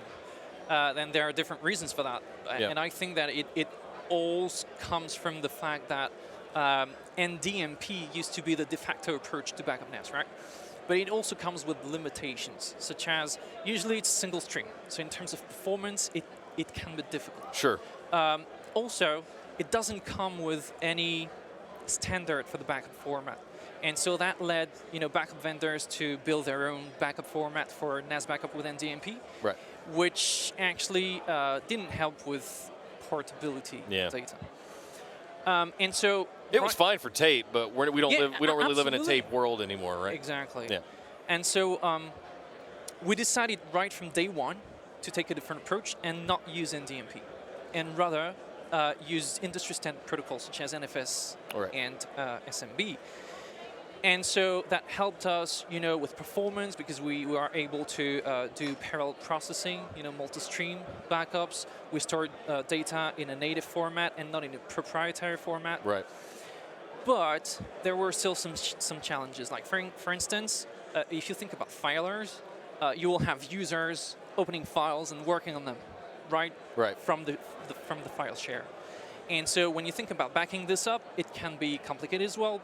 Sure. Because if the files are open, well, you just cannot back them up if you don't do something to... Corruption exists after that, if they're open, And so the first integration point that we had with NetApp about this to overcome that situation was to actually leverage the ONTAP snapshot API to trigger a volume snapshot and use that volume snapshot to overcome the open file problem. And from there, we wanted to take a step further and really make sure that our common customers would have a good solution that will also bring performance, which is why we wanted to integrate with SnapDiff. Wonderful. And so what SnapDiff brings in that case is that, when you have to back up a large filer or a large file share with millions of files, and you have to drill down through, the trees and then the folders and all of that. Right. Just scanning for the changes can be very much time consuming. That's it. That's kind of what SnapDiff is. We're just looking. It's our iteration of change block. Exactly. Incremental, right? Yeah. So it's that do your full initialization the first time, and it's incremental forever after that. Exactly. Right? So we just request the SnapDiff API, and we get the list of changes. And that's what you have to back up? Almost instantaneously. Yeah. And this is what we have to back up. So we save a crazy amount of time. And so that means that customers can have shorter backup windows of critical files, which also means that thanks to this, they will be able to improve their RPOs, which is great. Yeah. The last couple of things here I want to ask you about before we get out of here. Rubrik does play in the backup space. Yes. So I want to make sure that we talk to you about, we are here in London, so we are in the UK EMEA world of GDPR. Yeah. So with that, plus things like ransomware that is just going wild right now out in the world, how does Rubrik play in the space for things like near instantaneous back recovery points and things like that in the event there is a ransomware attack? Or how do we keep compliance in check for things like GDPR of customers' data? That's a fantastic question. I love it. Thank you. So there are a few things that we do to address these. The first one, I think, worth mentioning is that on Rubrik, CDM, Cloud Data Management, which is our data protection solution, we have our own proprietary file system. And that file system, when backup data is written to that file system, that data becomes immutable. Okay. If it's immutable, it cannot be changed. Right. It cannot be encrypted. So that's the first point, which is, in my opinion, very important. Now, in terms of when there is a ransomware attack, what can we do? We do not do prevention. That's not our job. However, since we index everything that we back up, we generate that metadata, and we can actually use that metadata to analyze the changes that happen at the file system level, and we can identify anomalous behaviors, such as an encryption, for instance. Gotcha. And so we can alert on this, Yep. so we can give the customer the visibility of what's happening, and we can tell them if it's a suspicious activity or not. And if so, we will give the entire visibility over what has been impacted, if it has been impacted. And from there, they can choose to, from the same screen, they can choose to recover only what has been impacted in one click. Wow. Other than that, you were talking about fast recovery in case of a ransomware attack. We also have features such as live mount and instant recovery that allow customers to really extremely quickly publish, for example, a virtual machine or a virtual disk, or even a database, a SQL database or Oracle database, from the Rubrik cluster back to the production server. That's fantastic. So to wrap up here, I have to ask you one last thing. Yep. A fun one, all right?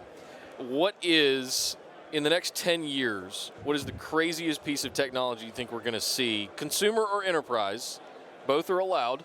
What is the craziest piece of technology you think the world is going to see in the next 10 years? That's a great question. I would say Internet of Things, IoT. Okay. In what respect? And actually, both for consumers and enterprises. Okay. Well, the thing is, I think that this will have a massive impact on our jobs in IT.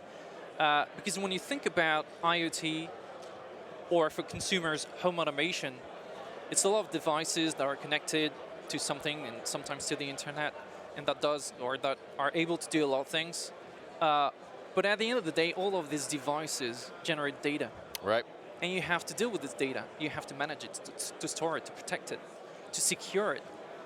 And I think this is going to change what we do as IT pros in the 10 coming years. Wow. That's a good one. I like that. And I think we are going to see more IoT introduced into the data center, more so now, not just temperature and cooling and all of that stuff, right? Power delivery and things. It's going to be more fine-tuned, more fine-grained than that. So, Pierre-Francois, thank you very much for joining me here on the stream. Good luck to you guys in Rubrik, and be sure and tell Chris Wall I said hi. Cool. All right. Thank you. Take care, guys. We'll be right back. We're going to swip around headsets, and we'll be right back with Mr. Alex Wallner. Thanks, guys.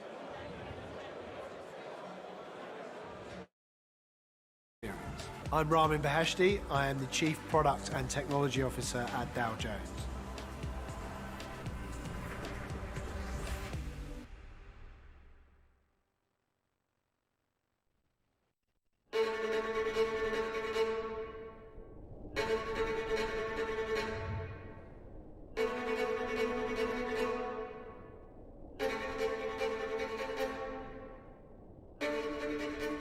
Creating a digital human, for us, is really understanding ourselves. I'm Siren, and I'm a digital human. Understanding how we look, how we move, and in the future, hopefully, how we think. Imagining all kinds of applications of this technology is just overwhelming. Collecting data was part of our DNA from day one.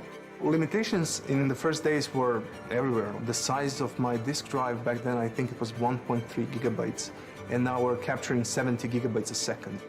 It just takes so much data in order to build a model that is robust enough to do something meaningful. We have hardware which can acquire huge amounts of data. Then we have software which can analyze this data. And the third set of technologies can synthesize new data, comparing the synthetic back to reality. So it's always about more data, but also about the way to understand that data. We know that the density of the data will increase, but compute power and data will probably only spike. We're definitely considering cloud to scale up to cover those spikes. We made this informed decision to switch to NetApp. Data Fabric is definitely our gateway to the cloud. That's how we switch from local into much more global compute. All right, guys, we are back now with Mr. Alex Wallner. He is our what is it you do here? What is it you would say you do here? I feel like you carry many titles, many points of reference. So how would you introduce yourself? I basically have the honor to run the fantastic EMEA team. That's basically my message, responsible for the EMEA number. There you go. and so happy that I have my first interview with such a fancy headset. Oh, it's not that fancy. It's just audio technical stuff. No, but I no, mean, I wanted to give us a true sports broadcaster kind of feel, like we're calling a footy game or something like that. You know, we're Joe Buck and Troy Aikman calling the NFL team, right? I'm Troy Aikman. Yeah, I don't want to be Joe Buck. Okay. Maybe that's a bad example. Talk to me about, since you are responsible for that, talk to me. I did speak with John Rollison earlier as well about how we're doing things differently this year, how we're taking the Insight event in EMEA and bringing it a little bit more intimate, a little bit more local and regional to various countries throughout the zone. What was your take on that, and what did you have any influence on that, and what was the thought process there to break that larger event up? Yeah, so I obviously had a bit of influence into that. First of all, you ask 10 people and get 15 opinions how these meetings should go. Right. So it's absolutely fair to not share the opinion. I truly believe that in the past, the Insight events were too long. Okay. So we spent a lot of time in hosting our existing customers. Because as a customer today, you can spend the whole year being on vendor conferences. Sure. And spending 4 or 3 days with a vendor means you're very, very intimate to that vendor. If you're just interested or you want to get a sneak preview on, then a one-day conference is much better. Sure. And we see that here. There's a lot of customers who are new to NetApp or almost new to NetApp, and they come here because it's one day. Wow. So we're doing one day here, we're doing one day in Paris, but I think it's a 2-day event in Berlin. What's special about Berlin? Are we doing more in Berlin than we have been than we're doing here in London today? It has more logistical reasons. Okay. And Berlin also has a history around Insight.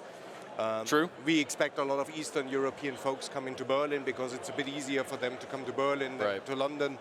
It's not a big reason behind that. Gotcha. Okay, so no hidden reason there. No. And if it would be hidden, I could not tell you. Well, that's true. We could not reveal that here live on YouTube for you. So let me talk to you about channels a little bit. Some of our technology partners that we deal with and our reseller partners and things like that, how does that work different, or what's your interpretation of how that's different in EMEA versus how we typically see things in the Americas?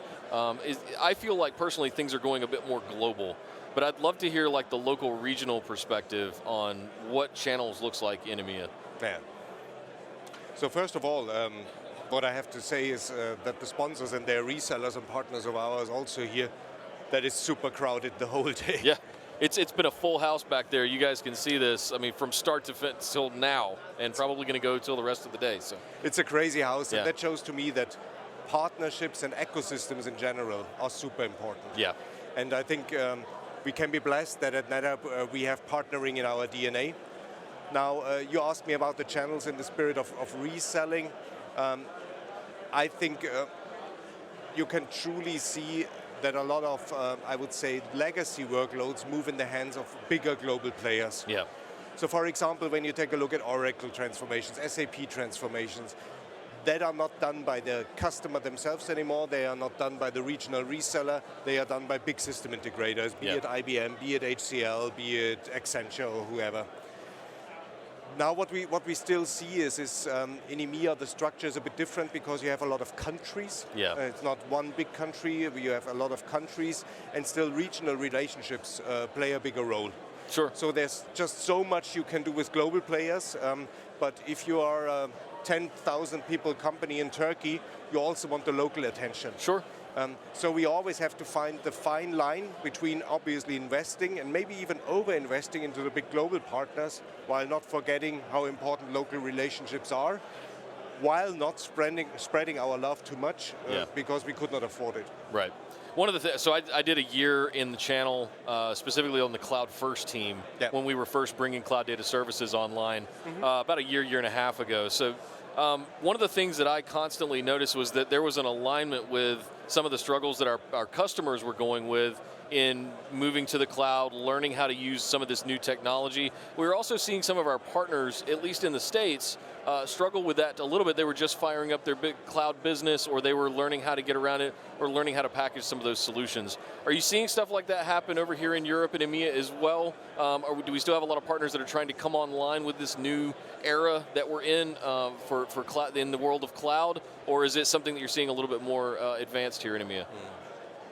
I cannot judge if it's more advanced.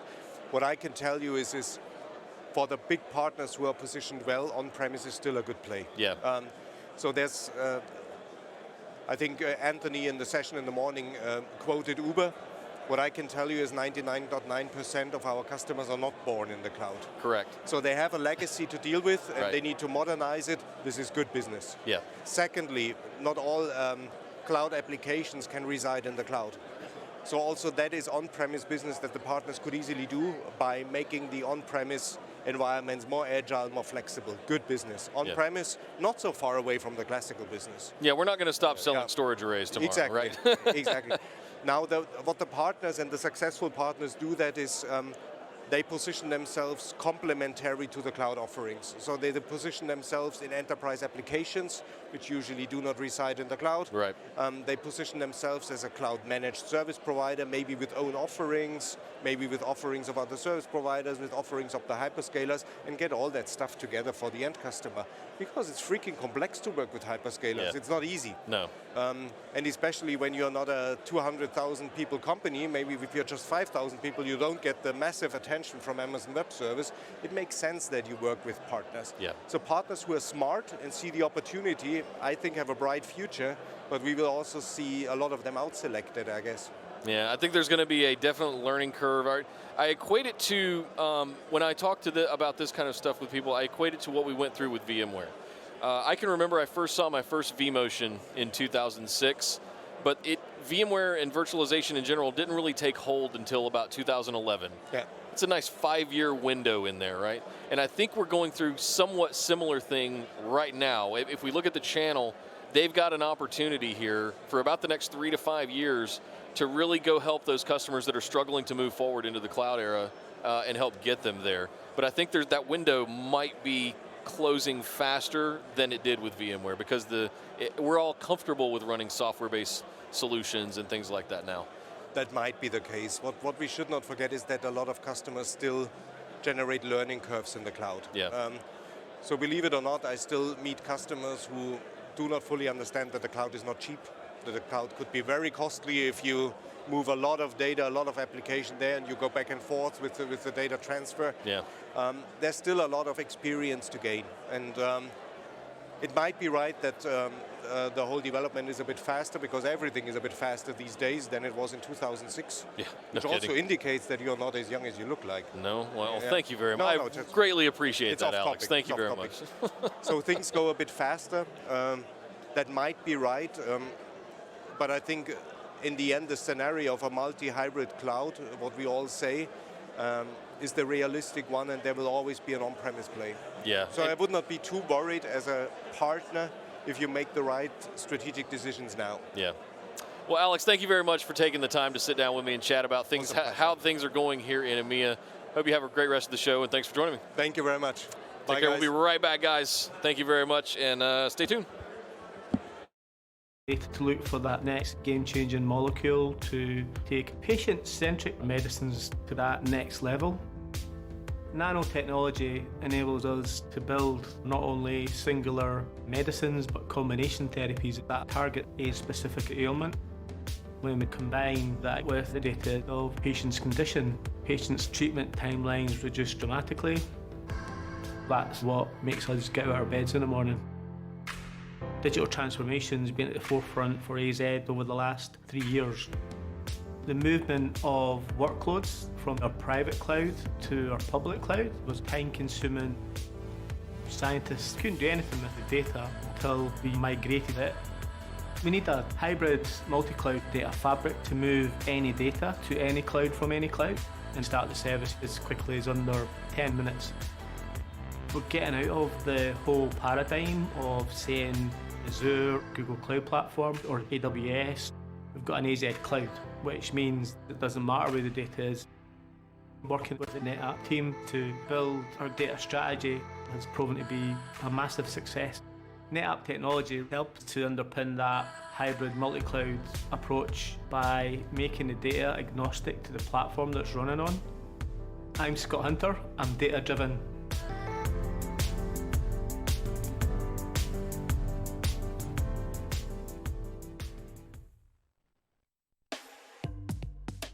We tend to label ourselves as a media organization, but at its heart, Dow Jones is a data company. We used to have data in silos, but to understand what our customers are looking for, we've had to unify those different data points. To do that, Dow Jones has had to create and utilize data fabric. We're able to access data when and where we need it. We spend less time worrying about how data's stored or where it's stored, and much more time focused on building the right experiences for our customers. One of our challenges was we need to be able to store more and more data in order to be able to progress. Welcome back to London. You're here with Jason Benedicic and Mark Carlton on the show floor at Insight in London. I'm here and we're going to talk about Mark's job, what he does out in the field, and also how he's transitioned into this new role. So, why don't you introduce yourself and then we'll go on. Okay. So yeah, Mark Carlton. I'm a solutions architect around IoT and BI in EMEA. My role is to start to work with customers around solutions and we call it IoT, but realistically a solution to be able to then build out the platform, looking at the data and how we start to utilize that within businesses.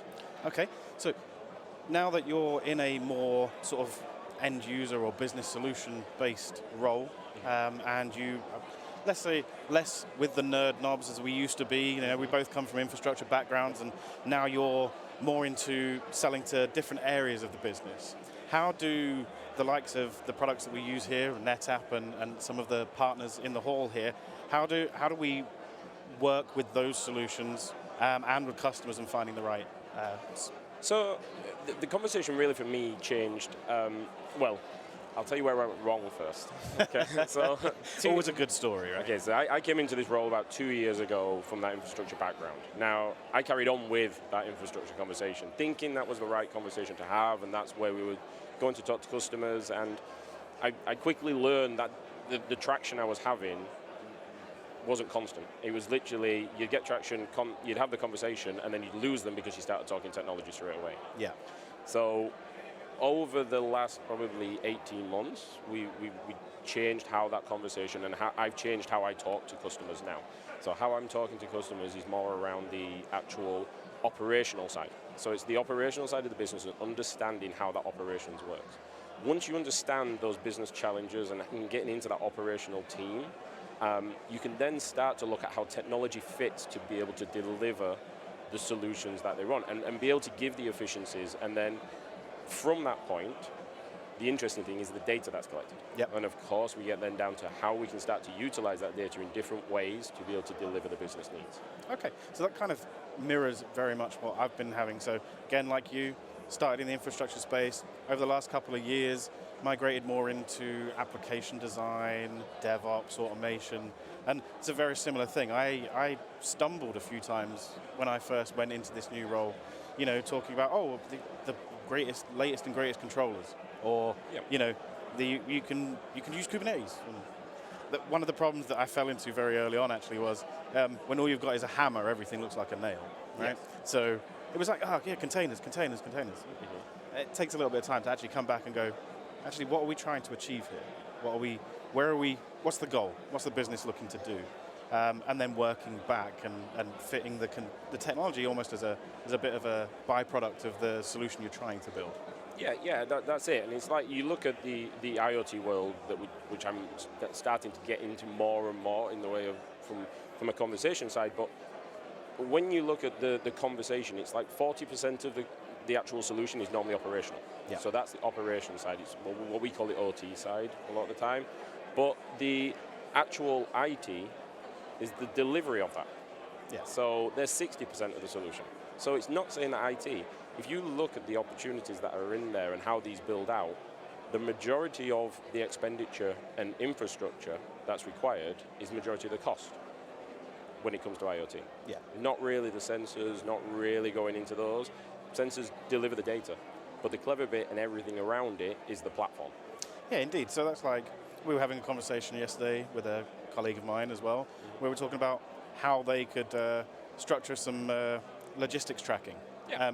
You know, so there's sensors involved with that, like we discussed, but there's also the back-end infrastructure, your gateways, your learning models, all those sorts of things. And more what we're finding is that we need to have the platforms that can allow us to get the data where we need it to be at the right time, bring the compute to the data if it's a large data set, and also, just automation. You and I work a lot in that space, especially in sort of Azure and those things as well. And it all comes into the technology story, but it's all about an outcome. Yeah, and I think this is the way the technology is going to grow. The conversation has to go that way, where we start to, I want to say the conversation that we had last night, basically yesterday, was we were going down one path and we thought that was the right answer. But when we started to uncover what was actually required, why, and things, the solution changed.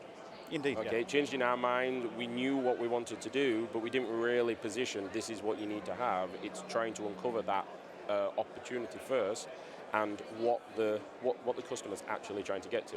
I always have three questions, and it's always the what, the why, and the how. Yep. Okay, so what do you want to achieve, and then why do you want to achieve it? Because one of the key things is if we don't understand why you want to achieve something, and if someone doesn't know why they want it, the majority of the time they don't need it. Very, very true. Right, so for everyone out there, what's your number one tip for making any career transition? Sorry, put you on the spot on this one. Right, okay. So from the career transition is, for me, it's around enthusiasm into that role. Okay, so it's the challenge. The reason I took this step into this role was the challenge from that infrastructure and taking the knowledge I'd built up over the last 10, 11 years, really, in different sides, not only in the company I work with Arrow, but also from the companies beforehand, and then utilizing that knowledge of the technical side, and then the challenge to go into a new arena, new technologies. Okay, so challenge yourself into that area. Challenge yourself to open up that conversation. I'd say put your head above the parapet, basically, yeah. and make it. I kind of tried to make it a bit. It was awkward for me at first. Indeed. It was awkward for me to change the conversation and understand how to do that, but change my role, my way of thinking, my way of learning, and that's what really then started to excite me about that. So it's challenge yourself, take the leap into this area, investigate it. Yeah. And that will be my. I think for any of you out there, that's one of the things that I've found the most as well is, right, what you really need to do is take yourself a little bit out of your comfort zone, pick up some new skills, and keep moving with those industry trends. So I think that's pretty much it from us right now. Yep. We'll be back really soon with the next guests here, and keep watching. Thank you very much. To look for that next game-changing molecule to take patient-centric medicines to that next level. Nanotechnology enables us to build not only singular medicines but combination therapies that target a specific ailment. When we combine that with the data of patients' condition, patients' treatment timelines reduce dramatically. That's what makes us get out of our beds in the morning. Digital transformation has been at the forefront for AZ over the last 3 years. The movement of workloads from our private cloud to our public cloud was time-consuming. Scientists couldn't do anything with the data until we migrated it. We need a hybrid multi-cloud data fabric to move any data to any cloud from any cloud and start the service as quickly as under 10 minutes. We're getting out of the whole paradigm of saying Azure, Google Cloud Platform, or AWS. We've got an AZ Cloud, which means it doesn't matter where the data is. Working with the NetApp team to build our data strategy has proven to be a massive success. NetApp technology helps to underpin that hybrid multi-cloud approach by making the data agnostic to the platform that's running on. I'm Scott Hunter, I'm data-driven.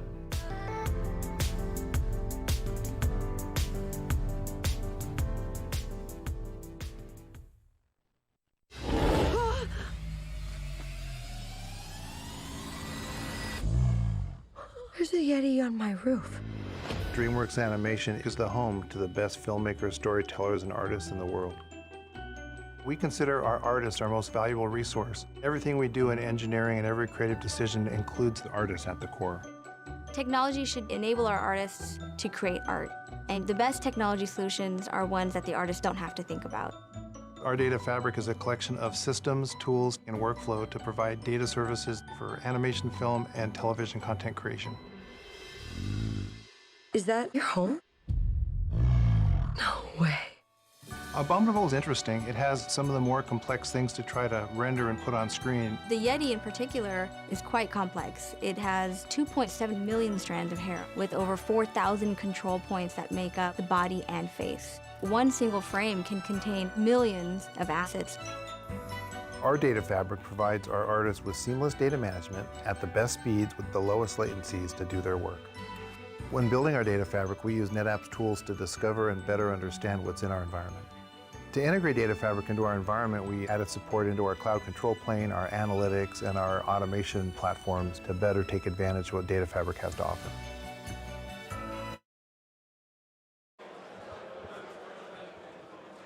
Oh, hi, this is Scott Gelb, Solutions Architect with Enterprise Vision Technologies. I'm here, we're with the A-Team today with Matthew Underhill. I'll let him introduce himself, but he is one of our only customers on the NetApp A-Team. We'll talk a little bit about more of that and what he does with NetApp technology. So Matthew, I'll have you introduce yourself. Sure. So my name is Matthew Underhill. I am part of the NetApp A-Team. I'm also head of infrastructure for a company called Alfred H. Knight out of the UK. As Scott mentioned, I am one of the few customers on the A-Team. And that gives us a unique position for sure. Being able to feed back to NetApp directly, really making the change happen, getting into those, directors and all that kind of stuff. Yeah, it's a great thing, and involving customers, especially we have something called our own ETL, which is our yearly A-Team meeting, and Matthew's in there, and we provide feedback to product managers, tech marketing engineers, and some of your experiences. Some direct feedback you can give and see it in the product, which is very, very helpful. Yeah, and I think some of the things that the engineers or the marketing thinks is crazy, when they talk to me or at ETL, and I say, oh, I do that all the time, and they're just like, what? Yeah. And it's real world use cases, and I think in the industry, I think that is really unique. Now, on-prem at your company now, what NetApp products are you using? Yep, so we have just recently acquired an AFF A320. Nice. And also a couple of FAS 2700s. Cool. Any fabric pool technology or looking at that? Well, we're looking at it for sure. Especially with the AFF, you want to get the cold data off, right? Like we were just in the cloud mega session, and they were talking about how do you save money. One of those is just take it off to the cloud, and you suddenly get back all your fast premium storage. It's not like you've lost it. The data's still there. It can still come back. It's all seamless. Ah, very good. Now, do you guys have any cloud volumes on tap or services? Not yet. Not yet. But again, I really love some of that compliance stuff coming in. Enable it on you. It's pretty much free. I think that's I would say that's a first in the market. As Anthony said, we thought it was the right thing to do for the customer. As a customer, I'm very pleased about that. Oh, that's great. Yeah, some of the one use case that came up is the whole data fabric, and we brought this up earlier, but a customer said, hey, I need all my data on-prem. It can't be in the cloud, but I want to do cloud processing. So they looked at the FlexCache offering, which will cache currently today NFS volumes in the cloud or on any intra-cluster or a separate cluster. But a cloud volumes on tap instance can cache the data on-prem without actually having the data reside there, and then can be processed. And I thought that was a really interesting use case to have local data in the cloud without storing it in the cloud. It's just an ephemeral data store at that point. Yeah, definitely. And I mean, talking about the cloud and the movement, one thing that I'm really looking for in kind of my data strategy, my data fabric strategy, if you like, is the ability to move around clouds, multiple clouds. I might want to be in one cloud today because they're really good with AI, but I might want to take that data over to do something else with it, processing or whatever, or just is really cheap. Or maybe the price changes, it's being able to move it around, and I think that's really key. Yeah, Fabric Pool is now supporting multiple cloud buckets for the same data, and then being able to cloud sync and snap mirror between clouds is really interesting. Yeah. Definitely, yeah. So what was your key takeaway from the keynote, or your favorite part of it from this morning? Well, just as I was mentioning earlier, I think you have to have a strategy. You know, even before I started saying, well, I need to get this bit of hardware, I need to do this, I said, well, what are we trying to accomplish here? Is it the right fit? Because, yeah, okay, you might want to move to the cloud, or you might stay on-prem, you might want HCI, you might, you know, there's plenty of options out there.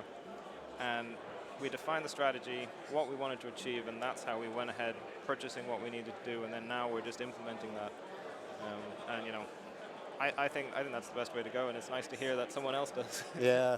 Now, in your own transformation, you have the A320s and the FAS 2700s. How did you transform? How did you migrate your data to those? Well, so, I mean, we make use of Veeam.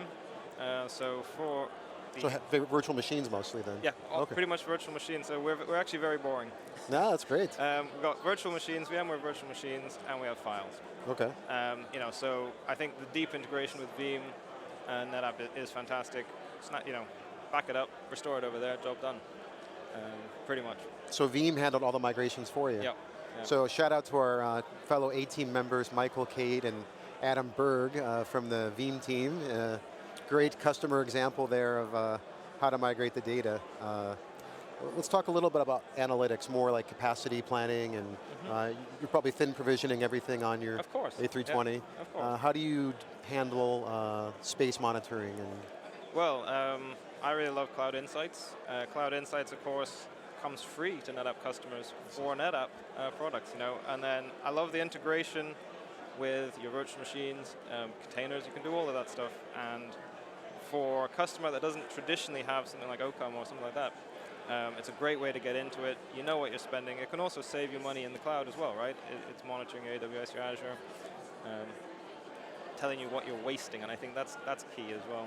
Yeah, those are great points. So OCOM is On-Command Unified Manager, which I believe now is Active IQ Unified Manager. Sorry, no, it's all good. I'm behind. We do a lot of the exams, so I use a lot of acronyms too, but that is a free OVA or installer that will monitor multiple clusters. And I'm glad you brought up Cloud Insights, which is a cloud-based SaaS offering.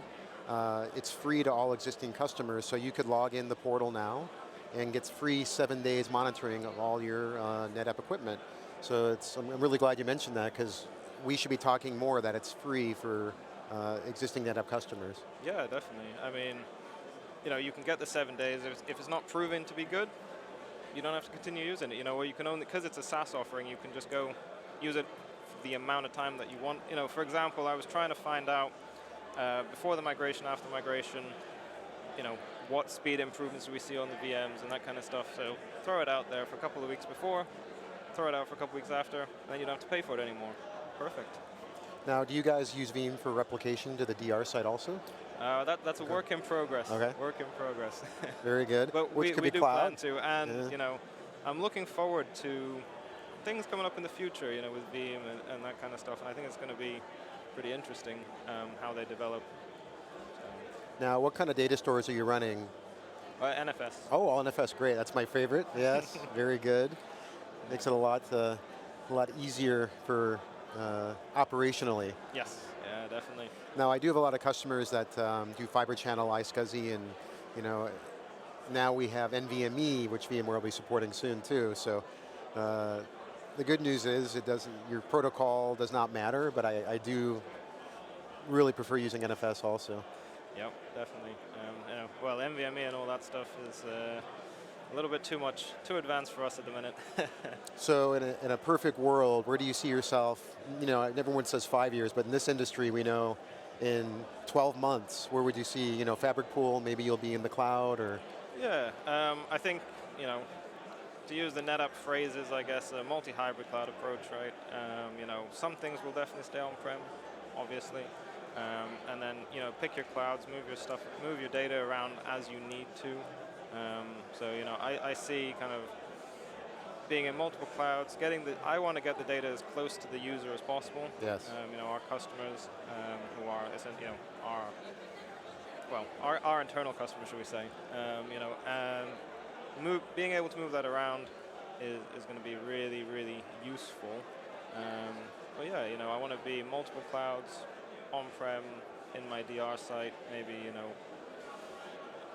have a couple of different NetApps all around the place. Yeah. Oh, that'd be nice. Yeah.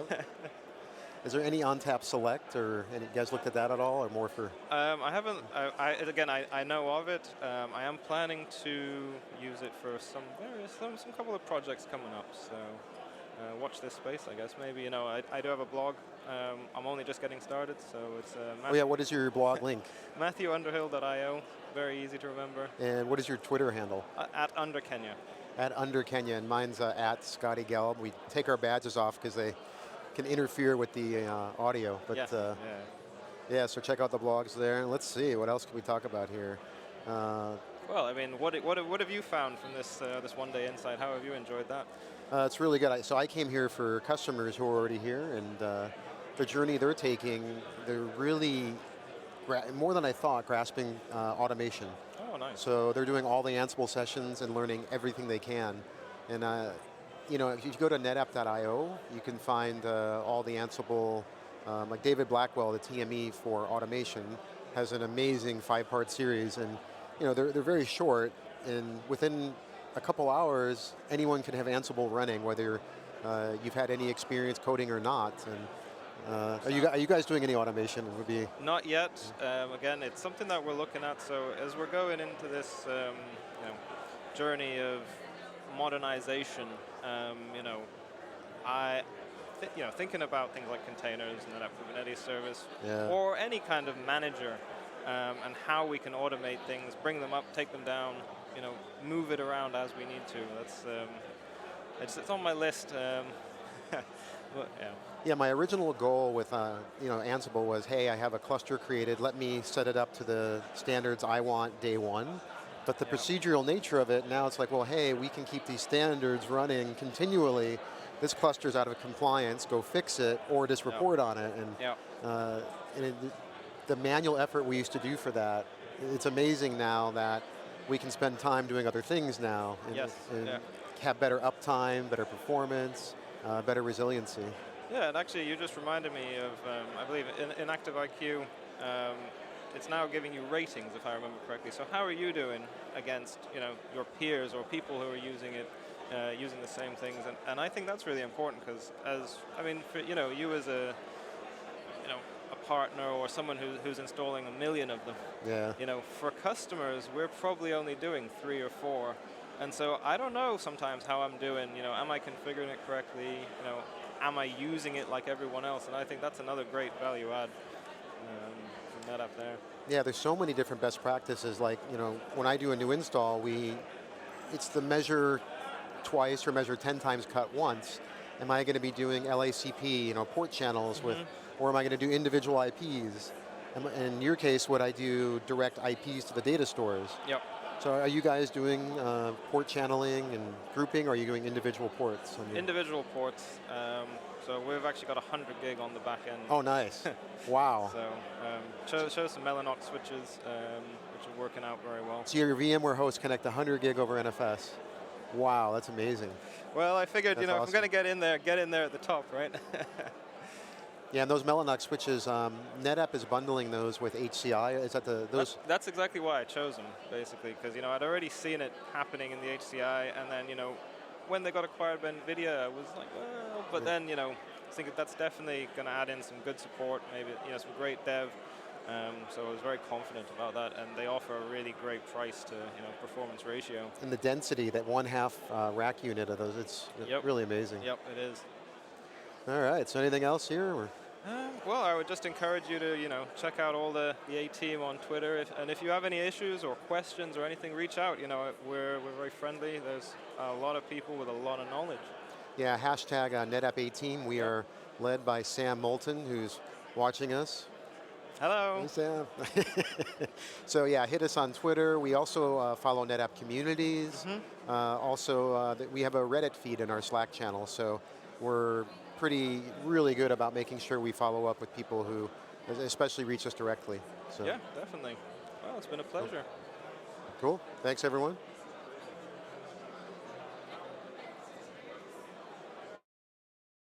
As we resolve an issue or provide a capability, the artist will find a way to use it to make ever more compelling content. We're working with NetApp to future-proof, including the public cloud, to do data affinity to make sure the right data is in front of the right artist at the right time. It allows them to put their imagination on screen without any limitations. You can do magic? This is amazing!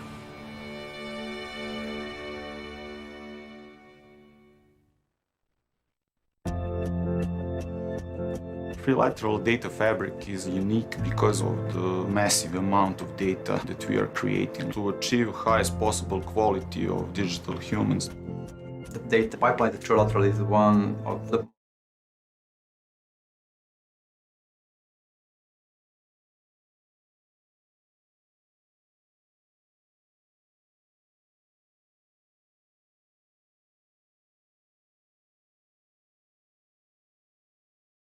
Initially, our scanners were only able to record 3D.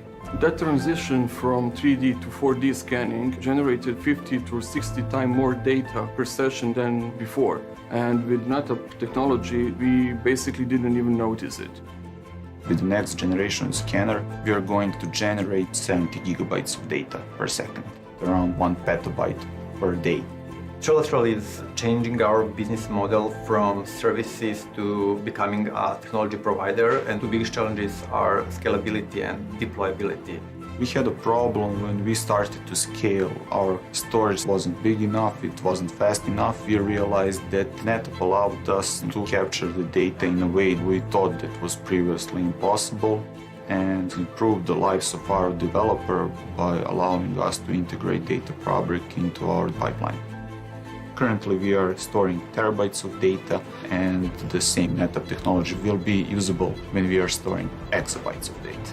We will be able to scale to the cloud without the need to change our current data fabric.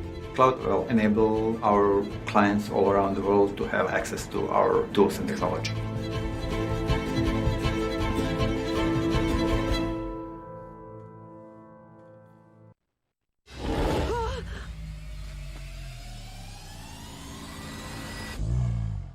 There's a Yeti on my roof. Dreamworks Animation is the home to the best filmmakers, storytellers, and artists in the world. We consider our artists our most valuable resource. Everything we do in engineering and every creative decision includes the artist at the core. Technology should enable our artists to create art, and the best technology solutions are ones that the artists don't have to think about.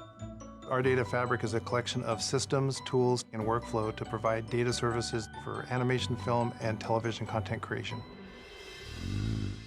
Is that your home? No way.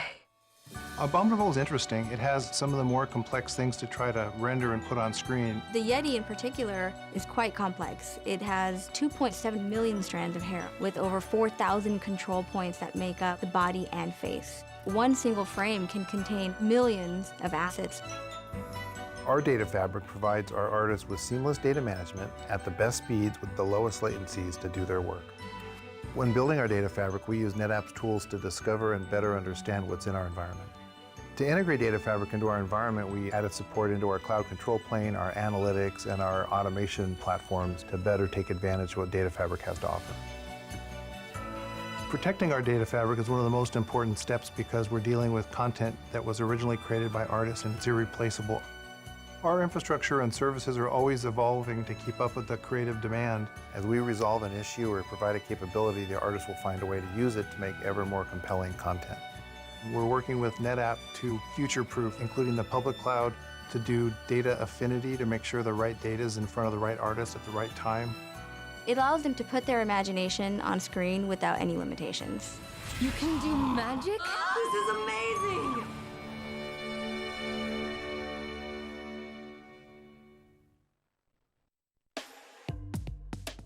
We tend to label ourselves as a media organization, but at its heart, Dow Jones is a data company. We used to have data in silos, but to understand what our customers are looking for, we've had to unify those different data points. To do that, Dow Jones has had to create and utilize data fabric. We're able to access data when and where we need it. We spend less time worrying about how data's stored or where it's stored, and much more time focused on building the right experiences for our customers. One of our challenges was we need to be able to store more and more data in order to be able to progress as an organization. The cloud came along at a fantastic moment. Which technology do you pick? NetApp allows us to experiment with different technologies because we can easily move our data back and forth. That kind of flexibility is a game changer when you're looking to build and move really, really quickly in an environment that's changing really quickly. We still have on-premise, hosted data centers, and we use some of the big cloud providers, and being able to move data from on-premise to cloud to a hosted data center is integral to the future of our business. NetApp has worked with us to evolve their product suite to meet our changing demands with solutions that help us take advantage of the latest technologies. That's really helped us continue to stay at the bleeding edge. The future of Dow Jones as a data business is that we provide the data that our customers need to make their decisions at a moment that they need it in the right context and in the right experience. I'm Ramin Beheshti. I am the Chief Product and Technology Officer at Dow Jones.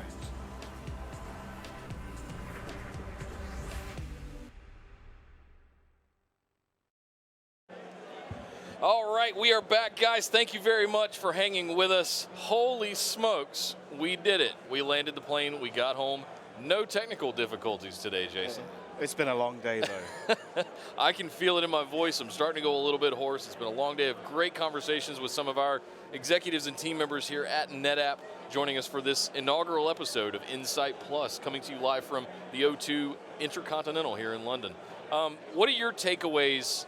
I want to ask, I have a bunch of questions we're going to talk about here in our sort of wrap-up segment.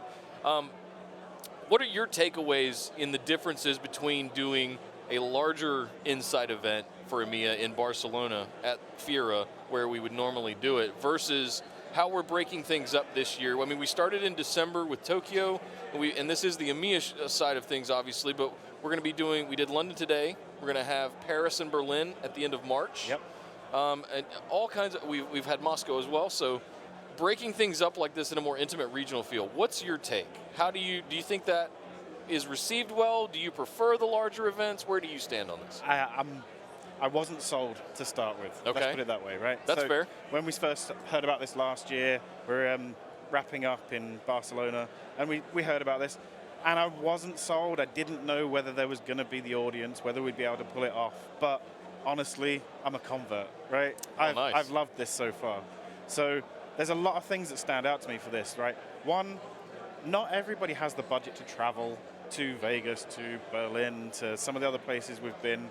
A lot of companies have also got, green initiatives. They're trying to cut down on air travel. Yeah. And if we're trying to move 6,000, 7,000 people, 8,000 people to one city, as opposed to maybe a team of a few hundred to multiple cities, we're doing a good job, right? Yeah.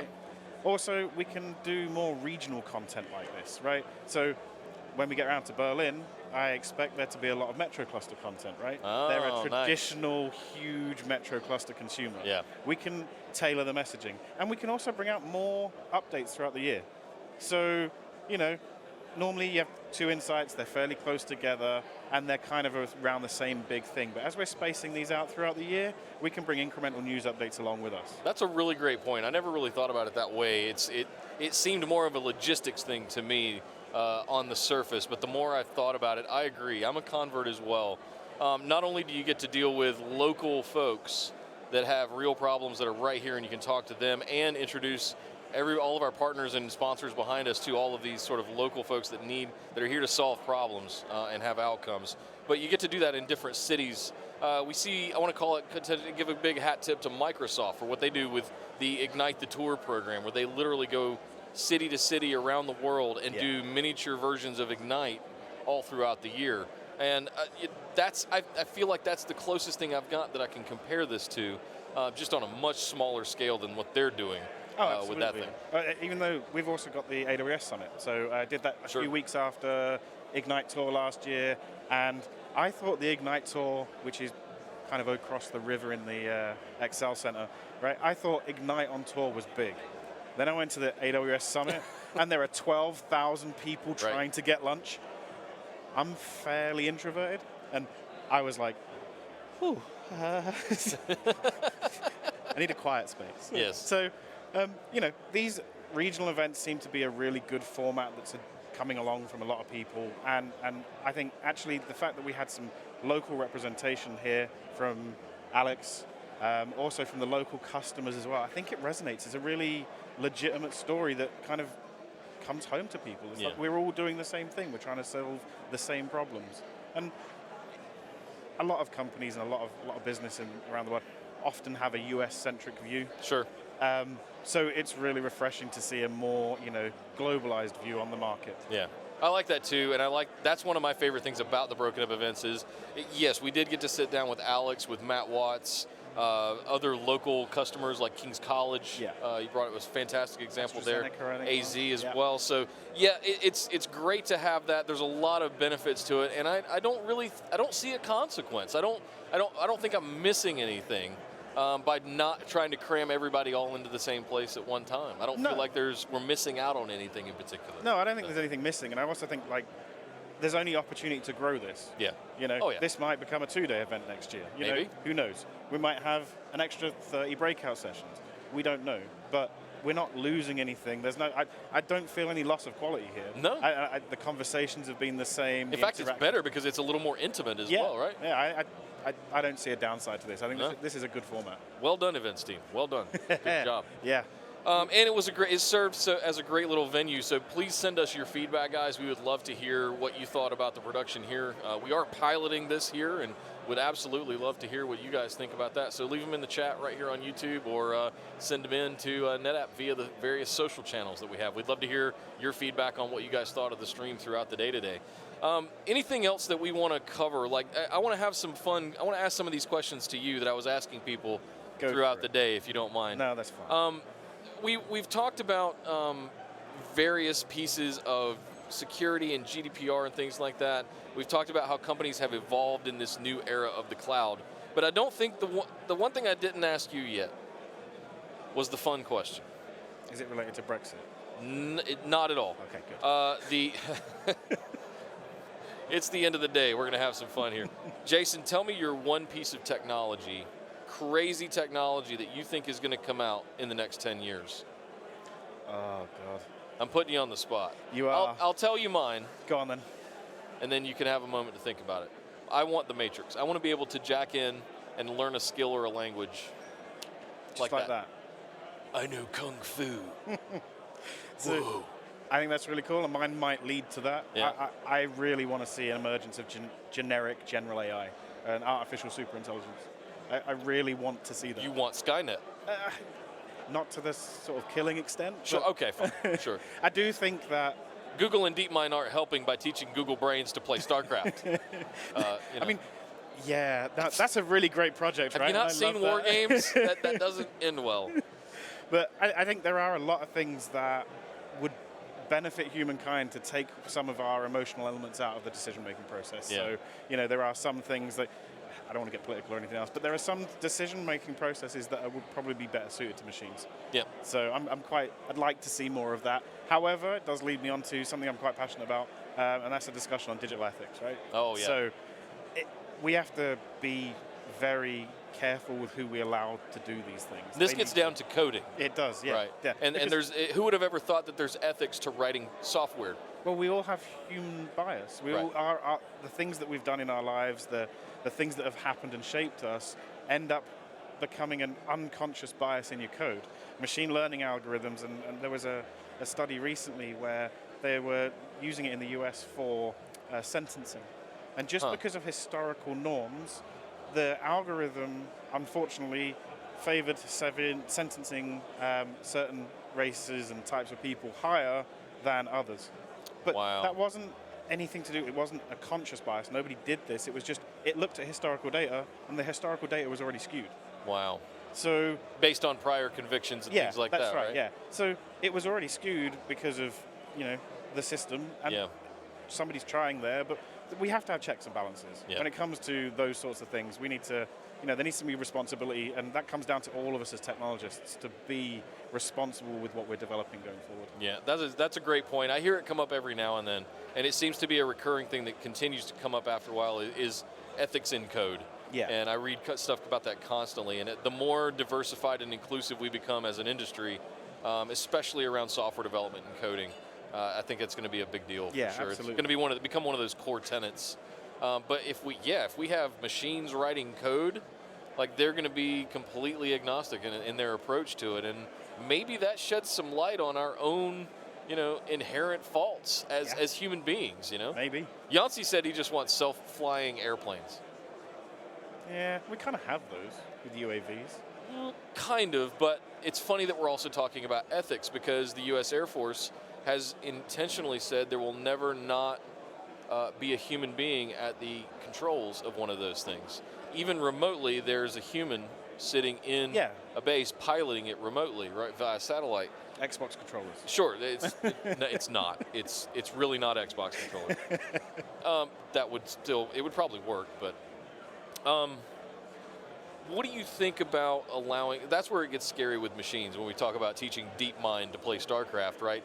If there was not a human being there to make a decision about collateral damage, how would a machine weigh up the value of innocent life? This is really interesting. We're getting into right? that So AI gray area the now. minecart situation, right? So there's a person on the track. What do you do? Yeah. And this is something that actually I've spoken to about, and it came in. I think it was in an episode of the Black Mirror and things like that, right? So computers can do things a hell of a lot quicker than us. Sure. So we've got self-driving cars. I'm driving. You're in the road. In split second, it can know your health details, my health details, my family history, my wealth, your wealth. It can score us, right? It can literally go, well, actually, if I run him over, he could probably sue the manufacturer. That's a bad point. Right, okay, right. This guy, he's ill anyway. He's going to die, right? We'll just crash him into a wall. Sure. If we allow it to happen, that's the sort of thing that can. We could all become a number. And a score. Yeah, a score. Even in like Warcraft, we would do things like gear score, right? Yep. Or do we become a gear score as human beings? Like, is it going to get to the point where we were talking to Scott from AstraZeneca, and his was he thinks nanotechnology is going to become the big thing in the next 10 years when it comes to dealing with DNA and things like that, gene sequencing and whatnot. Oh, but does then that become the race to who has the most money to buy the most nanotechnology to become the best humans? And it always comes down to money. It really does. Unfortunately, it does, and that's. Yeah. And again, that's where the ethics come into play with a lot of this stuff. Indeed. So, let's see, what else have I got to? So, you want to see self-driving machine or self? No, I just want to see a super intelligence, a general super intelligence. What is it? Right. So we have very specific AI, and we're very good at doing that now. But I think we're figuring out inferencing and learning. We've got that down. Yeah, we have got that bit down. Now I'm thinking more, right? How do we actually get to the levels of TV and film AI? Cognitive. Yeah. Benevolence. Benevolence, that's a good word. Yeah. With all of that in mind, should every business that's out there operating today consider themselves a security company? Oh, absolutely. Everybody has data now. Yeah, right? Everybody's got data. Everybody's got devices of some description. I mean, from my cable TV service having a wireless mesh built into it, from the Alexas and the other, Google Home. Yeah, Google Home. I'm sorry if we've really Apple HomePod. I'm just wondering about all the poor people I've said Alexa to, and theirs have just popped up on the other end of the screen. Yeah. Sorry about that, guys. That happens a lot in our house. But yeah, with all of these devices, Sonos speakers, everything else, right? There are more and more entry points to everything. Our lives. Yeah, our lives and our data and all of those things. I think, everybody's got a responsibility. And it's not just about securing my data or anything else. It's like not becoming an entry point for somebody else to hijack the IoT and use it as a botnet or those sorts of things. And the other thing, actually, I don't know if you saw in the news recently, but there was the TravelX ransomware or similar attack. They had a problem. I don't think I saw that. So TravelX have been down, or they had some problems where they've been down for a few weeks. Okay. They shaved off something like 50% of the company's value in that time, off of the stock market. And wow. I saw some statistics that the owner, the CEO, he holds like a 63% stake in the company. Sure. He lost over $850 million in that period. Now, security, right? Security's changing everything. We need to code for security. We need to build. We shouldn't be building devices, especially not IoT devices, that have default usernames and passwords that just come with, you don't change it when you first turn it on. Yeah. Or the other kind of issues with, unpatched firmware and sure, everybody needs to be security first. There's certain things. So you mentioned passwords, and I have one of my things that I also put on that list of things that we hope we see in the next 10 years, crazy things, is I hope passwords go away. I would love to see more biometrics or more one-time access. I see LastPass doing it. I see Apple trying to do it with the strong password where they'll save it for you in your keychain. I don't see a way out of doing that, but I really would love to see innovation along the lines of getting passwords to go away. There's entire lines of work and business around supporting people resetting passwords. Yeah. And it's one of the most frustrating things. I tried to open a spreadsheet on my iPad here that I had never connected, but I had to go through a username and password, and then a patch had to download, and then I had to get sent a text. One-time access code. A 2FA access code, and then I had to re-authenticate again, and then I had to do it again, and just to open a spreadsheet. That's a bit much. It is. And I love 2FA. I think everybody should do it on everything they have. It would eliminate accounts getting hijacked. But I also look at this as there's a certain level of access that we give applications and things by default. If I think about social media, where it scares me is that if we do away with passwords, we're still giving social media applications access to our microphone. Very true. Right? So in the instance of security, while they're not asking us for our password, they just ask us for permission for our microphone. Well, why would they do that? Well, I found out the hard way recently, and I thought I'd share this little fun story. So there was something that I was talking about at home that I have never searched for in my entire life, that I had never talked about with anyone else in my entire life, and within 10 minutes it showed up on my social media feed in a sponsored post. And I know how it all works. I totally understand why. What I didn't realize is that your social media applications are listening to you. I completely agree, and we've had a similar incident at home. Petya and I were talking about weighted blankets. Yeah. Right? Yeah. And 10 minutes later, oh, why is that suggested? And similar thing when we found out we were having a baby. All of a sudden, baby adverts everywhere we go. We hadn't searched for any of that. We just sat down and had a conversation in the front room. Yeah. Yeah, it's a scary world. Technology. So the plan is, I want to spend the last few minutes talking about what the plan is for this stream, this channel. Look, we've got an opportunity here. We want to take our NetApp YouTube channel and make it a lot more interactive, a lot more young, hip, bring it into the modern era as well as some of the stuff that we've also been doing, such as our wonderful customer studies, marketing videos, things like that. I want to begin to bring in some more technical stuff as well, but we're looking at, I've started the Twitch channel over on YouTube, which you've been a big part of and helped with, and I also want to do some of that for NetApp over on their own Twitch channel. Yeah. So there's a litany of things that I'd love for you guys to follow. Jason is doing an awesome giveaway for a Stream Deck.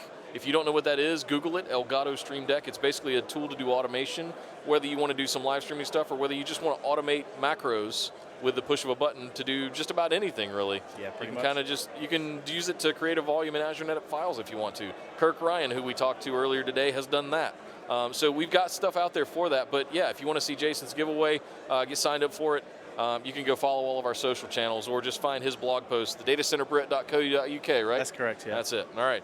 So make sure you get into the Gleam giveaway, and that'll send you to almost all of the social channels that I'm going to tell you about right now. So this one first and foremost that you're watching right now, youtube.com/NetApp. Make sure you're subscribed right here. We are going to be doing more live streams as we go throughout the year, all culminating in Las Vegas in October later this year for our big Insight event where we will have hopefully a much bigger show for you, but we'll find out more as we go throughout the year. We are going to be in Berlin at the end of March, but not 100% on Paris. So to be determined for right now, but stay tuned. Make sure you also head over to twitch.tv/NetApp and follow that channel there. We're going to be doing some more content along the lines of what I've been doing on the Data Center Dude Twitch channel, which is twitch.tv/DataCenterDude. All of these you want to make sure you're following because we're going to start doing some various content, both technical and sort of vision strategic, like these live streams and interviews and events and things like that with the NetApp brands across all of these different various channels.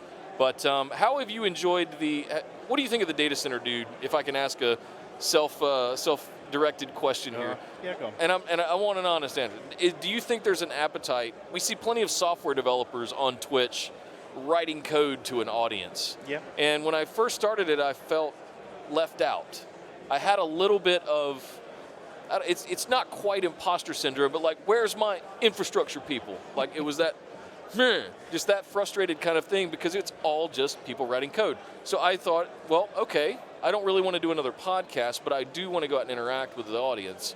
How do I do that? Well, Twitch was the answer for me. So what do you think about using Twitch as a way to teach practitioner-style infrastructure practice? I'm a huge fan. Yeah? Yeah, and I have been for a long while. Maybe a year or so ago, I wrote a blog for NetApp on the netapp.com blog about how do we reach the future generation of technologists. Yeah. Right? And I think I was sat watching my nephews. You know, they're playing Fortnite, they're playing Minecraft, whatever else. And they want to know something. They're like, oh, I'm on YouTube, or oh, I'm on Twitch, and I'll do that. They're going to grow up and know that. And that's going to be where the first place they go. They're not going to really go, oh, there'll be a podcast for that, because my nephews don't know what a podcast is. You can't search really. No, a you podcast. can't. No, you can't, right? Yeah. So I'm a huge advocate for us using more forms of communication and getting things out there, right?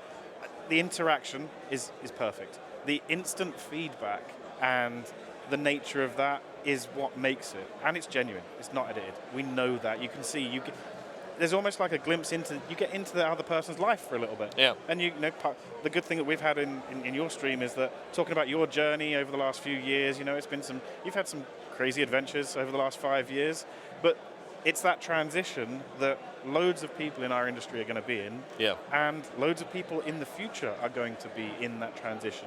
It might be a different transition, but we're all going to be going somewhere, because this market does everything but stop changing. That's the only thing that stays the same, is it's always changing. Right. So I think it's a really good thing. And like we've said, it just takes a bit of patience, a bit of consistency, but we will get there. And I think all of the big tech giants have bet on a streaming service of some description. So at this point, yeah. Microsoft have got Mixer, Amazon have got Twitch, and Google have got YouTube, right? Yeah. There's no way that they're not putting that sort of money into it to develop this across their big industries. And, they're the big cloud players, right? You mean it's not just to watch teenagers play Fortnite? No.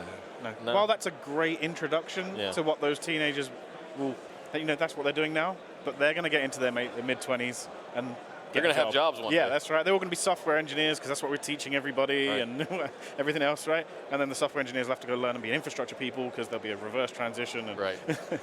So that's an interesting prediction. I think it'll happen. That it's going to come full circle back to yeah. we're going to not have any infrastructure folks left. Yeah. And then Amazon and Google and all that, they're going to have so many data centers and no engineers to build them anymore. Oh, man. What happened to the mechanical engineering field? Where have they gone? How do we do this? So that's great feedback. Thank you for that. And part of the journey, just so I can share it here with everybody else, was the thing that triggered me to really get that going is I had found myself coming back to NetApp. If you go all the way back to 2013, I was on the NetApp Communities podcast with our CTO at the time, Jay Kidd, and he called me an infrastructure dinosaur. Wow. In 2013. And I went, nah. There's always going to need to be a computer, a server, or something around. Somebody's always going to need that.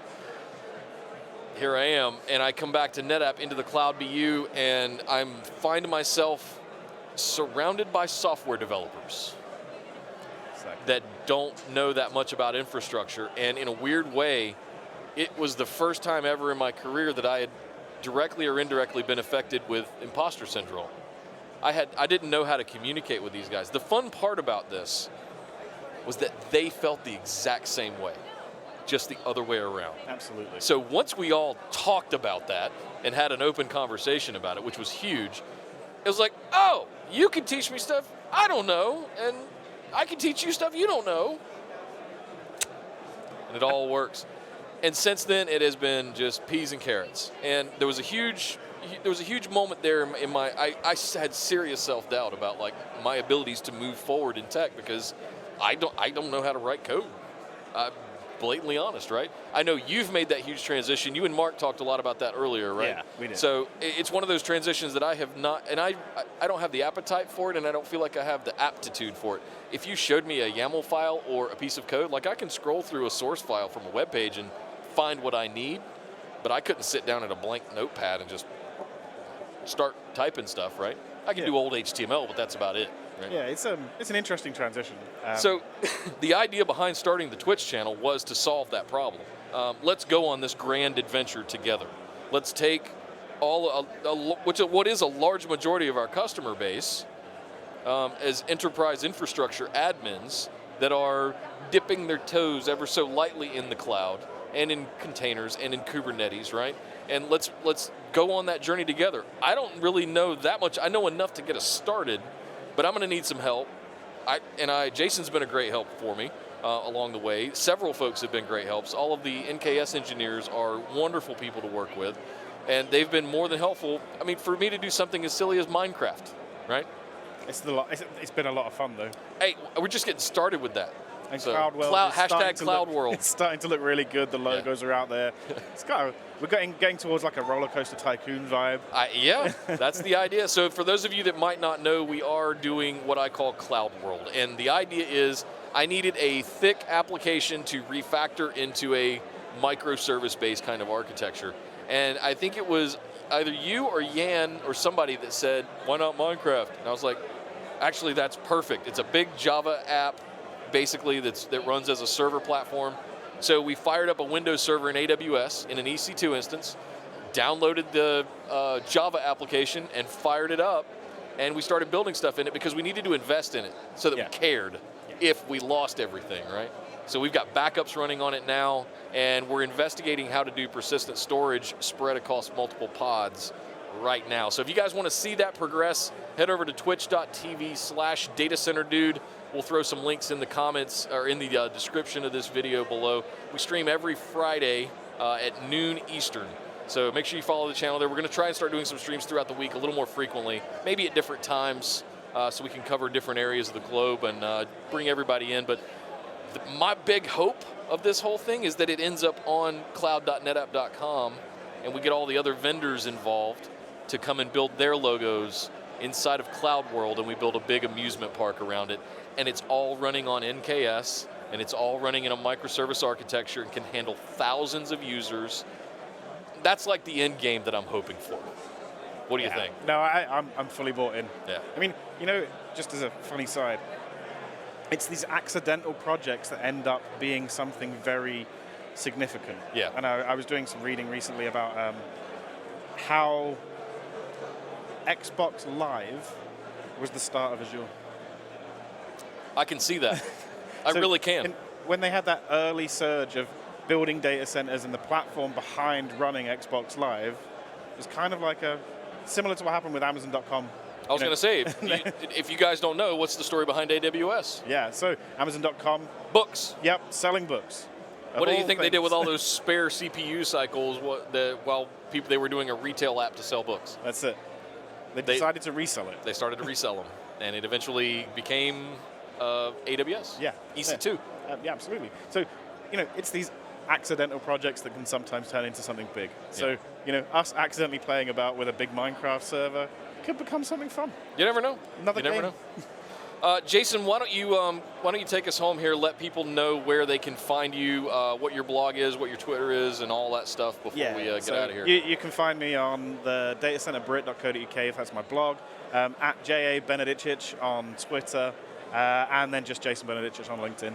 Cool. Thank you very much. And dude, thank you for co-hosting the inaugural episode of the Insight Plus live stream, coming to you from the O2 Intercontinental here in London. We will be back later this year with more events. Make sure you are subscribed to youtube.com/NetApp. Make sure you are following twitch.tv/NetApp and all kinds of other good stuff as well along the way. My name is Nick Howell. Thank you very much for tuning in, and we will see you guys next time. Thank you. Take care. It was a very calculated decision. We look at others. Again, we are looking for perfection. After making a lot of POC and pilots with other brands, we decided that NetApp HCI is the product that is perfect for us. HCI for me was a very easy product to implement. Coca-Cola Israel decided to implement the HCI solution in 3 main environments. In our remote factory, that is our main dairy factory, in our virtual desktop environment, in our VDI Citrix environment, and in our main data center environment. And we did it in a fast time, and everything was really by the book. It's very important when you introduce a new product in your company that everything is connected in the chain. We have backups, we have security policy, everything needs to get connected in the chain, perfect. And NetApp HCI was that product. The HCI solution helped us to provide better results for our customers. HCI make a huge impact in Coca-Cola Israel.